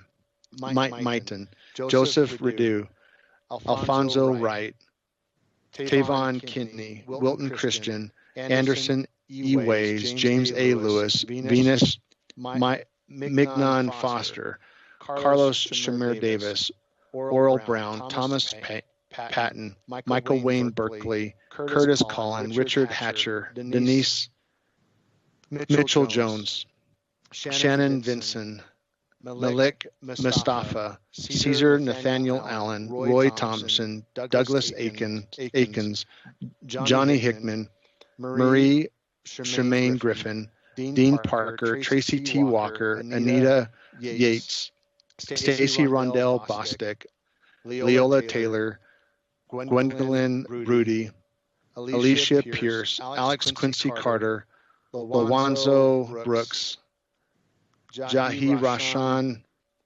Waits, David Anthony Glenn, Gertrude McKelveen, Carla Marie Parker, William Darnell Duck Halston, Richard Hall, Bobby Gaskins, James Weishen, Robert Lee Jones Jr., Daniel Harris, Viola Hickerson, Margaret E. Stevens, Lamarcus Butler, Ramon Jones, Virgil Sneed, McLaurin, Anthony Jones, Devon Jackson, Scott Hall, Naomi A. Berry, Tommy Lee Jest, Peter Wilson, Darion Brooks, Cornelius McFarland, Tyrone F. Thomas. That was 86. Dear Mayor and Council, we residents, this is towards a strategic framework for truth, justice, and racial recognition. We residents of the Flagstaff African American community have partnered with the Southside Community Association to address deplorable racial conditions affecting the nation. At this time, we want to address the imperative to respect Black lives, to raise consciousness about the lack of safety for African Americans, and to right the history wrongs we face. We are moved to action due to the historic, active, and ongoing hostilities towards the Black community, and we seek to affirm those histories with Black lives experiences right here in Flagstaff. We feel that now is the time to actively engage the entire community in meaningful dialogue and action for social justice reform. Now is the time for truth, justice, and racial reconciliation. To bring people together, we have asked the Southside Community Association and others to build a foundation for this beloved work. The association, SCA, is a nonprofit, resident-driven, community-based organization that is dedicated to preserving the history of Flagstaff's Southside neighborhood and supporting its residents. The association oversees the historic Murdoch Community Center, which sits on the site of the Paul Lawrence Dubnar School, Flagstaff's first segregated school. Through the Murdoch Center, the association delivers a wide array of programming, including a variety of lectures and talks that reach all segments of our community. The Murdoch is hallowed ground and a proper location for healing wounds within our city and neighborhoods. Everyone is welcome at the Murdoch, which seeks to turn segregation into congregation. At this historic moment, and in light of the demonstrations for justice and peace for Black people, we have called together African American community leaders to build a much-needed community engagement project, creating a dialogue regarding the lives and futures of Black African Americans in our city, gathered together at the base of the Sacred Peaks. A resident organization that has established relationships through decades of community work within the South Side, once a segregated neighborhood here in Flagstaff, we offer our assistance to the Flagstaff City Council by way of facilitating a community dialogue about Black lives and the lived experience of Blacks in Flagstaff, with regional and national implications. We propose to do this through a series of 6 public forums, each with a specific focus addressing housing, economics, cultural sensitivity, implicit bias, and racial conflict, and countering pervasive anti-Black racism in our midst. At the conclusion of these public dialogues of truth, justice, and racial reconciliation, we anticipate bringing recommendations to the City Council for consideration and adoption and implementation. Our goal is to establish a strategic framework for advancing social justice within our city. And I am out of time. That was written by Ms. Deborah Harris, Executive Director of Southside Community Association. Hello, to whom it may concern. Repeal laws that criminalize Serviville. We demand that Flagstaff City Council immediately repeals Flagstaff City Ordinance 6-01-001-0022 to allow the legalization of public camping in our homeless community members, for our homeless community members. B, we demand that the Flagstaff City Council immediately allocate $1 million in additional funding to be provided to Flagstaff Shelter Services. C, we demand that Flagstaff City Council immediately repeal all laws and ordinances that criminalize the occupation of public spaces, especially in reference to our homeless community. And D, we demand that that City of Flagstaff and the Flagstaff Police Department absolve all fines and fees associated with criminal legal process. Sincerely, Kaylin Zielinski. My name is Rudy Preston. What follows is my public participation. In 2020, at least 188 Black people have been killed by police. Black Lives Matter, no business as usual. Please read names until my time runs out. Don't read the numbers, just let council know how many of the 188 you have read when time runs out. Rayshard Brooks, name withheld by police. Michael Blue Thomas. Philip Jackson, Lewis Ruffin Jr., Robinson DJ Styles Lazard, Edmund DJ Boogie McCoy, Kamal Flowers, Jaea Metcalf, Alize Jeffrey, Tyquarn Graves, Tiffany Alexis Eubanks, Marquise M. Toussaint, David McAtee, Stephen C. Jones, Jarvis Sullivan, Momodou Lamine Cisse, Montarius Rooks, Reuben Smith III, Justin T. Bowen, Tony McDade, a.k.a. Natosha McDade, Modesto Marrero Desto Reyes, Lola Moore, Dion Johnson, George Floyd, Roosevelt McClendon, Maloney Matoyer, Alexica Stevenson Gates, Maurice S. Gordon, Willie Lee Quarles Sr., William Johnson Jr., Toby Larone Wiggins, name withheld by police, Antonio Wilson,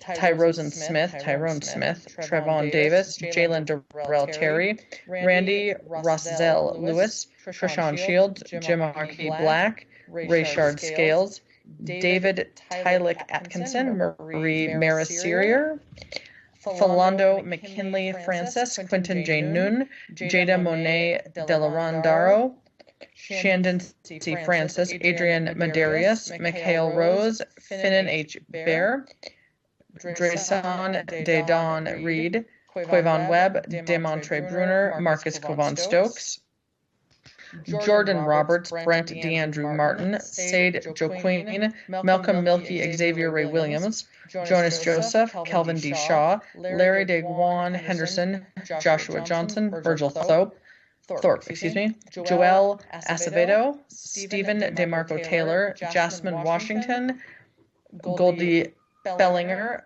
Kwame Mitchell, Napoleon J. Moore, Marcel Brooke Pulliam, Kenisha Nicole Fuller, Desmond Franklin, Zion Romier Weish, Joshua DeAriandre Ruffin, Idris Adbus Salam, Tommy Dale McLeathern Jr., Jarvis Demetrius Brown, Etone T. Hansimore, Dolomokio R. Equid Jr., Tyrell Rex Finter, Maurice Jones Jr., Maurice Daniel Griggs, Darius Gore, Michael Johnson, a.k.a. Michael Johnson, Kamal Kobe Edwards, Alvin Lamont Baum II, Harold Spencer, LeBaron Ballard, William Dione Tolbert Simpkins, and that was number 90.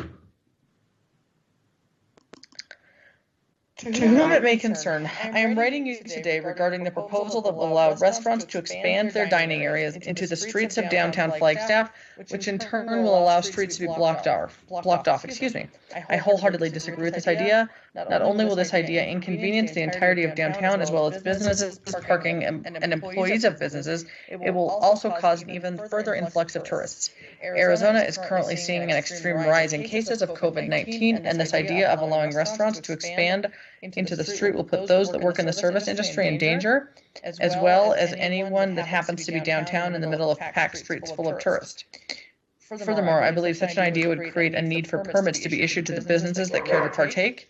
As you are well aware, the city has refused permits for several large gatherings. Allowing permits for this idea will only cause a further divide in the city. Letting such an idea pass will only further demonstrate to the citizens of the city that the Flagstaff City Council only cares about money, while the residents of the city who keep the city running can get bent. Respectfully, Joni Garofalo. And that is the last public comment. Okay, well, thank you very much for that, Ms. Strom, Ms. Anderson, and Mr. Dilly for reading those for us. We are going to go ahead and move down to item number 8 on our agenda.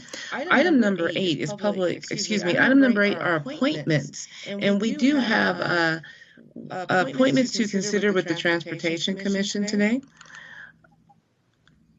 And so first up, we have staff's recommended action is that we make a series of appointments, 4 appointments regarding our Transportation Commission. We are going to go ahead and start with the Vice Mayor. Thank you, Mayor. I'd like to make an appointment to a term expiring July 2021 for Brian Burton. Brian Burton, is there a second to that? This is Charlie's second. There's been a Motion made by the Vice Mayor with a second by Mr. Odegaard to appoint Mr. Burton to a term expiring in July 2021. Is there any further discussion? All those in favor? Aye. Any opposed? That motion carries. Thank you. I have the next appointment. I'd like to go ahead and make one appointment to a term expiring in November 2022. This is for our NAPTA representative. That individual will be Kate Morley. Is there a second? I'll second that. Seconded. This motion made by myself with a second by Ms. Salas for Ms. Morley, who's a NAPTA representative. Is there any further discussion? All those in favor? Aye. Aye. Any opposed? That motion does carry. Thank you. Mr. McCarthy.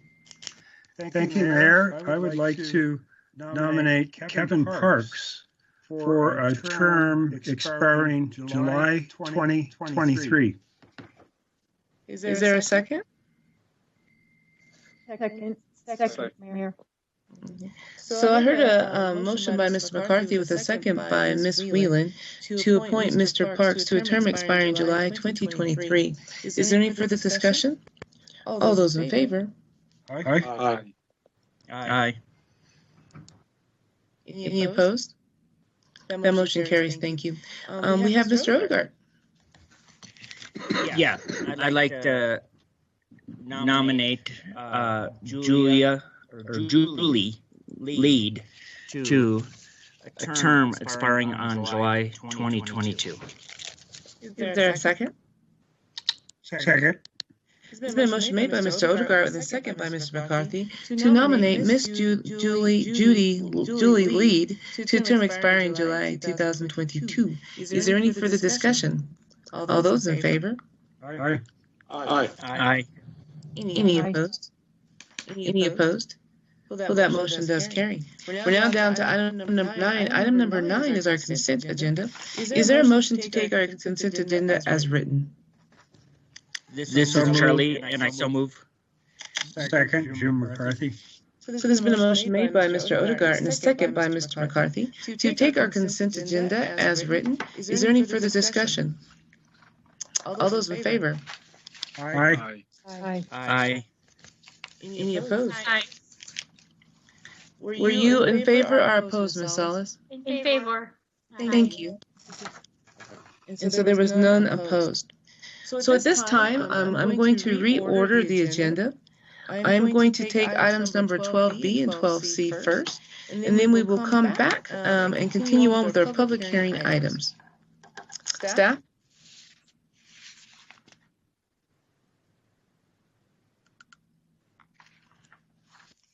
I'm glad to kick off this discussion, and I will quickly turn it over, although I'm going to have the pleasure of making a few introductions. City Manager, I apologize. Yes. How long do you think these two agenda items will take us? Do we have public comment for them? I do not believe we have public comment, and I will defer to Rick Tatter as to length of time for the two agenda items. Rick?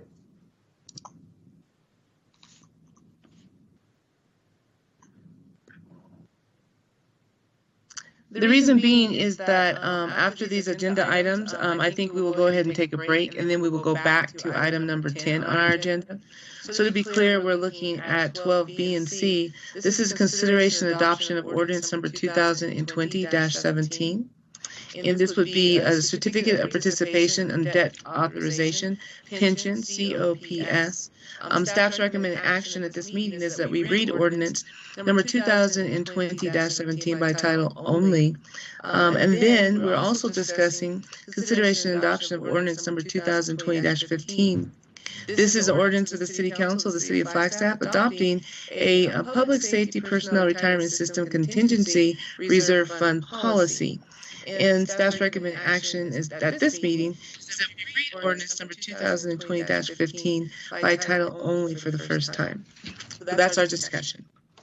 Thank you, Mayor. Thank you, Council. Rick Tatter, are you with us? And if so, can you address the Mayor's question as to length of time for these two agenda items? Yes, good afternoon, Mayor, Vice Mayor, City Council. Rick Tatter, Management Service Director. The first presentation we have before you is about 14 slides. Depending on conversations, I believe we can get through this one in 15, 20 minutes plus comments. And then the second one is just a walk through the policy, which is maybe 8 slides or so, and we'll just walk through the policy as a high level and get your discussion on that. Okay. So we can be prepared to take a break after these 2 items are done. Thank you, Mayor, Council. I'll kick it off and let Rick walk us through the agenda as soon as I make a couple of introductory comments. The topic of public safety pension and its budgetary impact has been on the table with this council over the past several months. It is also a topic that has been broached and addressed in part by previous city councils. Council, we are very pleased to be before you again on this topic as we move forward with a sound strategy to finance the liability. Rick and his colleagues will give more of a backdrop to the discussion. I'll have the privilege, as I mentioned, of introducing some of our guests who are here from out of town virtually on this very important matter. It's an all-star lineup. I'm looking forward to those introductions. Last comment I'd like to share before I hand it off to Rick to walk us through the agenda is that underlying all of this discussion in the financing of this liability is the city's unwavering commitment to its public safety employees.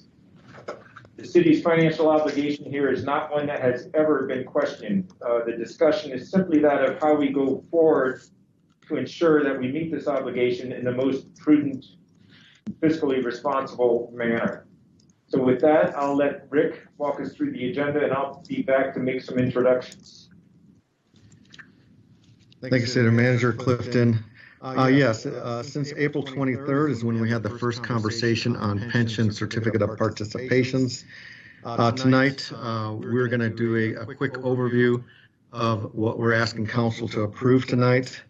There's a lot of great information in the staff summary about background and history, which you can read, but a lot of work has been done since that date. So we're going to go through, we're doing introductions now. We're going to talk about the team that has pulled together to make this happen and doing a lot of work. We'll give you a little pension information, talk about our goals, what a certificate of participation is, how we plan on sizing those certificate of participations in our timeline. And then we're going to check in with council to assure we are on the right direction with this issuance. So we're going to run through the slides and we'll have a time at the end for council to provide feedback and direction before adopting the ordinance.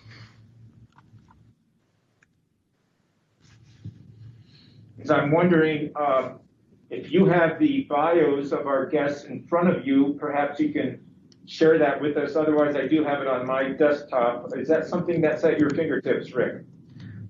I can get it briefly here. Great. I'll start while you're pulling it up.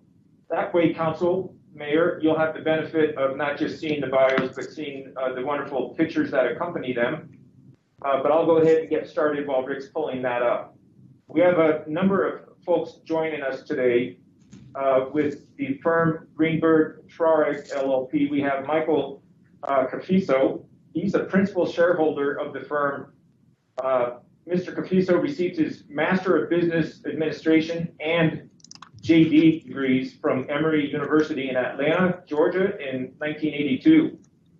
And he has practiced exclusively in the area of municipal finance in Arizona. Mr. Cafiso has represented issuers, both bond and special obligation, underwriters, placement agents, and other types of participations in a comprehensive variety of municipal finance transactions. He's a member of the National Association of Bond Lawyers. He is joined by Paul Gales, a shareholder of the same firm. He received his JD degree, magna cum laude, from the Arizona State University Sandra Day O'Connor College of Law in 2012. He's practiced exclusively in the area of municipal finance in Arizona. He has represented issuers, both bond and as special obligation and general counsel, underwriters, placement agents, and other types of participants in a comprehensive variety of municipal finance transactions. He is a member of the National Association of Bond Lawyers. We could scroll down I will introduce somebody who we all know with the Public Safety Personnel Retirement System, Mr. Mike Townsend. He serves as administrator for the Public Safety Personnel Retirement System, and we'll be referring to that throughout this presentation as PSPRS. He was appointed there in 2019, just last November. Prior to that appointment, Mr. Townsend served the Arizona State Retirement System as a board trustee for 8 years and the chairman for 2 of those years. Mr. Townsend also formerly served as Coconino County Deputy Manager, where he raised the PSPRS status to 70% from 25%, eliminated the CORP unfunded liabilities, and managed 1,100 employees with an annual budget of $160 million. Prior to serving the county, Mr. Townsend worked for the city of Flagstaff in the private sector in the manufacturing and automotive industries, and that was in addition to the city of Flagstaff. He has been a certified public accountant since 1992 and is a graduate of Northern Arizona University, where he earned his degree in accounting. Joining him will be Ms. Diane McAllister. She's with Public Policy Partners, LLC, a government relations specialist, and she joined that firm in 2008. During her tenure, she has successfully lobbied on behalf of a number of Fortune 500 companies and government entities. She has represented the Arizona Public Safety Personnel Retirement System since 2008. She works closely to develop legislative strategies, build grassroots efforts, and lobby the efforts at the Arizona legislature and executive branch. Diane has been a part of all the major pension reform efforts at the legislature, as well as advocates for the PSPRS legislative priorities. She works with the Board of Trustees and the various stakeholders of the system on legislation. She is currently on the board of Resilient Health, formerly known as PSA Behavioral Health. In 2015, she was awarded the Best Female Lobbyist Under 40. And in 2019, she was recognized as an Arizona Capital Times Breakout. Scroll down, I'll get through the Steeple team here, and I'll turn it back over. Joining us with Stiefel, Nicholas and Company, and we'll simply refer to them as Stiefel, is Mr. Mark Reeder. He has over 31 years of Arizona municipal bond public finance experience. His primary focus is representing Arizona cities, towns, special districts, and counties, where he has developed a passion and expertise within his specialized area of local government finance throughout the state.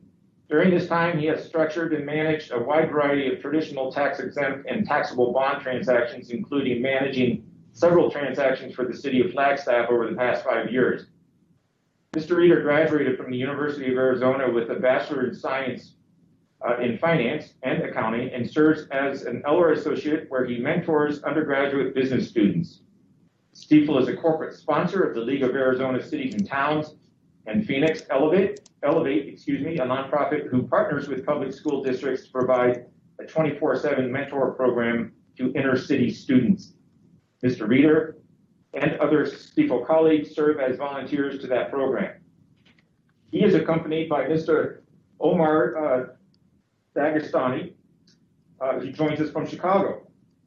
Omar leads Stiefel's Chicago, Boston, and New York public finance offices and has senior managed over $16.5 billion of pension financings and has served as a guest lecturer on pension liability management at Harvard University Kennedy School for the past 15 years. He is a regular invited speaker on the topic of pension liability management at the national level. Omar is actively involved in the community, including he serves as governor of the City Club of Chicago, director of the governing board Chicago Children's Advocacy Center, president Glenview Park Foundation Board, director Civic Federation of Chicago, and board member of the Chicago Summer Business Institute. Mr. Dagestani graduated from Northwestern University Phi Beta Kappa with honors, where he obtained a BA in economics, and Harvard University Kennedy School, where he earned a master's of public policy and was twice elected student body president. I would also like to introduce you to Ms. Rushda Mustafa, who joined Stifel's Public Finance Department in August of 2012. She provides general transaction support and analysis for the Chicago office. Lucia is a certified actuary, graduating magna cum laude from the University of Chicago with an MA in Humanities in 2012, and from the University of Waterloo with a Bachelor of Mathematics in 2009. She is registered with the Series 52, which concerns municipal securities, representative, and 63 licenses. That is a mouthful, and I hope you are as impressed as I always am when I go through these bios. I know a few of these folks, Council. I have not met all of them. We have been busy on the phone of late. So with that team being introduced, I'd like to turn it back over to Rick to help us walk through this. Thank you, Greg. Just also adding, of course, our Flagstaff team, City Manager Greg Clifton, Finance Director Brandy Suda, and myself have been the City of Flagstaff team lead with this group. And of course, a lot of supporting actors and helpers within these organizations. Of note with Stifel Nicholas, in the Phoenix office, we've had help from Erica Coombs, Randy Stein, and Jack Leeper. And from our Chicago office, we also had the assistance from Janae Booker. So just a brief overview of our current pension policy. This is the status as of June 30th, 2019. This is our most recent actuarial report. The plans are a multi-employer pension plan, which is managed by PSPRS. Within the plans, the city has two trust funds. One is for police and one is for fire. PSPRS manages over 250 separate plans, and each plan, the city or organization is the owner of the debt and responsible for those liabilities. Here we show our current status and funding ratios, which we also discussed back in April. And just looking over to the right-hand side, the second column from the left is what we're trying to address with our pension certificate of participation. We are currently at about $112 million in unfunded actuarial accrued liabilities. And our plans are funded under 40% of our liabilities. Nationally, about 3% of the plans are less than 40%. So we fall in that 3% of the nationwide pension plans funded at this low level. And only about 2.5% of all the plans are fully funded or over 100% funded.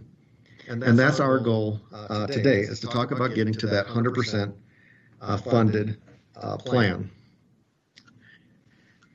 Our goals for our pension certificate of participations, we discussed these in April, and you gave us some great direction to move forward. We will reaffirm that we want to go to 100% funded PSPRS plan for both police and fire. We'll also reaffirm with you that we want to incorporate a contingency reserve fund to manage our future liabilities. This helps us manage any risks that we see in the future and hope to keep us fully funded to 100% levels. We are asking council if you would like to allow us to go to a 20-year amortization, or if you'd like to keep it down to a 20-year amortization. Is there flexibility you'd like to allow for us? And is council okay with a level service of debt funding, meaning our annual payments would be consistent for the remainder years of our debt authorization, like over the 20 or 21 years? So some of those goals we'll talk about as we recap at the end of the presentation. A certificate of participation has certain financing structures that cities in Arizona are allowed to do. They are annual budget appropriation, which means on an annual basis, council and the budget teams needs to make sure that we have budgeted the expenditures related to paying down our debt. This is unlike other areas such as revenue bonds, sales tax bonds, or general obligation bonds, where the revenue is pledged toward the payment. previous certificate of participation finances. We've done a couple recently. Most recently, earlier this year was a court facility, which is coming along great. We issued about $4 million there. And our core maintenance facility, we used some debt there to build that facility.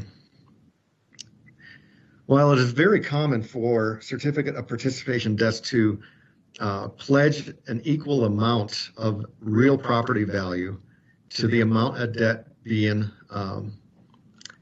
issued or revenues that will bring in, it's not always necessary, and it's not a requirement under a certificate of participation.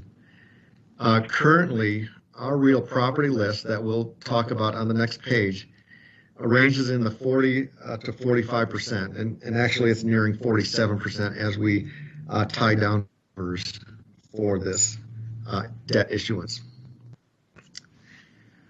So just quickly talking about the real property that we are discussing being pledged, really the underlying factor is our city has a great track record of debt. Our credit ratings have been strong over the past 20, 30 years, and we anticipate receiving another good rating of an AA minus from the rating agencies that we are working with. And also it's confidence by the underwriters that we want to make sure we are putting the right amount of property to the debt that we are asking to go into. Currently, we have a list of facilities here in the documents that you have for approval. Those include fire stations, City Hall, Library, Milligan House, Aquaplex, J. Lively Activity Center, Visitor Center, Youth Center, and the Police Warehouse. While these properties are on our list, we will negotiate which properties we will pledge prior to finalizing our debt issuance. So it'll be some combination of these facilities, but maybe not all of them. With that, I'd like to just hand it over to Mark Reeder from Stiefel to talk about the what a COP looks like in the financing world.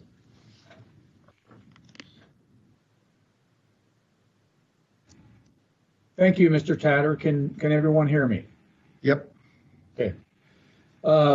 Madam Mayor, members of the council, good afternoon. On slide 9 here is our flow chart that we wanted to share with you. This is somewhat of a review of what we shared with you during our study session, but we wanted to give you an outline here that kind of demonstrates the process of selling the certificates of participation here shortly. I'm going to direct you to the right-hand side of the flow chart, if I could please, where it says underwriter. That's our firm. As you know, our firm was privileged to be retained by the city as underwriter. Our role as underwriter to the city has been to work carefully and closely with the city staff and the city council in the development of a structure, financing structure that fits within the confines of the city's public policy objectives, as we have discussed in the past. So we all have spent the last 3 to 4 months putting together what we believe is a very strong financing program to meet the city's goals and objectives relative to your policy and budget matters. So our job initially, obviously, has been to spend a significant amount of time in that regard.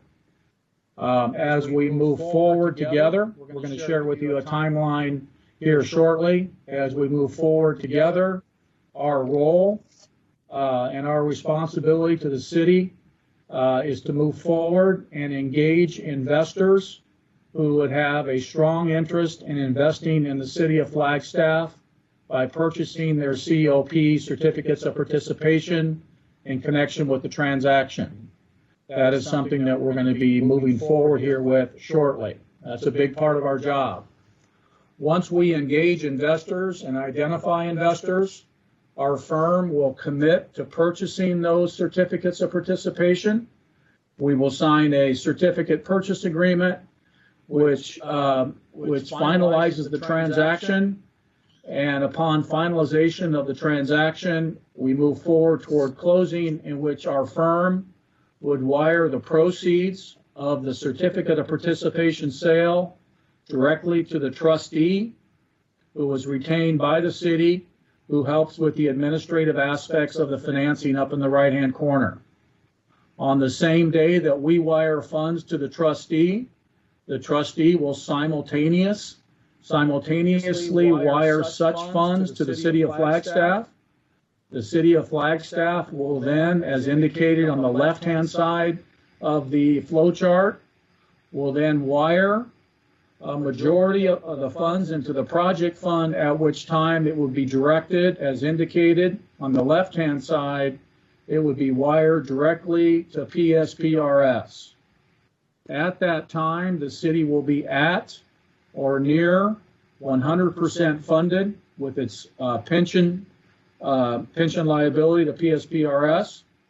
As you know, we will incorporate into the transaction, as Mr. Tatter mentioned, and Omar will go over here momentarily, some contingency refund that will be held by the city and deposited locally at the discretion of the city. Once the transaction closes, the city will then make annual debt service payments over on the right-hand side for the amount of the annual level debt service at this point. The city will then make those payments to the trustee as indicated, and the trustee will then go ahead and pay the investors or the certificate holders. So, Madam Mayor, that just, members of the council, that describes kind of the process that we will move forward with, and I hope that was helpful to you.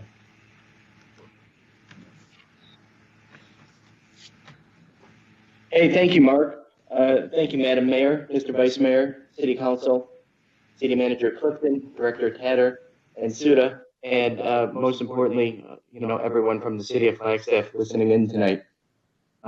Having worked on pensions all of my career, I have to say it has been an incredible privilege to work with the Flagstaff management team and the leadership here today. As we've thought about how to size the pension cap, we have really taken the direction of Director Tatter and City Manager Clifton and Director Suda around wanting to solve this problem for the long term and make this a cornerstone of how the city manages its pension liability on an ongoing basis. With that in mind, you're certainly familiar with the $112 million figure for PSPRS funding. We've been really fortunate to work with Mr. Townsend over at PSPRS to help really refine, that number is obviously a snapshot in time from 6/30/19. But in working with Mr. Townsend over at PSPRS, we've been really fortunate to be able to help refine those assumptions in the sizing to determine what our exact number that we need to fund in order to have the best picture of what does the world look like on or around closing, say August 1 or August 15th. And, we think that number is probably a little bit closer to 120 million, considering, again, some of the market changes from COVID, as well as some timing topics that are more nuanced. Additionally, and I think one of the cornerstones of this transaction, as you are all aware, is the use of contingency reserve funds. And those are funds to help mitigate both market-based risk as well as actuarial risks and changes. And I'll tell you, I think are really state-of-the-art 2020 and will serve as not only a tool that we've received really nice feedback from the rating agencies and other market participants thus far, but also from investors that are going to be out there and look at this. And frankly, I think a lot of your neighbors are going to be very interested to see what you've done and probably will seek to do something like it. So that is currently, I think we have that number around 14.2 million. And, all of that detail is something that we've shared. If we move to the next slide, we've talked about sort of, again, what are the goals of this transaction? Number one, we want to be 100% funded at the close. And part of the prior side around sizing was the notion of not using stale data and funding it, and then the day you close, you're they say that close only counts in horseshoes. It doesn't count in pension funding, and being 98% funded or some other level, is really not where you want to start this. So you will be 100% funded at close. You'll have that $14.2 million contingency. The level budgetary payments relative to this portion of your liability for the next 20 years. And something that I find to be really attractive is the notion to shorten your amortization of your pension liability from 2048 to 2040. I think you have just a fantastic structure, not only from a market perspective, but frankly from a public policy perspective. And as I said, I feel really privileged to have had a chance to work with your team thus far. With that, I'll turn it over to Director Suda. Good evening, Mayor and Council. Brandy Suda, the city's finance director. I'm going to run you through this slide. This graph shows how this certificates of participation financing will have long-term savings for the city. The blue line is the debt service payments that we're estimating with this financing. The red line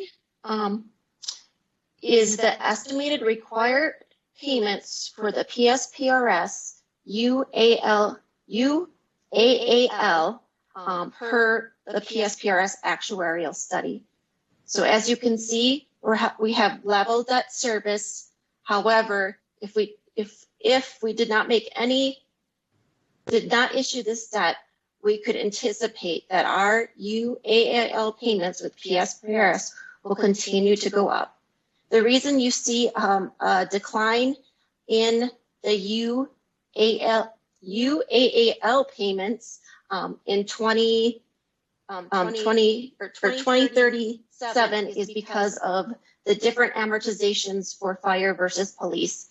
Fire is estimated to get paid off in 2037, and police is at 2047. So by providing this financing provides level debt service and provides stability to our city pension costs. So what we are targeting is an annual debt service payment of less than $10 million. We're anticipating somewhere between $9 and $10 million per year. The city can refinance our pension liability by 2040 and generate approximately $64.2 million of net present value savings for the city. I will turn it back over to Mark Reeder to go through the timeline.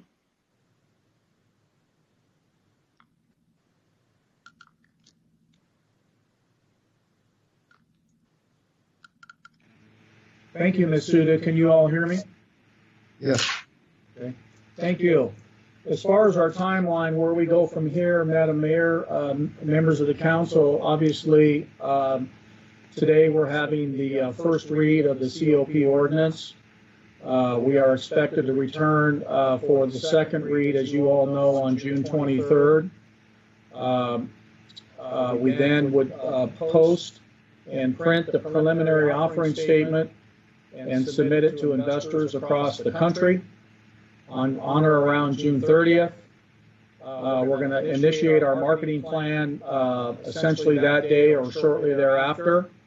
We're going to weave in and out of the 4th of July weekend, and we're going to be in a position to market the COPs between June 30th and July 20th, as indicated, with the expectations at the moment that we will be in the market the week of July 20th, at which time we would price the COPs, set the interest rates, and finalize the terms and conditions of the transaction, and move forward to close the transaction in early to mid-August, at which time we would then wire the funds, as previously mentioned, to PSPRS.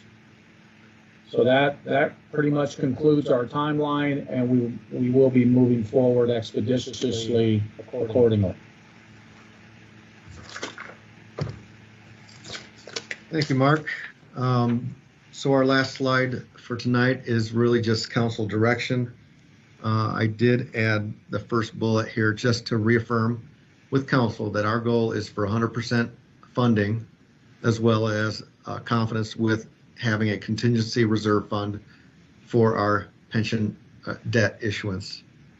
Does council want to authorize authority up to 20 years, or would you like for us to hold it to the 20-year period? Level general fund savings, meaning do you want the level debt service over time, or would you like to change the structure to maybe have more savings current year and less in the out years? Staff recommendation is the flat debt payments to give us something that we can manage in the long term. Is council okay with the properties that we are considering to back our pension COP? And is council okay with the not to exceed $135 million of debt issuance for this consideration? And with that, I will turn it over to City Council for any questions. And if you are happy with the direction, we look for your first read of Ordinance 2020-17. I'm going to go to Ms. Whelan first, followed by Ms. Rodegaard. Well, I certainly like to take a minute and just have my gratitude for the presentation. All along, you all have worked so well together and made things very clear in a time where this type of action might be a little more questionable, but the way that you have planned it out along with the contingency reserve really close to guarantees minimal risk, and for that I'm very appreciative. I do have a question about the possibility of council looking at raising fund balances, and if that would help or be a benefit to this process. Councilmember Whelan, thank you for the question. That is one of the areas that the rating agencies do look as far as fund balance and reserves. We did have a conversation with both rating agencies that will be reviewing our offering, and we feel that they are comfortable with where the city is aligned in that 20% level of debt service at this time. I think definitely as we get through the next fiscal year and we look at the potential recession and impacts of COVID-19, I think the city will be better off to consider higher fund balance levels in the future, not just the general fund, but all the funds considering a higher number as we see what the impacts of our revenues may be when these events come along. So definitely a good conversation in the next year. So I'm not so sure how potential the recession is. I think it probably is upon us. So I would love to give you my direction that I do agree with the 100% funding goal and contingency reserves, the amortization period, 20 years, level of general fund savings. Yes, I think it should be a level payment until we determine otherwise.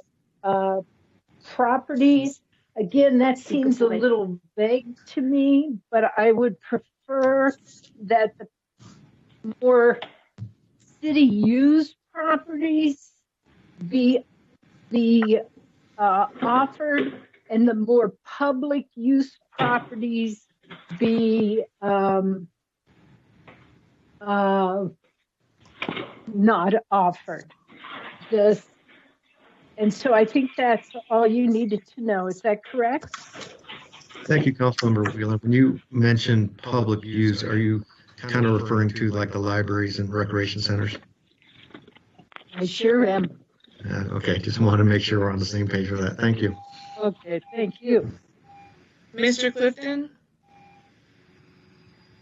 Councilmember Whelan's comment, I'd like to add on to what Rick stated. We did broach the subject of fund balance with both the rating agencies that we met with, and it was discussed that the city would likely be revisiting its fund balance policy at some point in the future, possibly as we emerge from this recession, with an eye toward increasing it. And I think, Councilmember Whelan, that was a very well received comment, and the rating agencies asked questions about that. So I just want to share with you that that conversation went over well. Thank you. I just was connected to one of these on the way. I would suggest that if you're not talking, that you mute your computer, please. Council, let's go back to Mr. Odegaard, and I am looking for direction at this time. Actually, I'm looking for a motion if somebody wants to make that too. Thank you. Yeah, thank you, Mayor. I just have a question real quick concerning the one slide concerning that last statement of December, the PSPRS 63020 report. I know this will most likely be a crystal ball type ask, but at that report with that date and time, are we looking at a zero liability, or we're not sure, and that's why we're keeping that, I guess, that extra fund savings for that just in case scenario when that report comes out? Yeah, let me explain and walk through that a little bit. Because we're not issuing the debt until the August timeframe, PSPRS is already going to do their calculations based on what the balance sheets are and liabilities are at June 30th. So they will issue a report based on that time. So between that time and December is when we're going to have the debt issued. We've reached out to Mike Townsend and his team, and what we can request is a midterm report. So once they release the June 30th, 2020 report, we would ask to do a midterm report because we would have contributed $115 million into the plan, and we would like to have our numbers updated to reflect that. Then at that time, we do expect that our midterm report would be 100% funded. So that's how the timing works with the reports. Okay, and thank you, Rick. And so I'm in favor of the 20-year timeline and everything else at the city, and definitely the 100% funding goal. And then everything else that was presented by staff, I'm fine with, and I'm looking forward to that motion from Ms. Salas. So thank you very much, and thank you to everybody, and thank you to the team of getting to this point. It's been long overdue, and I'm really excited at this point. So thank you very much. Okay, I see Ms. Salas. Thank you, Madam Mayor. I agree with the council direction of reforming the 100% funding goal and contingency reserve funds with the amortization period of 20 years, level of general fund savings, properties under consideration, and size of debt issuance. And with that, I'm ready to make a motion, Madam Mayor, if I may. Yes. Yeah, I move to read ordinance number 2020-17 by title only for the first time. I will second that. There's been a motion made by Ms. Allison, a second by Mr. Aslan to read ordinance number 2020-17 for the first time. Is there any further discussion? I see that we did have two comments. I'll go ahead and take the comment by Mr. McCarthy and then a comment by the Vice Mayor. Thank you, Mayor. I am supportive of what we just talked about and what I read about in the packet. And of course, we're talking about we're having level payments for 20 years, and that'll cover the current obligation. Now, my understanding, although we haven't talked about it, is that as we hire more policemen and firemen, that we will have to increase the amount that we put in year to year just to keep us even. In other words, what we're talking about right now pays for where we're a little bit behind now, but then in the future we will keep up with it, and that will most likely require increased payments into this fund. Is that true? Councilmember McCarthy, there's kind of two sides to that question when we hire individuals. If we're at 100% funded in our plan and new positions come open from like new officers or fire staff, that they may be going into the tier 3 pension plan. And that one is the new plan that was developed over the last year or so, that there's equal contributions from the employee and the employer. So that will not add an unfunded actuarial liability.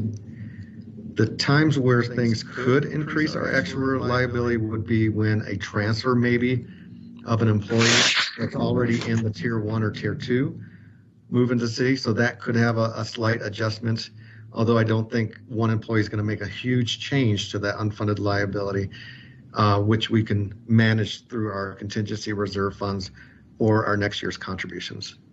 I hope that helps answer the question. Thank you. You're welcome. Okay, we have the Vice Mayor. Thank you, Mayor, and thank you everybody who's with us tonight and who just presented, and to city staff. I think this is a good plan. I feel good about it. My only comment really is just kind of in line with Councilmember Whalen's comment regarding the properties. I'd like to see maybe next time we discuss this, we consider, in the second read of this in a week from now, so just checking the timeline, maybe we can talk about just options for properties. That's all. Thank you. Okay. Ms. Whelan. Thank you, Mayor. On reflection, I just want to take a moment and say that when I first got on council, Councilmember Odegaard would talk about this pension, and he was almost like the voice of the pension. He would talk about, Charlie, you would talk about, we've got to pay more than, I think, 35%. And, I just want to compliment you and your voice for allowing us to walk beside you and get to this point. So I just wanted to take a moment and say thank you for your tenacity. I know it's a team thing, but I really recall that your voice was the one that kept pushing. So I appreciate that, and I thank you for that. Thank you, Councilmember Whelan. I appreciate it also. It means a lot. So, Ms. Drum, do we have a public comment card? My apologies, Mayor. That comment is for 12A. Okay, thank you. So with that, we have a first and we have a second. Is there any more comments? Not seeing any. All in favor? Aye. Aye. Aye. Any opposed? That motion carries. Thank you. An ordinance of the City Council of the City of Flagstaff relating to the financing of a project, specifically approving publication of notice of proposed lease of land and buildings from and lease purchase back of such land and buildings to the city, and request for bids in connection therewith, authorizing the acceptance of a bid with respect thereto, approving the sale and execution and delivery of certificates of participation in a lease purchase agreement to provide the necessary financing therefore, approving the form and authorizing the execution and delivery of necessary agreements, instruments, and documents related to the sale and issuance of the certificates, delegating authority to the Management Services Director of the city to determine certain matters and terms with respect to the foregoing, authorizing the taking of all other actions necessary to the consummation of the transactions contemplated by this ordinance, and ratifying all actions taken to further this ordinance, providing for severability, authority for clerical corrections, and establishing an effective date. Thank you. Just as a reminder to everyone listening that it would be the City Council's intention that at our June 23rd, 2020 council meeting, that we would read ordinance number 2020-17 by title only for the final time, and then adopt ordinance number 2020-17. Can I get a motion? Sorry. Mayor, there would not be a further motion on this item. No, I was going to go to the next one, but then I realized staff might have something to say before I took a motion on the next item. I understand. Sorry. Yeah, no, it was a pause. I looked up and I was like, okay, I'm going to wait. But I was there.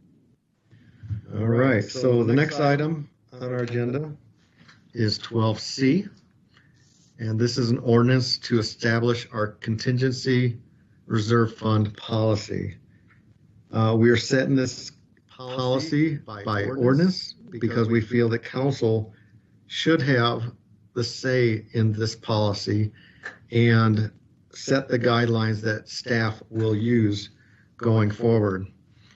I'd like to acknowledge the great deal of help from Rusta Mustafa from Stiefel, who started developing this plan with us and worked with us to fine-tune it.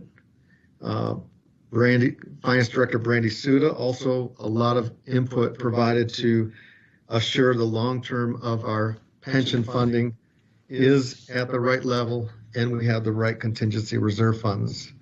Overall, it was a team effort from all teams to get to this point. So we're proud to provide you with our recommendation for the contingency reserve policy. I'm just going to go kind of high level. You do have the policy in your agenda packet. The first section is really just a background of why we are establishing these contingency reserve plans and the fact that we're issuing certificate of participation debt to manage our unfunded liabilities and attempt to maintain 100% funding. Section 2 is about the purpose of the contingency reserve funds, and this is to mitigate and manage volatility in investment returns, changes in the PSPRS actuarial assumptions, and so forth. And our goal in recommendations is separate these two into two separate plans, one for the police and one for fire, because each plan kind of has their own number of years, different staff, and so forth. So Section 3 talks about the establishment of those two contingency reserve funds, one for police and one for fire, and that the impacts of each one will be mitigated separately. So in 1 year, you may have an impact on the fire side, and we'll address those through our contingency reserve funds and vice versa. Section 4 is our rules for investments. Due to state statutes, we can only invest in certain types of investments, as well as we have a city investment policy that we will follow. Investments will be principal protected. Principal protected means we don't want to put an investment into a risk market where on one day we have $1 million and the next day it's down to $800,000. It's really something where the principal amount is protected from loss.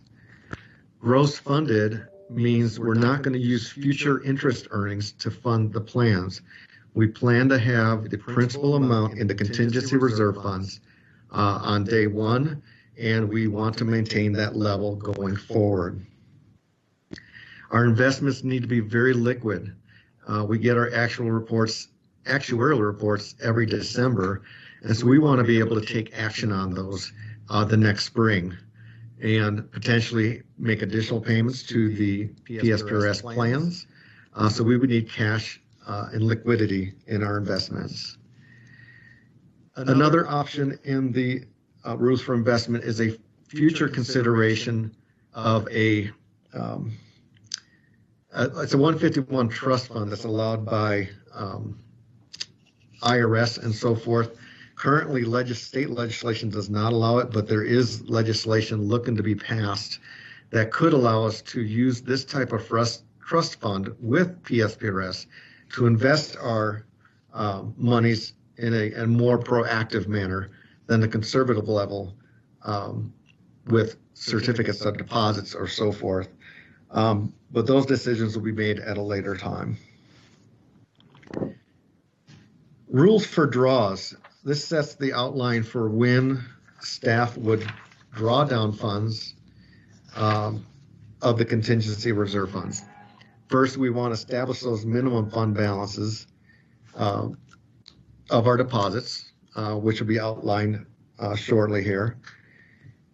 We want to restrict using the interest portion first. So as we have events that may require a drawdown, we'll try to only use the interest earnings portion first and leave our initial investments at the same levels. We would like the ability to, if our contingency reserve funds are 5% above the annual level required, and if the pension plans are fully funded, that we may use those funds for things like annual contributions and so forth. Then the two main purposes for our contingency reserve funds is for a market draw, and this is a measure based on how the investment returns are being managed. If we have an event, a recession or so forth, that changes the market, and we want to be able to react to those market changes. Actuarial draws are those based on changes in assumptions, such as assumed earning rates and payroll growth or mortality. And we will draw based on those areas. Rules for replenishment. If we have to use our contingency reserve fund, we want to have some guidelines of replenishing these funds in a timely manner. So one thing we are asking for the policy to have is to restrict general fund savings that is created from this pension COP project that we are taking on and the debt. Reason is we would hope to only use those for maybe one-time expenditures in the general fund. And if we need those funds to replenish our contingency reserve fund because we had an event that required it, those funds are first available to replenish the funds. Also, we would look to utilize annual unspent PSPRS appropriations if we have vacancy savings and so forth in the future. We would look to use those funds also to replenish our contingency reserve fund. And we want to set a requirement for us. Initially in the slide I said 7 years, but we had a discussion and we would like to replenish these funds within a 5-year commitment. And 5 years is so that we could stay within potential recessionary trends, maybe every 5-7 years. We want to be a little bit shorter than those trends may be. As we're sizing our contingency reserve funds, this is how we are looking at those and calculating the amounts we want to deposit. So for these plans, we are also looking to require us to recalculate these at least every 5 years to assure that these funds are meeting the targets that we need to assure mitigating risk in the future with each plan. This also determines the initial deposits for police and fire contingency reserve funds versus the market. We want an initial deposit based on if we see a 10% investment loss in our PSPRS assets. And we want to be able to fund at least 3 years of increases in our annual unfunded actuarial liability. The actuarial assumptions, we want to size our initial deposit to mitigate changes in assumed earning rates. If it goes from currently a 7.3%, I believe it is, maybe 7.3, down to like a 7% earnings rate, should the board make those changes.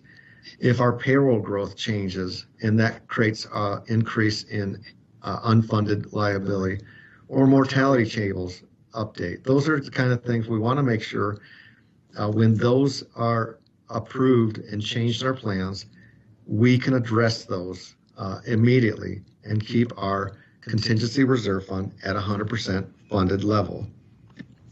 I have a question. We have a question from Ms. Whelan. Yes.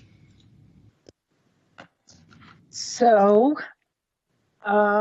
Rick, if you would go back a slide, I believe, restricts general fund savings from financing to only be used for replenishment of the fund or one. So I need a picture of that. What do you mean? So in my mind, I'm thinking that the monies that we are saving from doing this will not see the light of day to do community projects, but we're kind of putting it away into funds that will be just in cases. Or is that about right?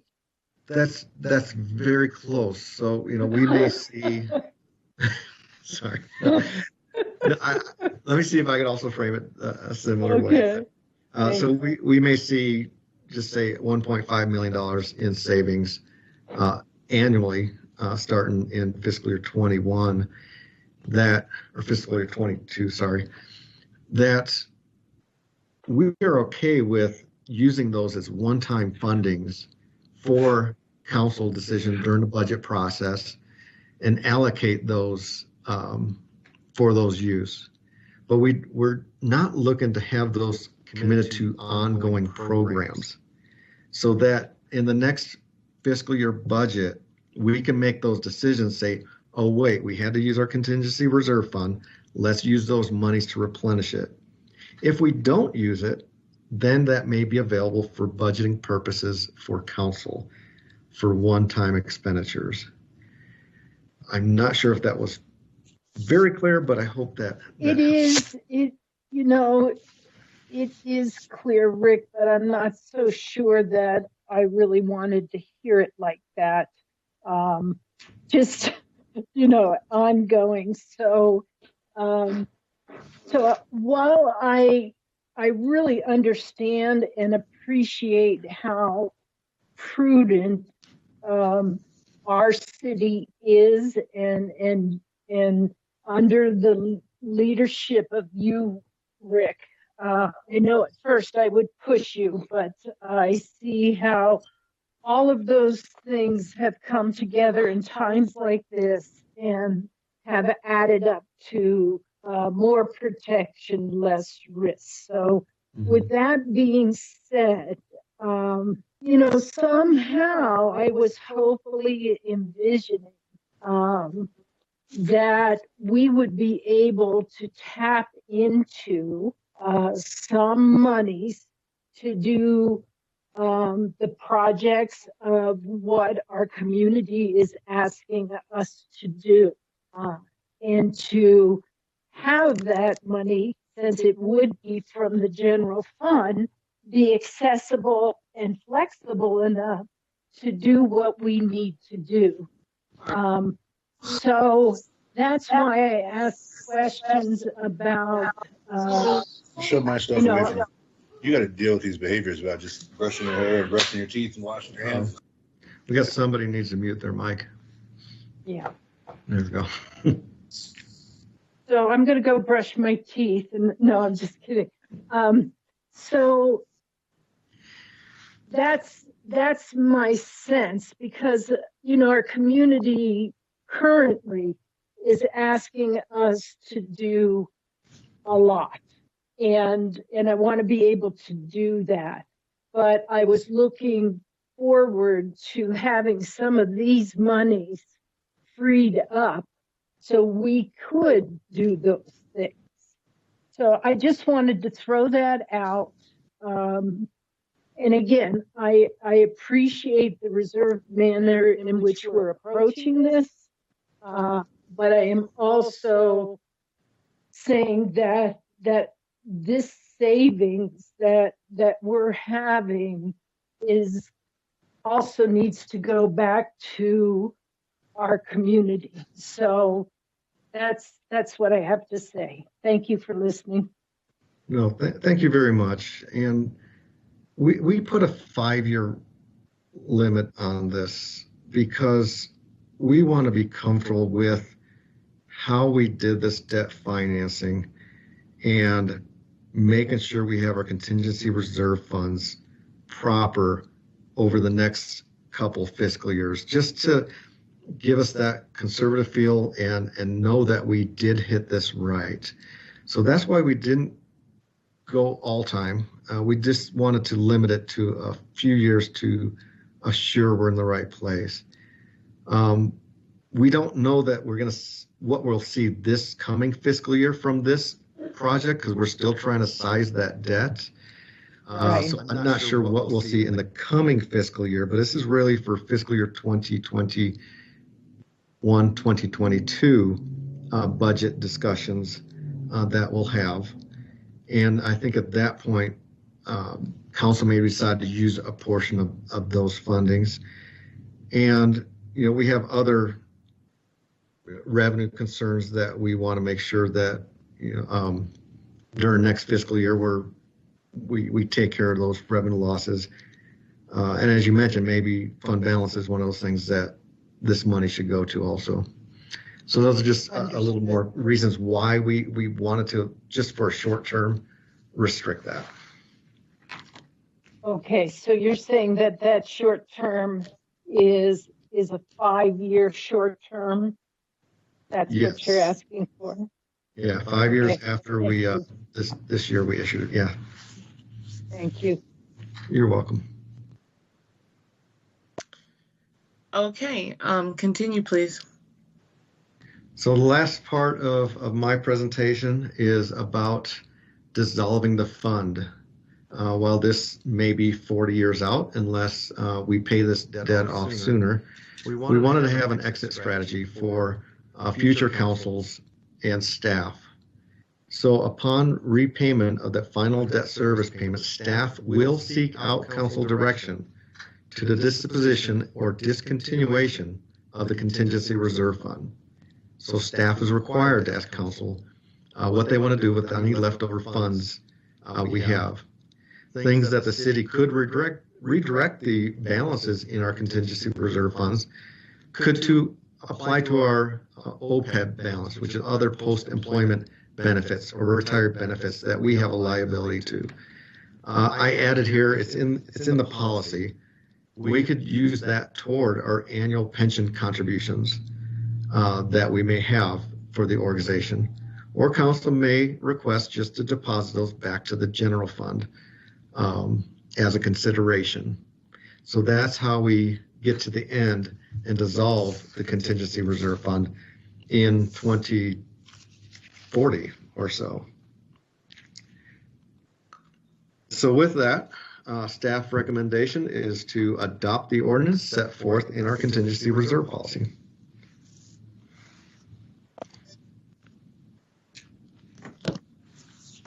Okay, council comments or a motion?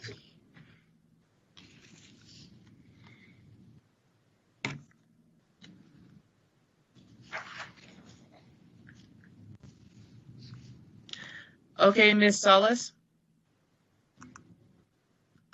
Thank you, Madam Mayor. I move to read ordinance number 2020-15 by title only for the first time.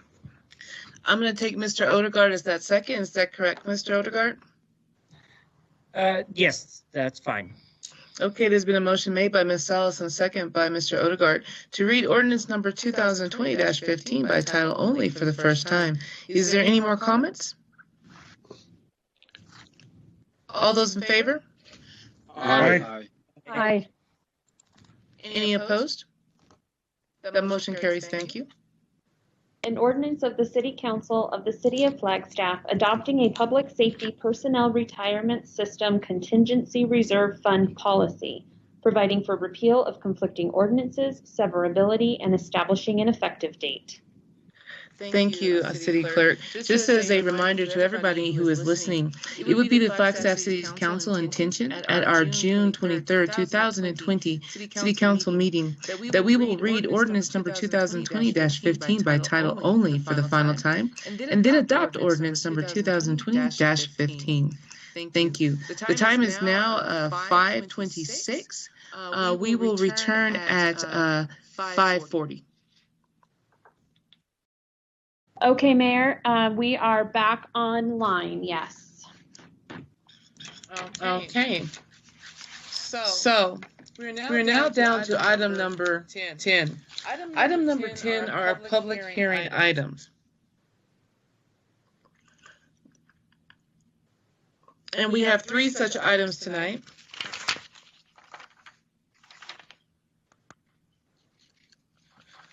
I would like to go ahead and open the public hearings.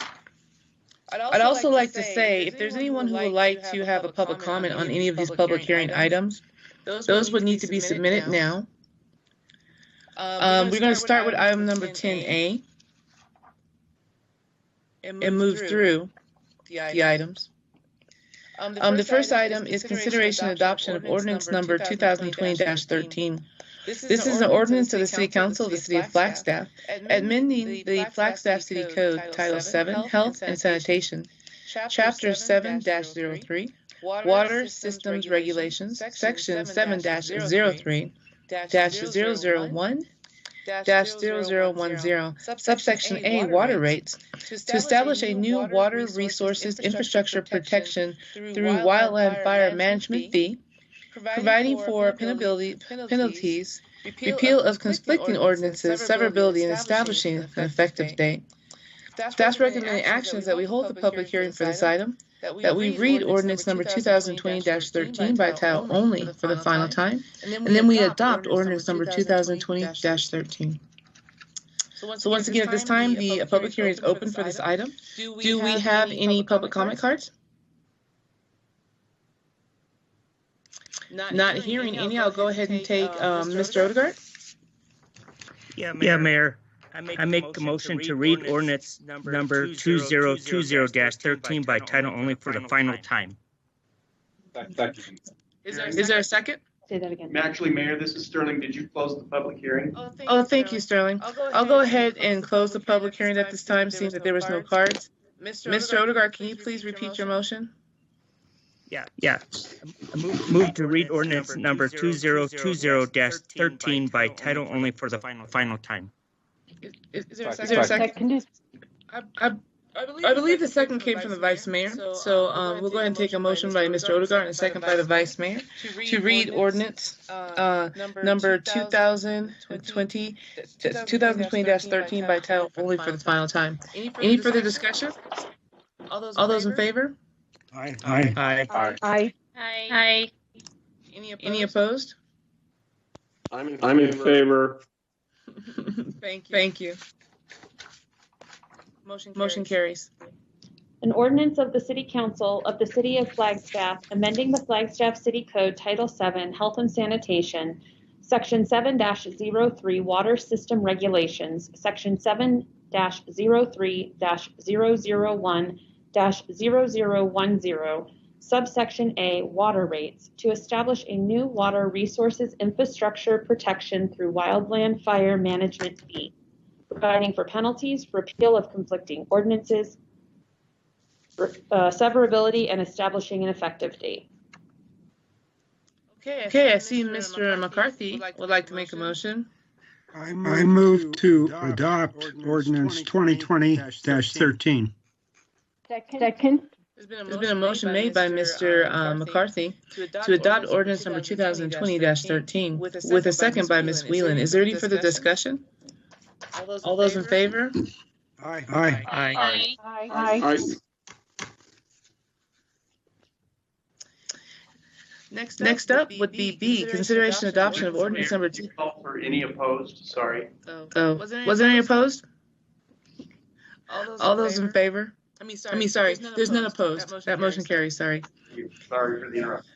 No, I appreciate that. Consideration adoption of ordinance number 2020-14. This is an ordinance of the City Council of the City of Flagstaff, amending the Flagstaff City Code, Title 7, Health and Sanitation, Sections 7-04-001-0010, fees, subsection I, by restructuring the environmental management fee, providing for penalties, repeal of conflicting ordinances, severability, and establishing an effective date.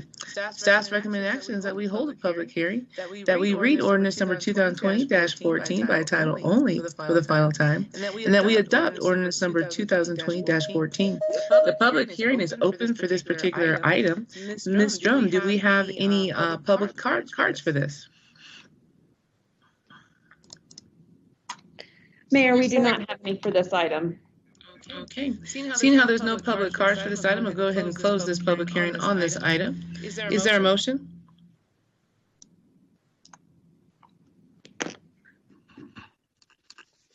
Mayor, this is Chip. Never mind. This Sorry. is Jim McCarthy. I move to read ordinance 2020-14 by title only for the final time. Mr. Okay, got a motion from Mr. McCarthy with a second by Mr. Odegaard to read ordinance number 2020-14 by title only for the final time. Is there any further discussion? All those in favor? Aye. Aye. Any opposed? That motion carries. Thank you.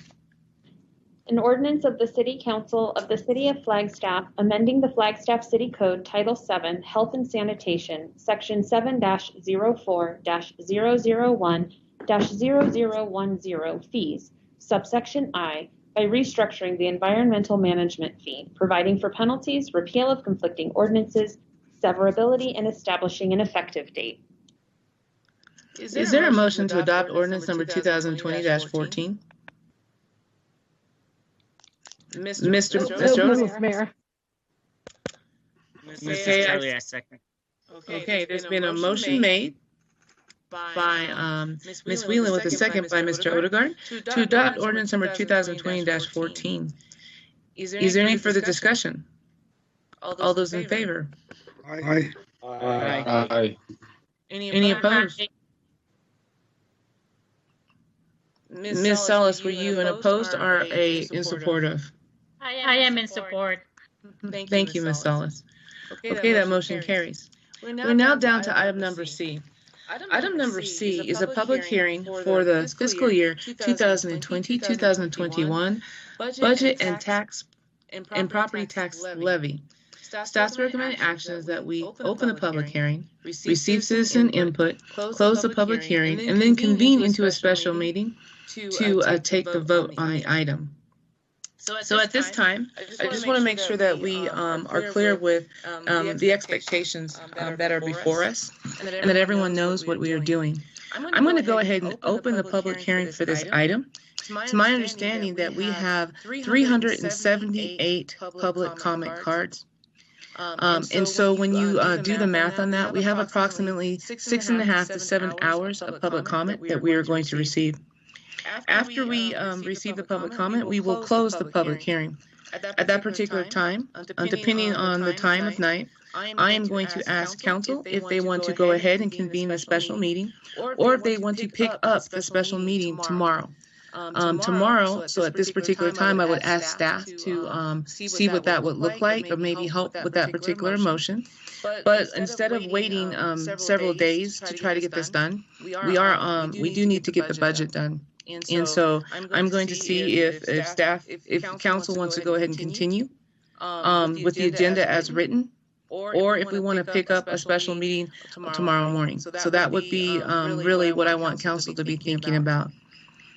Also, if you have not submitted a card, you need to submit a card now because we are moving forward with the cards that we have. I see that the city attorney would like to make a comment, and then we have a comment by Ms. Whelan, and then I will continue to frame the conversation that we're about to have. City attorney? Thank you, Mayor. My statement is right in line with your last comment. All comment cards or requests for public comment through the email not submitted prior to the end of the public hearing tonight will not be included in any further meetings. Yes. When we get done with the public comment tonight, we will be closing the meeting, and then we will be moving forward. I realize that council may have other meetings on their agenda for tomorrow. It might be that you would have to call in and let those individuals know you would not be available because we are trying to finish our budget meeting. Ms. Whelan? Mayor, I have some concerns about that. Both Councilmember McCarthy and I are on the board, and I chair the board of NAPTA, and we also have budgetary timelines to do with that. So 10 o'clock to 12 is out of our reach. So I can't give up one to do another. They're both very important budgetary concerns. So I need some help with figuring that out. Thank you. Well, it might be that we have a meeting from 8 until 10, and then you go to the NAPTA meeting, and then we pick up the rest of this agenda afterwards. I just want to remind council that we still have the rest of the agenda to go through as well. Once we get done with our public hearing items, we still have about another 20 items on our agenda tonight. Let me see, City Attorney.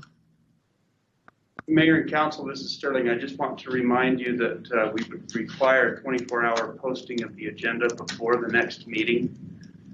So it would not be able to start until 24 hours after, at the earliest, after we end or continue the meeting tonight. You might want to consider posting something now, City Attorney. City Clerk? Those were the same comments that I was going to share. So Sterling provided that for me. My recommendation would be if we need to post something now, that we take a break so that I can get that out and published. Okay. Agreed. So I guess I would ask council to weigh in. We have, like I said, about 6 to 7 hours worth of public comment. Do you want to go ahead and continue the meeting after the public comment, or do you want to close the public comment and then take the conversation up at our next meeting? Vice Mayor. Mayor, I think what the line of thought that you're discussing is good, and I think continuing this meeting tomorrow at 6 p.m. works. Thank you. Okay. We see that Mr. Odegaard has weighed in. Mr. Aslan? We need to do what we have to get this done, and the public comment is very important, and we need to hear it. I do wonder if there's a couple other agenda items we could take care of first. Right now, I realize that's at your discretion, Mayor, and you probably already made a decision about that. But if we took care of some more of the other business that we have to do before getting to item 10C, maybe that will help us clear the way to have a more focused conversation tomorrow evening. I'm going to skip down to the city attorney and then go back up to Ms. Whelan. Thank you again, Mayor. With the time that it would take to put the logistics together as far as getting the meeting posted, I would say 6:30 is the earliest we'd be able to do that tomorrow, 6:30 p.m. Okay, Ms. Whelan. So are we saying 6:30 p.m. tomorrow? Is that correct? That's what it seems like we are leaning to, Ms. Whelan. Okay, thank you. Ms. Salas. Thank you, Madam Mayor. Just be mindful, if we start a meeting at 6:30 tomorrow, there's at least 6 hours of public comment. That leads us to a past midnight discussion. Actually, Ms. Salas, the reason why I wanted us to have this conversation on the front end is that tonight we will be here and we will listen to public comment till approximately 12 o'clock tonight. Once I close the public comment, there will be no more public comment accepted on this particular item. So when we got back tomorrow, when we come back in the session tomorrow with our special meeting, it would be turned into the council to have a conversation about the budget. So that conversation would start at 6:30 tomorrow night. There would be no further comment, public comment cards on that particular item. Now, we do have the rest of the agenda to get through, and so there might be public comment on those particular items. Oh, I see. Thank you for the clarification, Mayor. Thank you. So in understanding that, City Clerk, if we were to take a break, it's about 6 minutes until 6. How much time would you need to put out a notice for a special meeting that would start tomorrow? And could the meeting start actually at 6:45 tomorrow night, please? Yes, I can arrange for 6:45 start. I think conservatively speaking, I need about 20 minutes. Okay. So in understanding that, I would tell the public that we will be back in session to hold a public hearing on our budget for 2020, 2021, and the property tax levy at 6:15. Thank you, Mayor. Thank you. We are streaming, I believe. So, can I ask help from the city attorney just to make sure that I'm correct in what I'm saying? So, we have just had our city clerk post for a special meeting of the Flagstaff City Council that will start tomorrow at 6:45 p.m. At this particular time, we have opened the public hearing for item number 11A. This is consideration and adoption of resolution number 2020-36. A resolution of the Council of the City of Flagstaff adopting, excuse me, I'm sorry. We're on item number C. I apologize. We've opened a public hearing. And this is for our budget. This is for fiscal year 2020-21 budget and property tax levy. We've opened up a public hearing, and we will be here tonight listening to the public. At the end of the public comment cards tonight, I will close that public hearing. Tomorrow, at 6:45 p.m., we will reconvene in a special meeting of the Flagstaff City Council, where Council will take up item number 11A, which is consideration and adoption of resolution number 2020-36. And that would be the resolution for our fiscal year 2020-2021 budget. So tonight, the public will not hear comments from the Flagstaff City Council, as we will be taking the public comment and we will be listening. If the public would like to know what the City Council feels about the budget and what they hear tonight during the budget conversation, they would need to then tune in tomorrow at 6:45 p.m. when we take back up that section of the agenda. Is that correct, City Attorney? Yes, it is. Okay, so with that, this public hearing is open, and can we please start with our public comments? I would ask those of you who are not speaking to please make sure that your microphones are muted. Additionally, we've heard that there's some feedback in the recording room, in the room where we are recording the meeting. So if there's only one mic on in that room, that might be helpful. Oh, there is a presentation, I apologize. Good evening. First. Good evening, Mayor and Council. Just a second as I share my screen.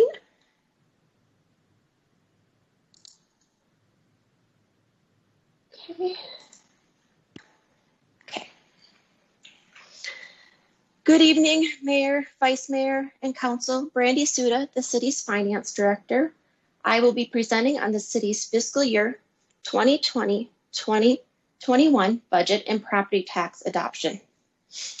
The city's budget process is extensive and started this year back in September of 2019. Council has participated and provided direction in 3 different retreats during this process.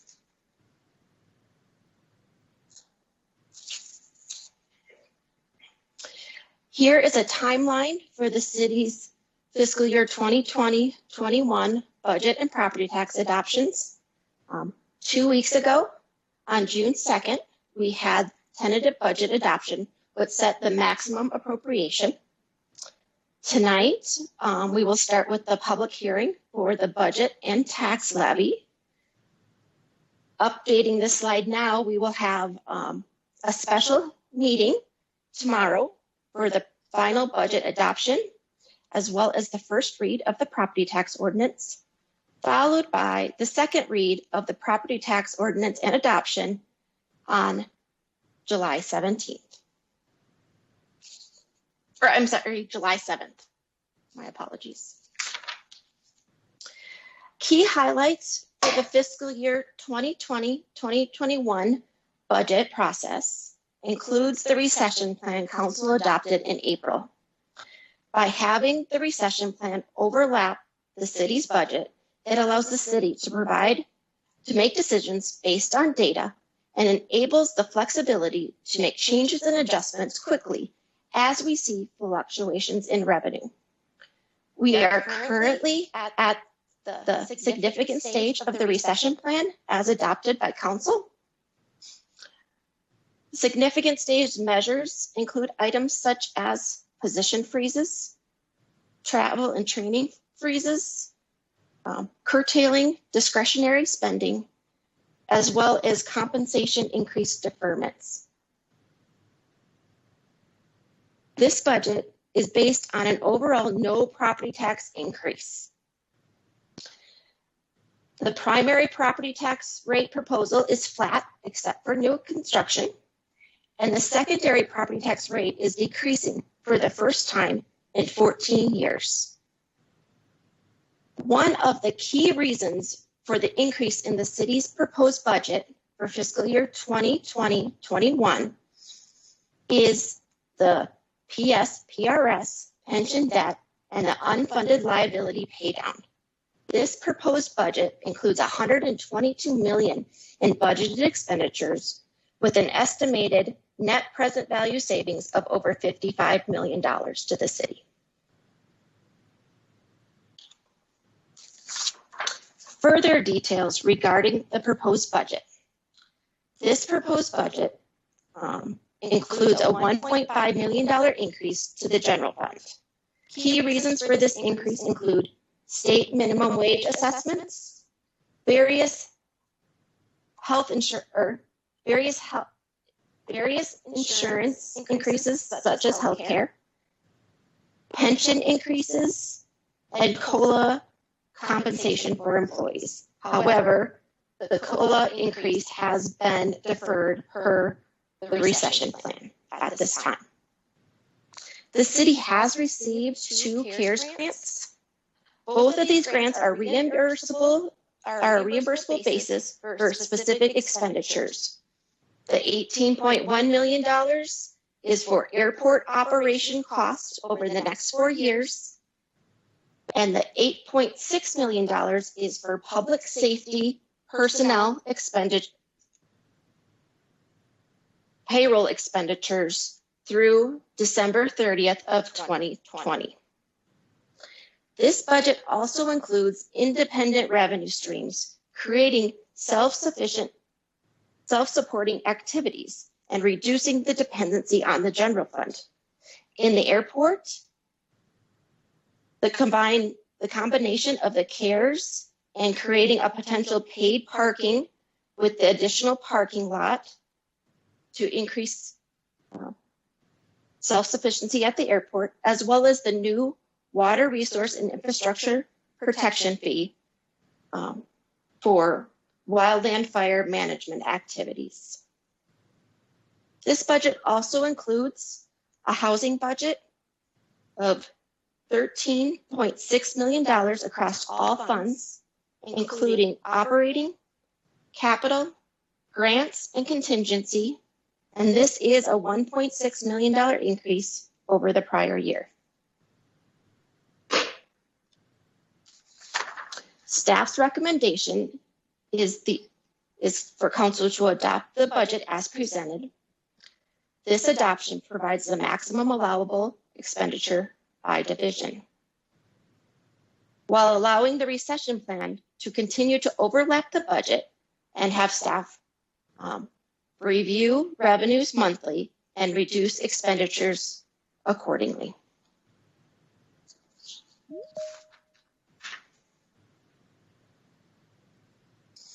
The city's fiscal year 2020-2021 budget is $450,688,316.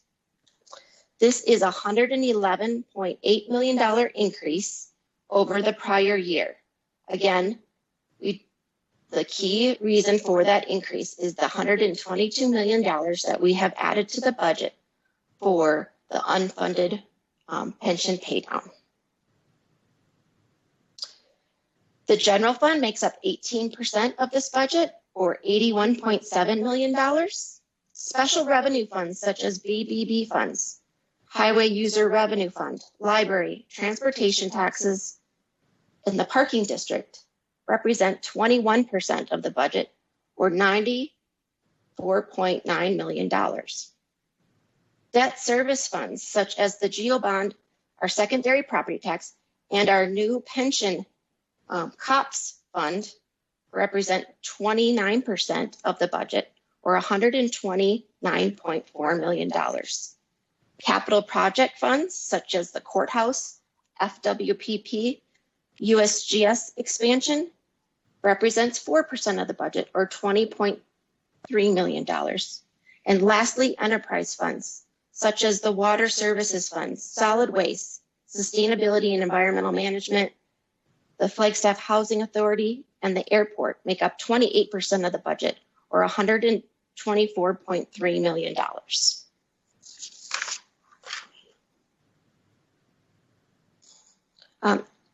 At this point, I will see if there's any questions on the budget before I move into the property tax portion of my presentation. Council, are there any questions? Mr. McCarthy. Thank you. This slide says that the budget's going up 33%, but if it's not really true, because a lot of that money, that extra money, is what's going to the pension fund. And that's not really an expenditure. That's just paying what we already owed. So if you take that off, the budget's really not increasing. Is that true, Brandy? That is correct. For governmental accounting standards, we do need to budget for that $122 million worth of expenditures. But if we were not doing that financing to pay down our unfunded pension liability, the city's budget actually would have decreased by $10.2 million. I think that's a very important point to recognize. Thank you for talking to me about it. I do not see any other comments from council. Please continue. Thank you, Mayor.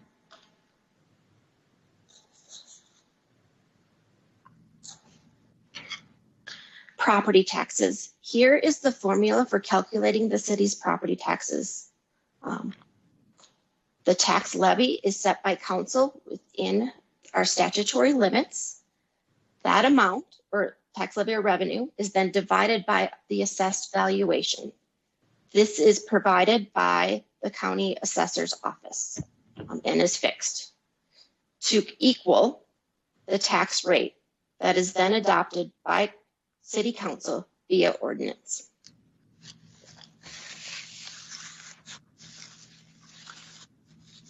The proposed property taxes. The total proposed primary property tax levy is a flat levy just under $7 million.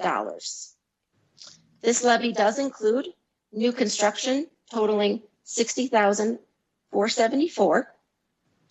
Overall assessed values increased $5.6 million, or 5.6% on average. The proposed tax rate is 0.7510 per $100 of assessed value. And this is a rate decrease from the prior year of 0.7933. This portion of our property tax is unrestricted per state statutes and goes to the general fund. The second part of our property taxes is our secondary property taxes.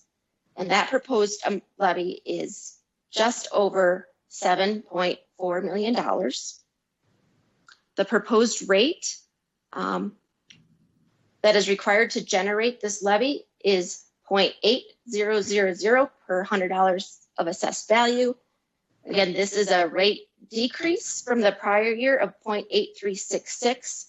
This is the first time in 14 years we have reduced this rate. However, it is a 1.9% increase in the levy amount. This levy cannot exceed the estimated general obligation debt services payments for fiscal year 2020-2021. Here's a table providing a 5-year history of the city's property tax rates. So as you can see, this is the second year of decline since an increase in fiscal year 2018-2019. Again, our proposed rate is 0.7510 per 100,000 assessed value. That is the flat levy. The maximum that is allowable by state statutes is 0.7660 per 100 of assessed valuation. Property assessment values. The city's assessed values have increased 6.6% to $925 million over the prior year for our limited net assessed valuation. Our full cash net assessed valuation increased $11.4 million to $1.1 billion. These assessed values are determined by the county assessor's office. As part of that increase includes a 0.9% increase is related to new construction. These values are based on valuations done in late 2018 for the tax year 2020. Limited assessed values are used to calculate both the primary and the secondary property taxes per state statute. And limited assessed values is limited to a maximum of 5% increase per year for most real property. Here is an example of the city's property tax impacts on a homeowner. In this example, for a homeowner with a house with a valuation of $300,000 assessed and experiences the full maximum 5% increase on their assessed value, their primary property tax would decrease $1.43, and our secondary property tax, their primary property tax would decrease $1.43, and their secondary property tax would increase $1.02 for an overall decrease of 41 cents.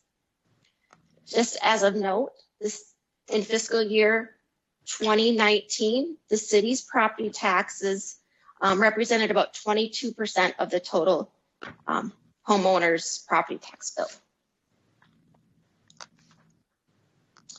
Next is an example for a commercial property and the impacts of our proposed property tax levy. For $1 million commercial property, again, with the maximum 5% increase on assessed value, their primary property tax would decrease $8.55. Their secondary property tax would increase $6.12 for an overall decrease of $2.43. And that is the conclusion of my presentation, and I will answer any questions. Council, are there any questions on Ms. Suda's presentation to council? Okay, if there are no questions, we are going to go ahead now and move forward with our public comment. 1 second, we do have a question. Vice Mayor. Thank you, Mayor. I apologize for the late response, but Suda, thank you for the presentation. So you mentioned the levy's going down, but the rate at time is going up, I believe, if I'm using the correct terminology. But I think my question really is that because the assessed value is going up on properties? Yes, but let me take you back to that previous slide. Yeah, a few slides ago. Yeah, so right here. So for our primary tax levy, which is a flat levy, except for new construction. And so because assessed values did increase on average 5.6%, the rate is going down accordingly so that we continue to collect the same amount plus that new construction. On the secondary property tax side, while we are increasing the amount of revenue we're generating in the levy or the revenue, we are still able to reduce the rate. Got it. Okay. Yep. Thank you. Again, because of assessed value increases. Exactly. Okay. Thank you. You're welcome. Okay, if there's not any more comments, we'll go ahead and turn this over for the public hearing portion. Thank you. Thank you, Mayor. This is Jessica Drum, Public Affairs Director. I would just like to remind folks that we do have a large number of comments, and we will do our best to get through them as efficiently as possible. But I want to remind folks who have submitted comments that we are only able to read those comments that have a name attached to them. So if the name was evident, either the comment was signed or the name is obvious through the email address. So if your comment is not read, it is because it either did not have any content. We have received a handful of comments that don't have any actual content in the body of the email, or because we are unable to determine a name to attribute to the comment. And also, we are unable to correct any of the comments or edit them as we're talking. So if there are some that might be missing words, we can add in and do some slight, we'll grammatically edit it as we're speaking to a certain extent, but we will not do anything to change the intent of the email. So with that, I will get started. Dear Mayor and Council members, my husband and I are both nurses at FMC and residents of Flagstaff. We have recently purchased a small home here with intentions of raising our son in Flagstaff. As with our entire populace, we are also saddened by the deep division and struggles with systemic racism, and I know we can do better as a country and a community. However, defunding the police department is not the answer. If the overwhelming majority in our community are in favor of this, then our family will be leaving Flagstaff immediately. I do feel the positive change can be made by allocating more resources to our school system, and punishments for petty crimes can be reformed. However, evil will not dissolve overnight, and the police department is the only defense the general public has against those wishing to do harm to others. I will not live in a society with anarchy, and I will not raise my son in such a place. We would like the city of Flagstaff to focus efforts on providing more hope and opportunity for children in underprivileged communities. Reforming the public school curriculum to include personal finance classes, reading programs at young ages, and cooking classes. Teaching children and adults of all socioeconomic backgrounds to manage money is an important skill that will help give hope and empower families. Teaching children to cook will instill lifelong healthy habits and again help save money at the home. Providing more exposure to trade schools and alternatives to college for those not interested in pursuing an advanced degree after high school or those considering dropping out of school. Empower our next generation with hope. Do not pursue defunding the police force.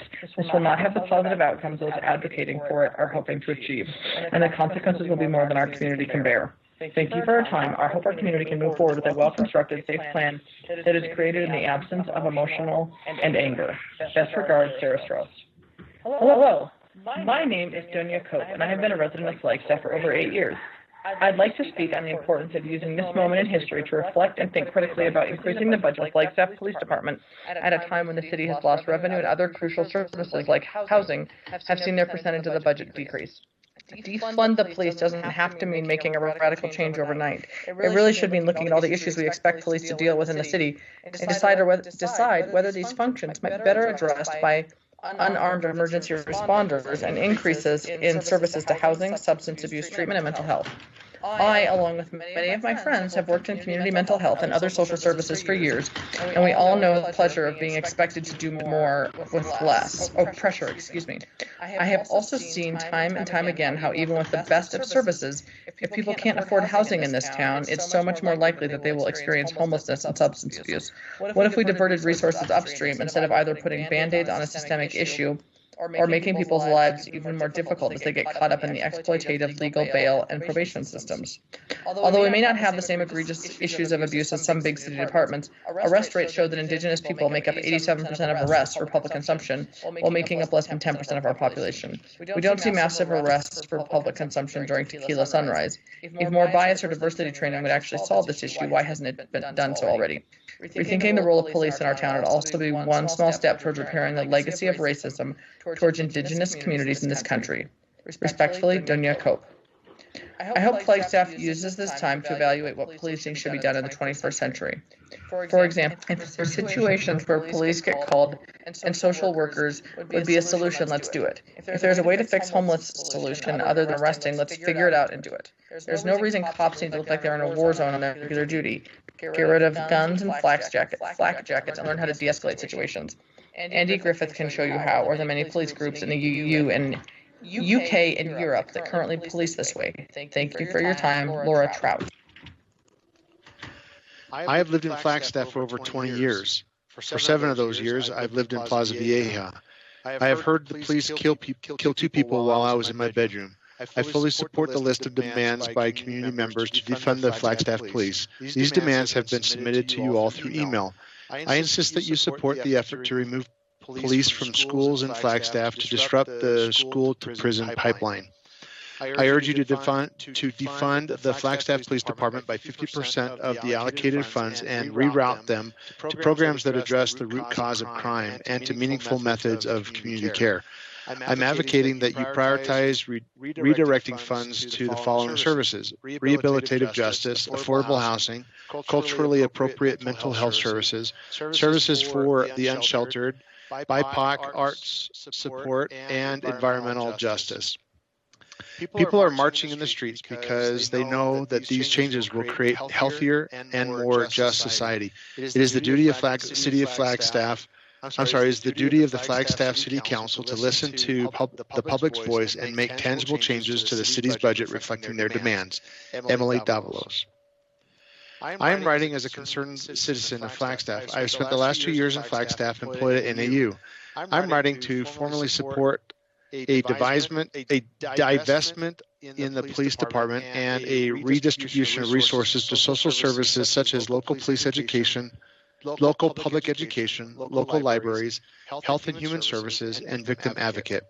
Now is the right time for Flagstaff leadership to take a stand, make a change, create a vision, and enact fundamental change in the way that we live in this city. For too long, marginalized communities have been targeted, killed, underserved, and disenfranchised. I urge the city leadership to take meaningful steps to vote to rethink what public safety looks like in Flagstaff. Safety that relies on violence to keep us safe is not safety at all. Diane Squire. Good morning, Flagstaff. I am writing this email in support of our police department. I don't believe defunding the PD will resolve anything. If anything, it will weaken our community. I don't have to send a massive bunch of articles in support of this. It should be obvious. Please reconsider and continue to do your part in protecting our great Flagstaff. There will always be 1 or 2 bad apples in a basket, so throw them away and to preserve the rest. Doug and I have many friends and family in the force, good people, and they need your support by showing Flagstaff as a good example. Thank you for consideration. God bless America. Shannon Martin. Mayor and Council, I just read a recent city manager's report to you. In it, there were details of several instances of Flag PD officers saving the lives of citizens that overdosed on opioids. Without the efforts of these and other officers in the past, we have likely seen many preventable deaths of our citizens.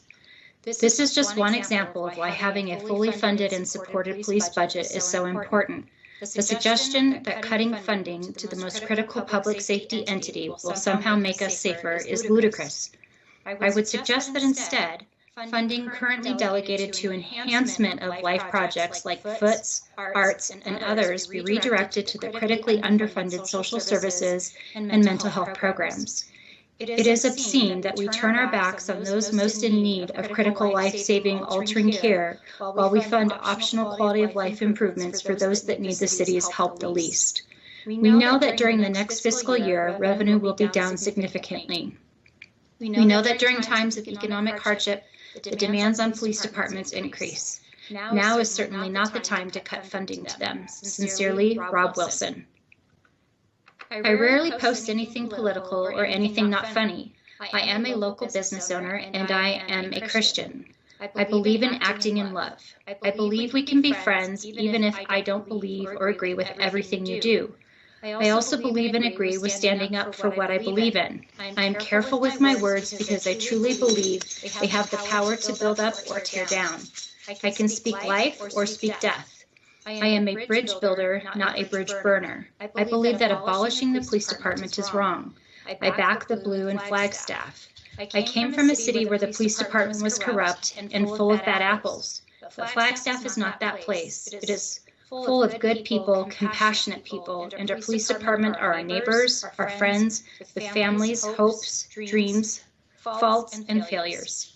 Let us speak life into this city. Let us speak love in our city. Let us stand up for justice in our city, and let us be an example to Northern Arizona and this country of how we can come together and find common ground and real positive and constructive solutions that can transform our beautiful city for the betterment of our people. Thane C. Card.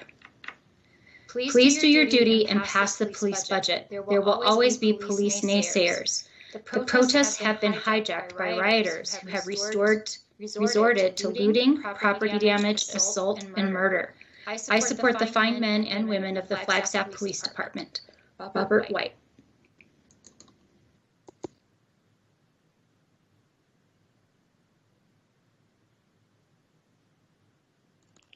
My apologies, I was speaking to myself.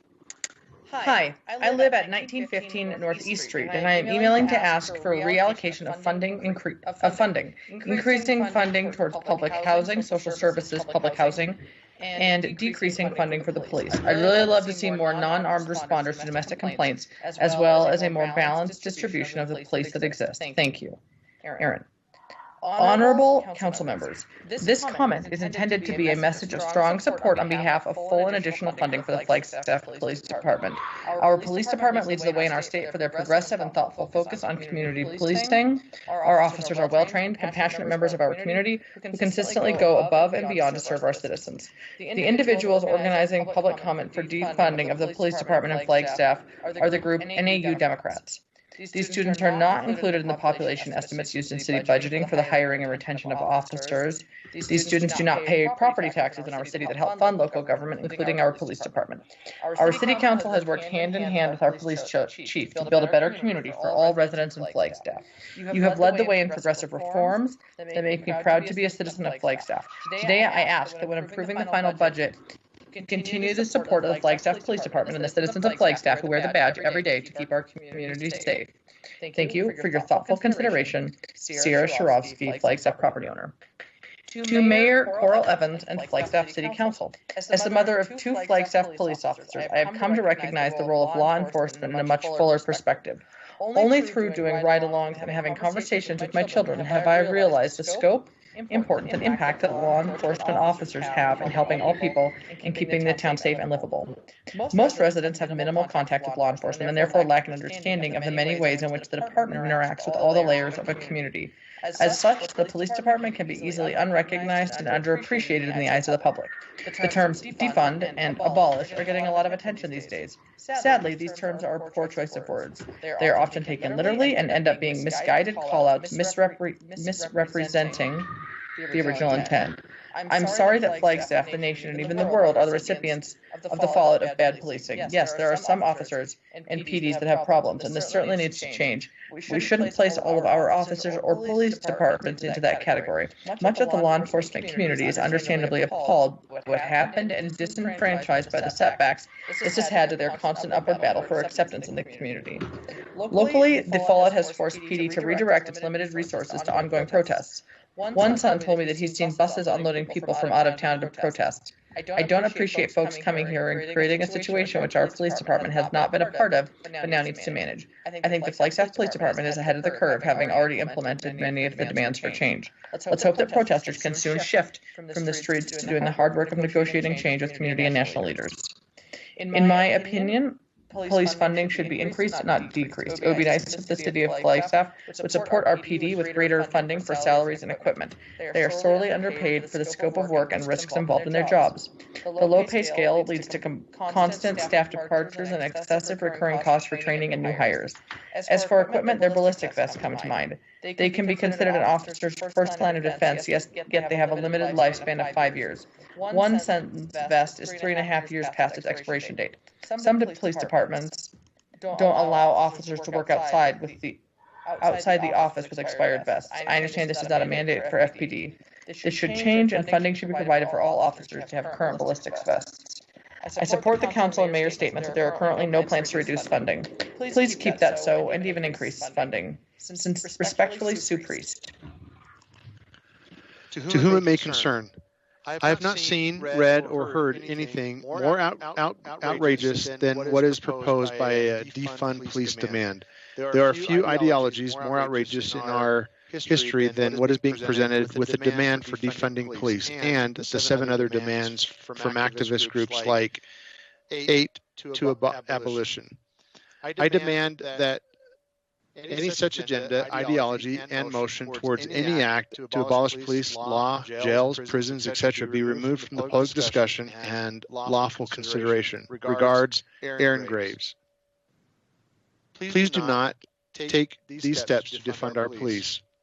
The lawbreakers and criminals would love this. We will be living in fear of our freedoms and privileges being violated, homes vandalized, attacked, raped, etc. The bad police need to be disciplined or fired, for they are few, not the majority. We want to have the confidence that in times of trouble we can call for assistance. Please keep our law enforcement. Thank you, Jerry and Maggie Kakert. Honorable Mayor and Council, I'm writing to urge you to vote to approve the current city budget to include the funding allotted for the Flagstaff Police Department. It is imperative that our police force is supported in our growing community. As a citizen and taxpayer of our wonderful town, I take nothing more seriously than our public safety. We do not have a policing problem in our community. Our police are courteous, compassionate, and caring towards our citizens and work harder for less pay than those in other cities. We are lucky to have such a progressive, professional, and thoughtful police department in our city who truly respects its citizens they serve. I urge you all to use common sense and realize that your role is to provide a safe city for your constituents.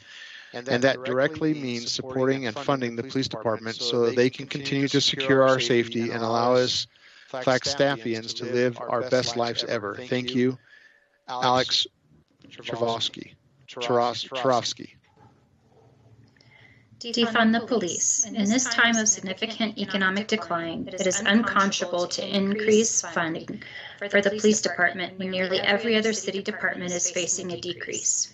I can understand why the fire department is seeing increased funding. Every year, our fire season starts earlier and lasts longer, but violent crime has been steadily declining for years. Allocate our limited funds in a way that best serves our needs. More money to housing, more money to mental health services, and more money to rehabilitative justice. We need fewer police officers and more social service workers. And no, they can't be one and the same. Expecting a police officer to act as a social worker is an insult to both professions. Now is the time for bold action and bold leadership. Now is the time to defund the police. Thank you, Kelly Poe Wilson. Dear Mayor Evans and Flagstaff Council, my name is Sarah Andrews and I'm a resident of Flagstaff. I've lived here for 3 years and in that short time have come to love Flagstaff and call it my home. Because I love this town so much, I feel it is my responsibility to speak out about the role of policing in our community. The Flagstaff Police Department budget is severely overfunded. We rely on the police to handle tasks that they are not trained to address. Police cannot adequately handle problems like drug dependency, homelessness, and mental illness with the tools and weapons at their disposal. In many cases, more harm than good is done. Meanwhile, community programs and resources that can remedy these issues are desperately underfunded. Somehow, we have become accustomed to consistent defunding of education and healthcare, while police budgets remain untouched or even expand. Policing dehumanizes and criminalizes people in our communities who are poor and marginalized, a system that perpetuates these conditions rather than resolving them. In order to truly have a safe and just society, we need to invest in remedies that actually care for humans rather than demonize them with white supremacist, capitalist institutions. As a Flagstaff resident, I ask that you vote against the proposed 2020-2021 budget. Instead, invest 50% of those funds in affordable housing, accessible physical and mental health care and trauma services, substance abuse and addiction services, high-quality public education, and after-school programs. To fund the police and invest in our community. Sincerely, Sarah Andrews. I support FPD and do not believe that reducing their budget is a good option solution for the current social problems of the world. Budget 11A, consideration and adoption of resolution number 2020-36. A resolution of the Council of the City of Flagstaff, Arizona, adopting the budget for fiscal year 2021. The Flagstaff Police Department's budget has been reduced significantly over the past 10 years. They need more money for expired vests, retention pay, training, etc. Reducing their budget is not the answer. Sean Connolly. Greetings, honored public servants of the City of Flagstaff. As you may expect, I am writing to address the role of law enforcement in our community. I am certain you have heard the usual arguments for police reform. Decreasing racial disparity within the justice system, holding officers who commit abuse accountable for their actions, etc. But based on previous discussions and statements made by the City Council and Mayor's Office, your budgetary interests in this manner appear to largely be motivated by Flagstaff's economy rather than the welfare of its most vulnerable citizenry. This is understandable. Without a healthy economy, there can be no budget for the city to draw upon. However, a great deal of data demonstrates that increased spending where law enforcement is ultimately damaging to our city's economic well-being. During the 2018-2019 fiscal year, Flagstaff Police received 16.8% of the city's operating budget, the second highest percentage it has received within the past decade. Despite this, according to the Flagstaff Police Department's own data, 2019 experienced the highest violent crime rate within the past decade, which stands in stark contrast to the overall decrease of violent crime on the national level. However, 2013 was the year in which Flagstaff experienced the highest reduction in violent crime and the lowest crime rate of the decade. During this time, the Flagstaff Police Department received a relatively low operating budget of 15.8% of the city's operating budget. 3. In 2014, violent crime rose once again, with the police receiving an increased budget of 16.2% of the city's operating budget. As this data details, an increase in police spending does not necessarily result in a decrease in violent crime. This is correlated by the results of various police slowdowns, among most recent and most prominent being the New York City Police Department's slowdown in 2019 in response to the dismissal of Daniel Pantaleo. During such slowdowns, occurrences of violent crime were remarkably reduced. However, one area in which Flagstaff has seen remarkable improvement is a reduction in property crime since 2017. But this must not be conflated with the overall increases in police spending. Instead, it is no coincidence that Flagstaff's minimum wage for workers who labor for more than 25 hours a week was raised considerably during that year, which may be linked, of course, to a significant decrease in Flagstaff's poverty rate from 26.2 in 2016 to a current estimated level of 21.7. With greater resources at their disposal, Flagstaff residents have clearly become less apt to engage in property crime to supplement their often meager incomes. Naturally, parties with business interests in the city of Flagstaff wish to see a reduction in crime.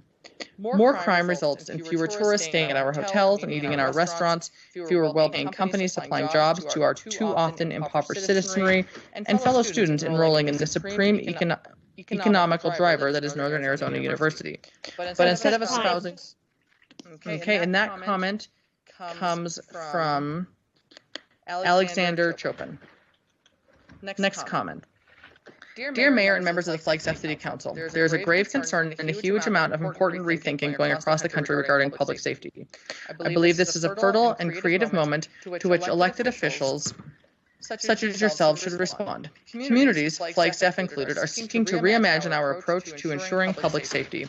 Budgets are moral documents. Can we divest a good deal of our public monies from policing and reinvest them so as to better address the unmet human needs in our communities, for housing, for healthcare, for substance abuse programs, to name a few? Can we center community care over punitive policing that disproportionately criminalizes Black and Brown communities? These are the momentous questions the movement is asking. I write you today to urge you to convene an online community open forum within the next month so these issues can be aired, discussed, debated. My hope is that following that meeting, a community working group centered around defunding the police can be formed.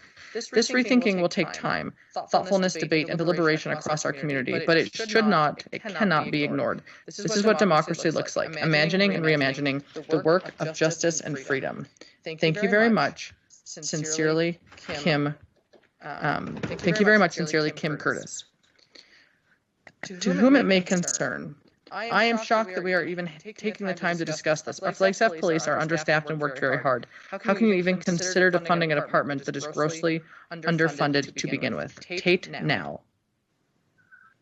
The Flagstaff Police Department should not be reduced, cut, or redesigned in any other to any other department, agency, company, or individuals. FPD needs the funding for training, equipment, and to pay for our officers willing to risk everything for the public, including those who outwardly oppose and hate them. We need to back our officers, the sheepdogs willing to defend us all. Stephen Kiesling. I spend many weeks in Flagstaff in my retirement from Tucson. I spend probably thousands of dollars each trip in businesses across the city. If you defund the police department in any way, I will boycott Flagstaff completely. John Buckley, Tucson, Arizona. No, FPD has great people and great cops doing a difficult job. Jake Earl. Regarding special meeting on Tuesday, June 16th, Budget 11, a consideration and adoption of Resolution 2020-36, the resolution of the City Council of Flagstaff, Arizona, adopting the budget for fiscal year 2020 to 2021. Flagstaff City Council members, please do not cave to pressure to defund the Flagstaff Police Department. Now is the time to defend our police department and not defund our police department.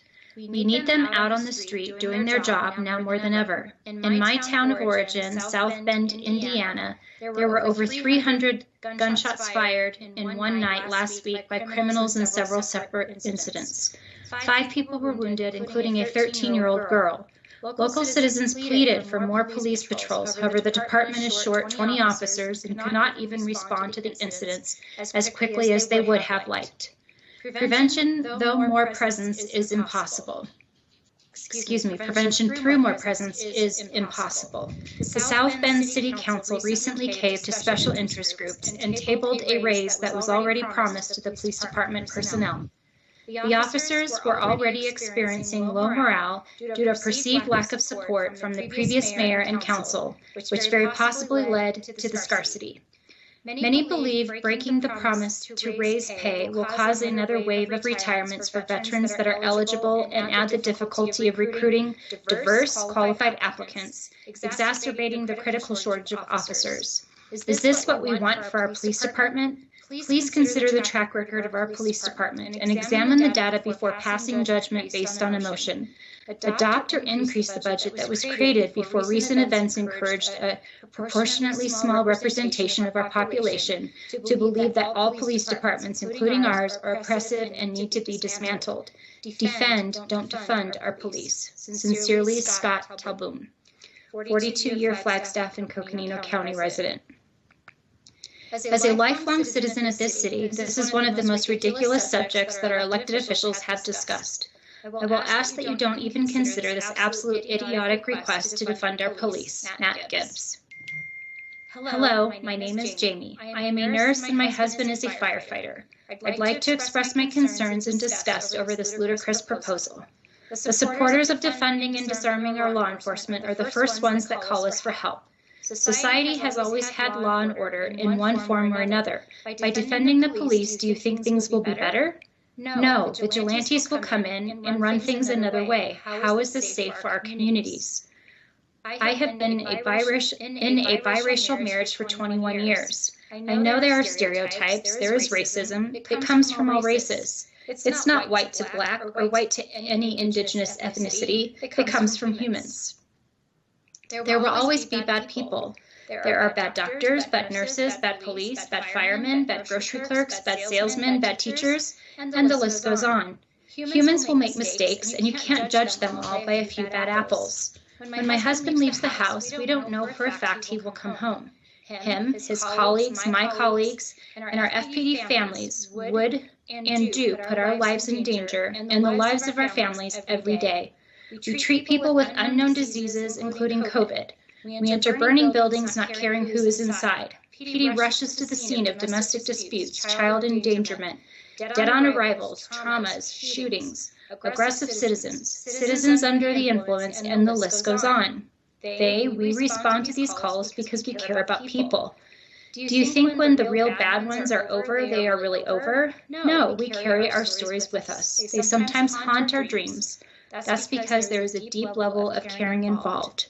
We will not let you take away our children's fathers, husbands, sons, and brothers. We will attempt to control dangerous and fluid situations to the best of our abilities, always doing the best to do no harm.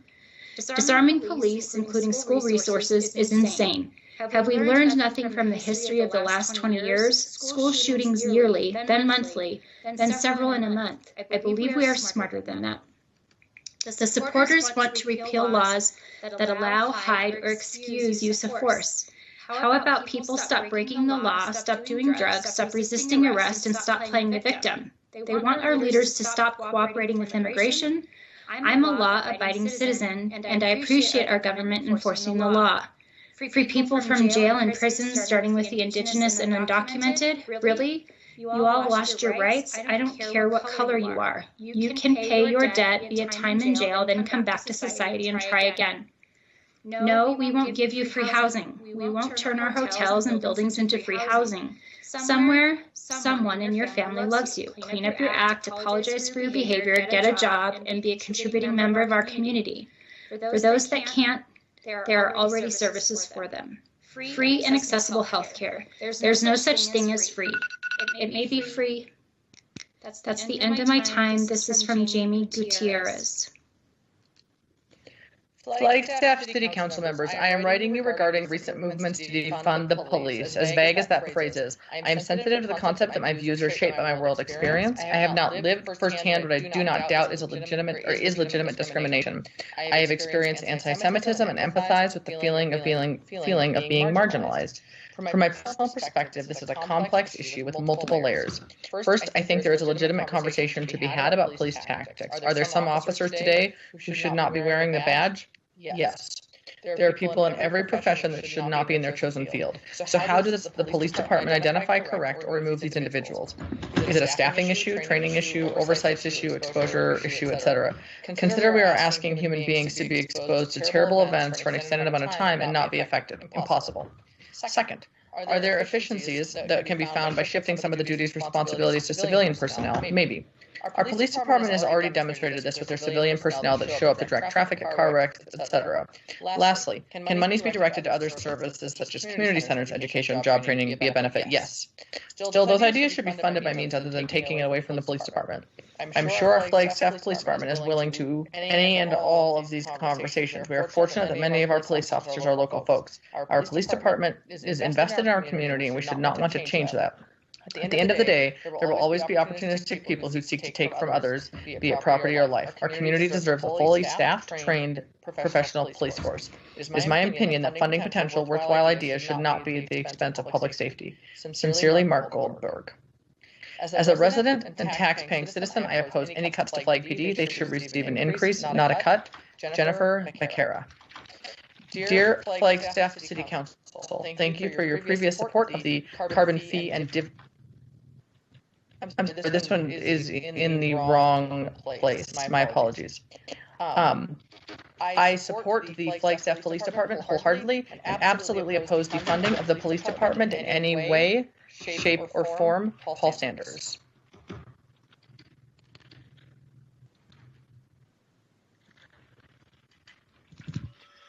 Dear council members, people are crying out for change, as we are all hearing. Trust continues to be broken between communities and police. It is time that police forces focus on what they are good at, and we shift funding to experts in the field they are not equipped to handle, and in most cases, unfortunately, make worse. This is not about punishing police officers. This is about getting real about community safety. We don't need a heavy hammer in most situations. Allow me to share a real-life example. I was fortunate enough to take part in a pilot project in 2007 that involved nonprofits and a small unit of police. The nonprofit I work for is part of a human service campus in Central Phoenix, in an area known for high crime and poverty.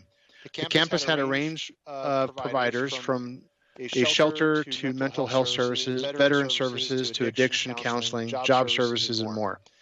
The police agreed to a pilot project that was a huge success. They stopped giving tickets and arresting people in the area for nonviolent, poverty-related crimes, instead delivering them to the services matching their needs. Public intoxication, go see a drug counselor. Public urination, here's a safe, clean restroom. Outbursts in the park, let's connect you with a mental health case manager. The police reported that crime reduced 30% in the first year. This area was thought to be a lost cause. At one point, it was so bad they blocked off the area, enforcing no laws within the perimeter, which of course made things even worse. But their toolkit had nothing further to stop the cycle of jail and street.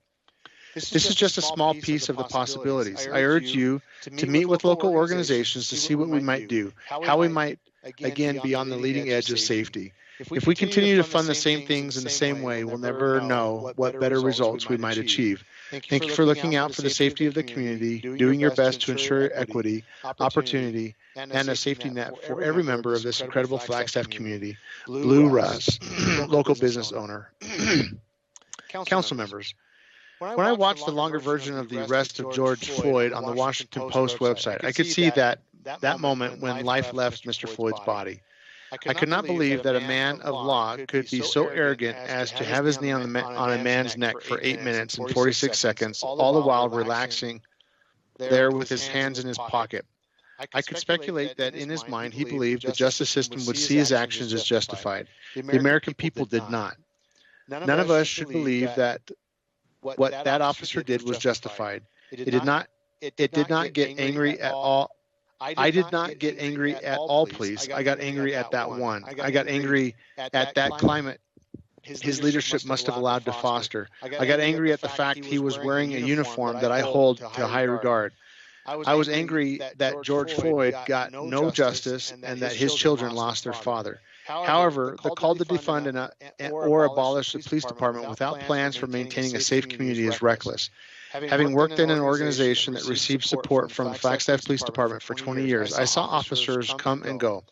When I asked the young officers why they were leaving and moving on to other agencies, most often the answer was because I don't make enough to live here in Flagstaff. Even just a percentage of cuts would be detrimental to the department and the citizens of this community. I saw the words, "In a perfect society, police would not exist," on one of the sites asking to defund police. This world is not, nor ever will be perfect. People do not run to the aid of others anymore. They just stand there and film. How many times have any of you listening today, ever uttered the words, "It's none of my business," when you hear neighbors fight or a woman and a man yelling at each other in a car? No, you typically leave the illegal problems of society to the police, and you must admit it. It is more often than not. They are there to help. Understand this is much more than a police problem. It's a problem that starts at home and ends in prison or a coffin. Checking a box is not going to do justice. Though the task force on the 21st century policing, other law enforcement agencies have come up with innovative ways to enhance their police departments while supporting the community. So change is possible.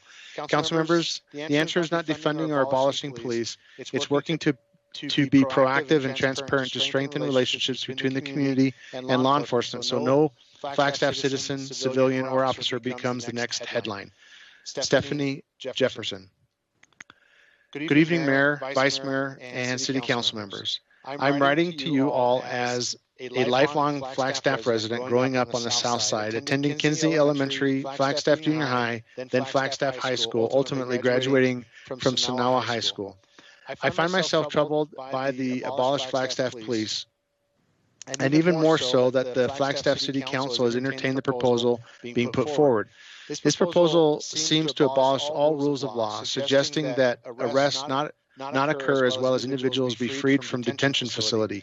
Additionally, the proposal seeks to demand, not suggest, that policing as we know it be abolished completely within 4 years. You as a City Council swore an oath to uphold the Constitution of the United States and the state of Arizona. The ideology suggests unconstitutional measures by proposing the seizure of vacant properties and allocate them to homeless individuals. Why would our elected officials ever consider such proposal from a minority group that an individual community liaison should have governance over the homeless population? These anarchy proposals and socialist ideological principles do not have a place in Flagstaff, and I urge the Flagstaff City Council to publicly condemn the rhetoric contained within these demands and put these socialist ideologies in the appropriate categories that are made for amending or changing constitutional protections. Taxpayer funds are already allocated in a fashion which addresses health care, food assistance, housing assistance, and other social services. Policing is needed to help to keep public order and safety. I urge you all to stand against this group of demands and allocate more funding to the police department for training and salaries so we can have the best possible employees charged with keeping us all safe. Respectfully, Charlie Brown, Flagstaff resident. Flagstaff City Council. My name is Linda Kaczynski, and I have been a Flagstaff resident for over 48 years. I'm writing regarding the 2020-2021 budget proposal. I'm asking the Flagstaff City Council to not acknowledge or honor any of the demands made by the people wanting the Flagstaff Police Department defunded. This is an anarchy group who wants to destroy Flagstaff and ultimately America. This proposal demand is not what the good citizens of Flagstaff, Arizona want. This would endanger every citizen, visitor, and guest. Tourism, our mainstay, would come to a complete stop. We would not be a safe city to visit. The criminals would run the city in days. Look at what is going on in other cities in our great nation. We cannot allow this to take over our country, and we must start at home. As a retired deputy sheriff and constable, I support law enforcement with every moment of my life. To release incarcerated people in our county jail would be a danger to everyone. These people have been charged and most convicted of violating a crime or crimes by due process. To void all the judgments by the courts is preposterous. We are a country of laws and the Constitution. These outlandish demands are unconstitutional and dangerous. Our tax base would be quickly depleted, so the funds would not be available in a very short time. The demand for community self-governance is telling the City Council that you are inadequate. You are our Citizens Committee. You are voted in to represent the citizens' wishes, not to give in to extremist groups demanding the destruction of our beautiful city. To allow uncontrolled public camping would be an extreme fire danger as well as an unhealthy environment. To remove the police from the schools would, especially with predators released on the streets, endanger our children in and out of school. An end to the Coconino County Sheriff's Office collaboration with ICE would allow our city to be overrun with illegal immigrants. This would not encourage growth and vitality for our community. To remove all munitions and weapons from the police would allow criminals to run unstopped through our city. We would have vigilante justice that is not a healthy way to live. We cannot bow to these demands. We must remember that first and foremost, we are American citizens and are governed by a just and binding Constitution. Our founders would be outraged, as are we, by these demands. I cannot express my extreme concern for this. As our Flagstaff City Council, we ask you to do the right thing and throw these demands off the table. Please keep Flagstaff a free and constitutional city. Sincerely, Linda Kuczynski. I, Peter Kuczynski, agree with the above letter and request that the City Council not consider these demands. Sincerely, Peter S. Kuczynski. Good evening. I am an Arizona resident with children who will be attending NAU next year. We support local governments and back the blue.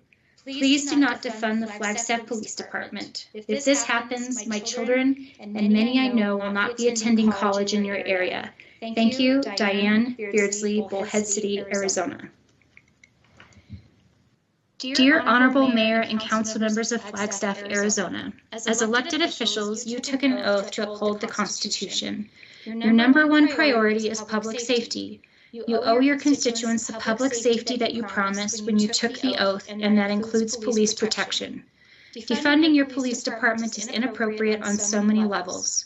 You, as elected officials, are being bullied into a narrative that is supposedly about police brutality on folks of color.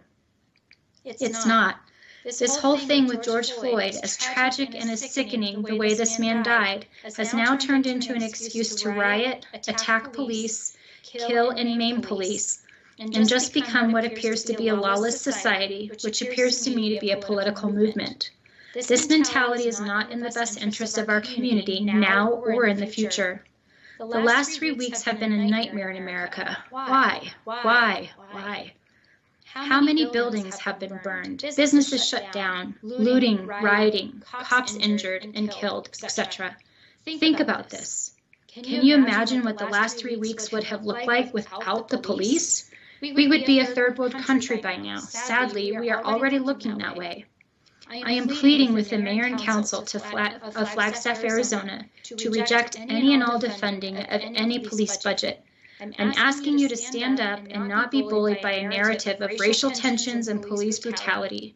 Your police department needs and deserves your full support, especially at this time of crisis. And quite frankly, your community that you serve deserves to be protected and served by police. Do what's right, not what's easy. Say no to defending your police department. Respectfully, Tammy Ring. I support the Flagstaff Police Department and adamantly oppose the idea of defunding them. Sincerely, Chris Zambek. Dear Flagstaff City Council, in regard to Agenda Item 10C, my name is Sarah Bosch and I am a constituent of Flagstaff, Arizona. I urge you to defund the Flagstaff Police Department and reroute funding to meaningful methods of community care that, in addition to supporting our most marginalized and vulnerable neighbors, ultimately addresses the root causes of crime. Divestment from police forces and investment in social programs will lead to equity and safety for all Flagstaff residents, and especially for our Black, Indigenous, and POC citizens who have been criminalized, harmed, and disenfranchised by the white supremacist institutions of this country for much too long. I am advocating that you prioritize redirecting funds to housing services and support for our unsheltered citizens, substance use services, mental health care, BIPOC businesses, and developing models of community safety and restorative justice. These community resources address the scope and roots of racial injustice in Flagstaff and are in desperate need of funding. Investing in them will prevent the police needing to take on roles they are not trained or equipped to handle. It will help all of our citizens access the resources they need to thrive. We are marching in the streets because we know that these changes will create a healthier and more just society. It is the duty of the Flagstaff City Council to listen to our voices and to work to make tangible changes for the city's budget that reflect these demands. Thank you for your time. Sincerely, Sarah Bosch. To whom it may concern, after carefully reviewing the 2020-2021 city budget, I was disappointed to see that the Flagstaff Police Department only is to receive a 1.8% budget increase for the next fiscal year. This does not even keep up with inflation, let alone provide them with needed funds for expired, outdated equipment, PPE replenishment, retention pay, training, etc. It has appeared to me over the past 10 years here that the city has underfunded the FPD in their efforts for obvious and not so obvious reasons. Knowing the majority of the council, including representing the mayor are Democrat, I would hope that you aren't going to punish the FPD for the incident in Minnesota. Respectfully, Bob Boylini. To whom it may concern, I'm a longtime resident of Northern Arizona, and I know you have already significantly reduced PD's budget over the last several years. If you defund them more than you already have, one would have to ask where are the vests, body cams, technology, patrol cars, officer pay, recruiting and retention, and other things they need to protect your citizens going to come from. This, in my opinion, is a knee-jerk reaction. Don't be followers just because other cities don't have the guts to support their police officers. Also, heard nothing about this on the news or radio. I had to hear it from a friend. You should have gotten the word out through media so a lot more people could have the opportunity to voice their opinion. Remember, these are taxpayer dollars expected to fully support law enforcement. The criminal element is watching to see what you do and how you do it. Please make the right decision and not defund the Flagstaff Police Department. Thank you for taking time to read this. Steve Sundra. Dear Flagstaff City Council, my name is Jairam Rideout, and I have been a resident of Flagstaff for 12 years. I am contacting you about the 2020-2021 budget proposal and request that my comments be read aloud at the June 16th meeting. The proposed funding for Flagstaff Police Department forms a substantial portion of the city's budget. I ask that you reallocate 50% of the Flagstaff Police Department's proposed funding to programs that address the causes of systemic crime. Specifically, I ask that the funds be redirected to programs addressing food security, mental health needs, stable housing, domestic abuse, substance use, and physical health needs. Due to the overfunding of the police department, the police are acting as stand-ins for mental health professionals, teachers, social workers, and after-school counselors. The police do not have the proper training or background to fill these roles. By redirecting police funds to social services and professionals, crime rates will drop in Flagstaff and community members will get the support they need and deserve. As a Flagstaff community member, I urge you to vote against the proposed funding for the police department and take a step towards fixing this broken system. The Flagstaff Police Department is not exempt from the issues of racism, injustice, and police brutality being protested around the world. Our Indigenous, Black, and Brown neighbors are disproportionately policed here in Flagstaff. In recent years, several people have died at the hands of the Flagstaff police, some while begging for mercy. It is our duty to stop funding a system that allows racism, aggression, and brutality to be exercised by the police. Please redirect the funds to programs that will better serve the Flagstaff community. Thank you for your time. Sincerely, J. Ram Rideout. Dear City Council, this email is on behalf of the Flagstaff Police Department. We are against defunding our Flagstaff Police Department and Sheriff's Department. Our family believes and trusts in them taking care of our community. We believe they need additional funding and an increase in support. Respectfully, Lisa Hatch. I find it a travesty. I'm sorry. I find it a travesty that the mayor and city council of Flagstaff would even consider reducing any funding for the Flagstaff Police Department. They need an increase in funding. Byron C. Peterson. Dear Flagstaff City Council and Mayor, my name is Jacob Thompson and I live in 86004. I am writing to speak on action item 4 and 7C to demand that you defund the Flagstaff Police Department. I propose the recommended budget for the fiscal year 2021 is further scrutinized in order to determine where Flagstaff PD can make further cuts to their department budget. I understand that because of the economic impact of COVID-19, many departments will be experiencing budget cuts. Because of this, I feel it is more important than ever that the limited funds we do have go to departments that can support the well-being of our most vulnerable community members. Currently, the proposed operating budget allocates more than $24 million to Flagstaff Police operations alone, nearly 18% of the entire operating expenditures budget.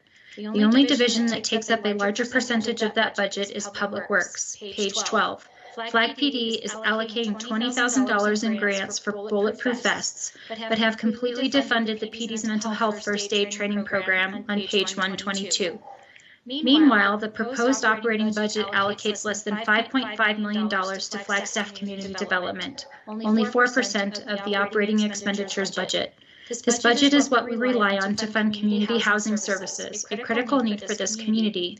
And given the soaring rates of unemployment, it's dismaying to see that compared to expansive police spending, the Economic Vitality Division makes up less than 10% of the operating expenditures budget on page 12. I demand to see a reallocation of the Flagstaff PD budget to programs that keep us healthy, housed, and safe. As a city, I demand we explore community alternatives to policing. These alternatives would include education and implementation for community members, organizations, and city employees and departments on restorative justice practices, conflict mediation skills, creating crisis networks within communities, and constructively rehabilitating community members without involving current systems of oppression. Sincerely, Jacob Thompson. Dear Mayor Coral Evans and the Flagstaff City Council, my name is Melissa Quirsa, and I live in 86001. I'm writing to speak on action items 4 and 7C to demand that you defund the Flagstaff Police Department.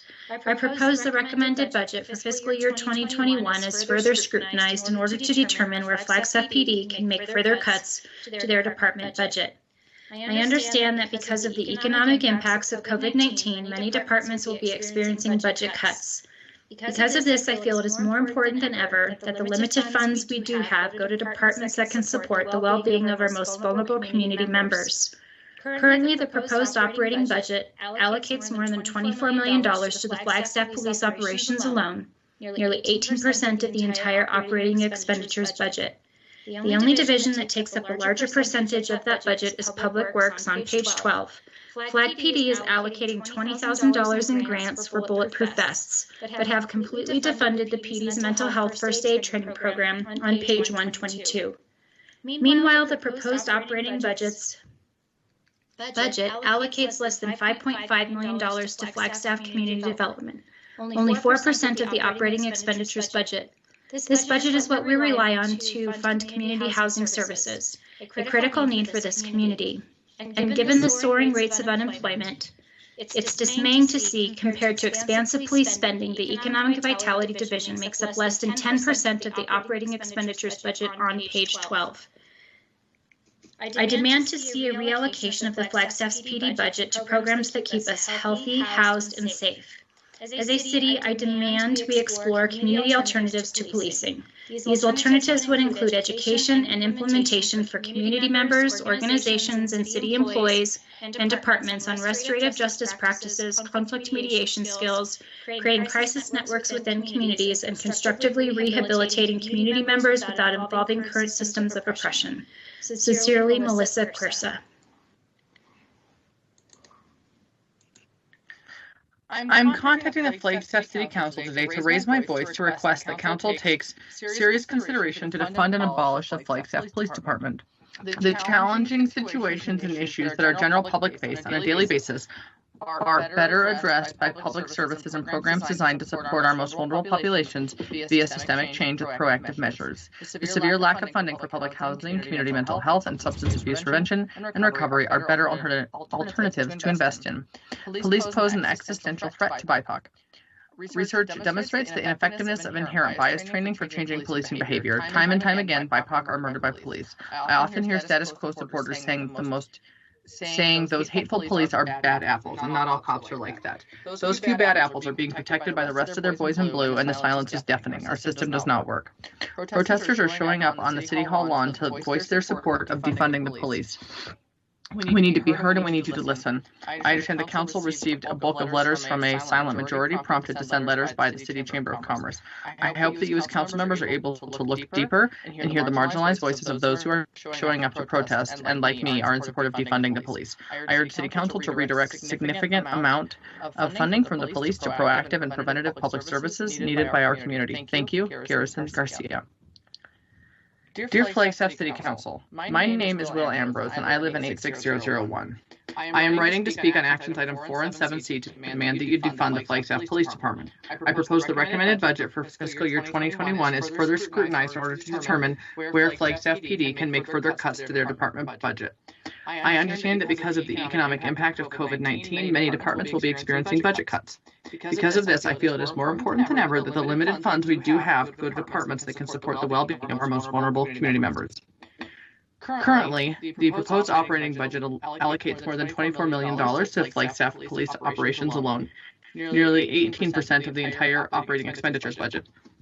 The only division that takes up a larger percentage of the budget is Public Works. Page 12. Flag PD is allocating $20,000 in grants for bulletproof vests, but have completely defunded the PD's mental health first aid training program. Page 122. Meanwhile, the proposed operating budget allocates less than $5.5 million to Flagstaff community development, only 4% of the operating expenditures budget. This budget is what we rely on to fund community housing services, a critical need for this community, and given the soaring rates of unemployment, it's dismaying to see that compared to expensive police spending, the Economic Vitality Division makes up less than 10% of the operating expenditures budget, page 12. I demand to see a reallocation of the Flagstaff Police Department's budget to programs that keep us healthy, housed, and safe. As a city, I demand that we explore community alternatives policing. These alternatives would include education and implementation for community members, organizations, and city employees, and departments on restorative justice practices, conflict mediation skills, creating crisis networks within communities, and constructively rehabilitating community members without involving current systems of oppression. Sincerely, Will Ambrose. I just read the proposal to defund FPD, remove all FPD weapons, in addition to freeing all incarcerated people, allowing homeless to camp on our streets, etc. Is this a joke?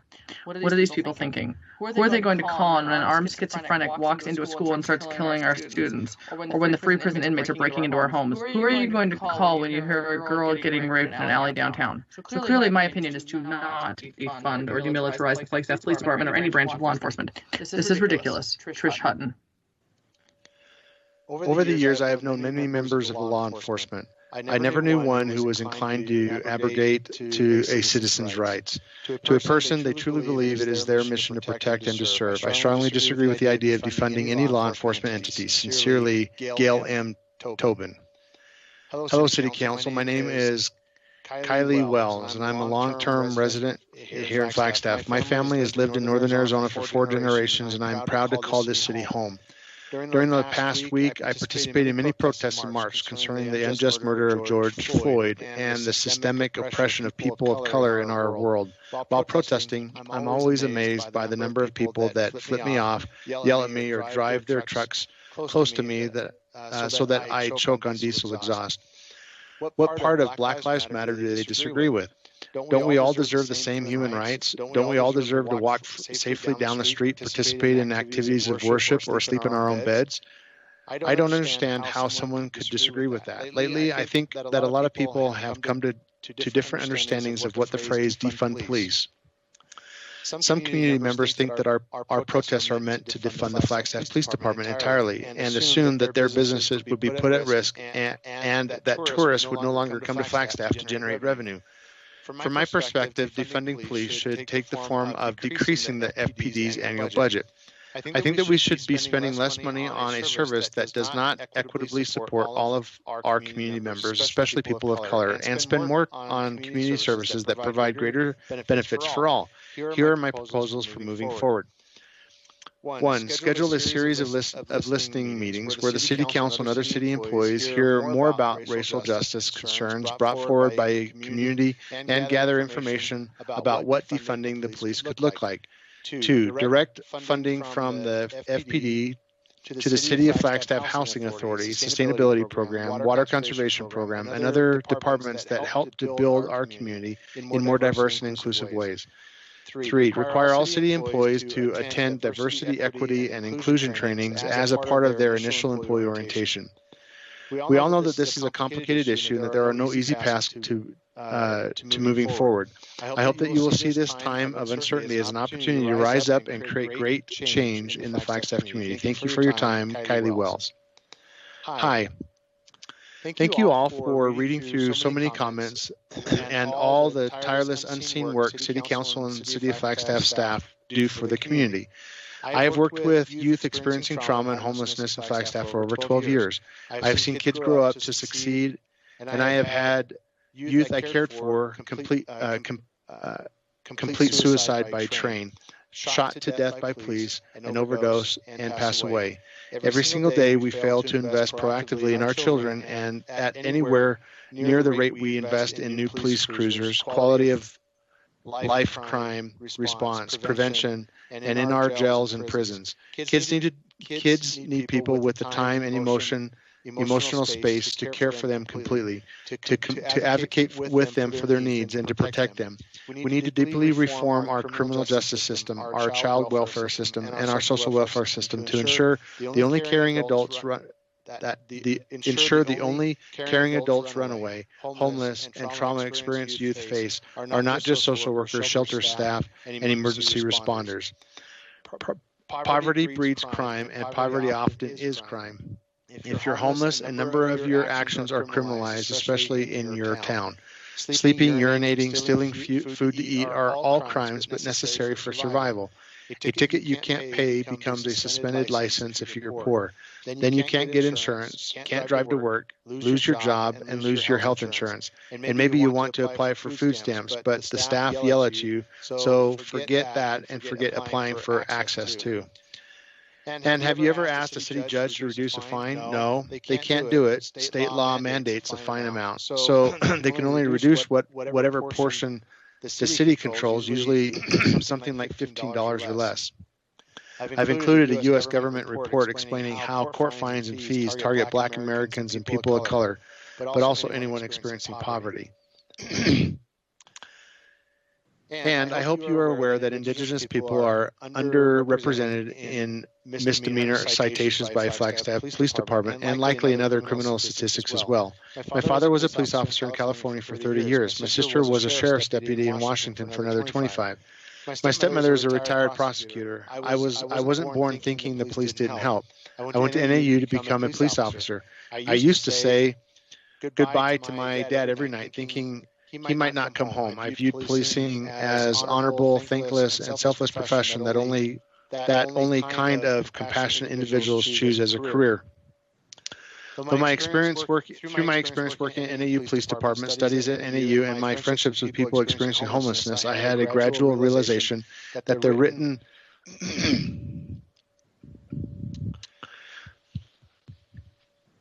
realization that law is written for the poor. I apologize. I'm out of time. That was written by James Kennedy.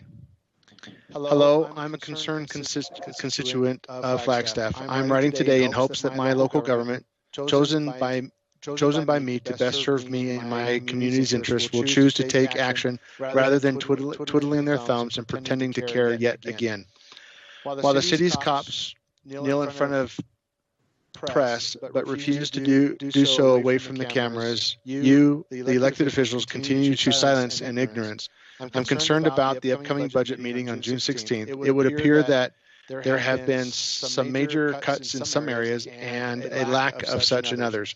Notably, gutting affordable housing while maintaining a grossly disproportionate police budget, I, as would any of my peers, would like to see some different proposals focusing on actually supporting the community through things like affordable housing initiatives and more funding to social services, not police. The police budget must be decreased, or really take notes from actual progressives and let's dismantle FPD completely and start from ground up, as we are not sheltered from policies and practices targeting minority communities and people of color in our small mountain community. I would like to reference Agenda 10 and offer my support for the initiative. It's not much, but it's a start. I would also like to reference Agenda 9 and offer my full support as well. Racism and systemic injustice are alive and well in our community, and you, as our leaders, need to do something about it. People are tired of inaction, tired of you pretending to be progressive, yet failing to actually give a darn. Will you continue to oppress, or will you begin to listen to the oppressed? Resist. Signed, Cole Burford.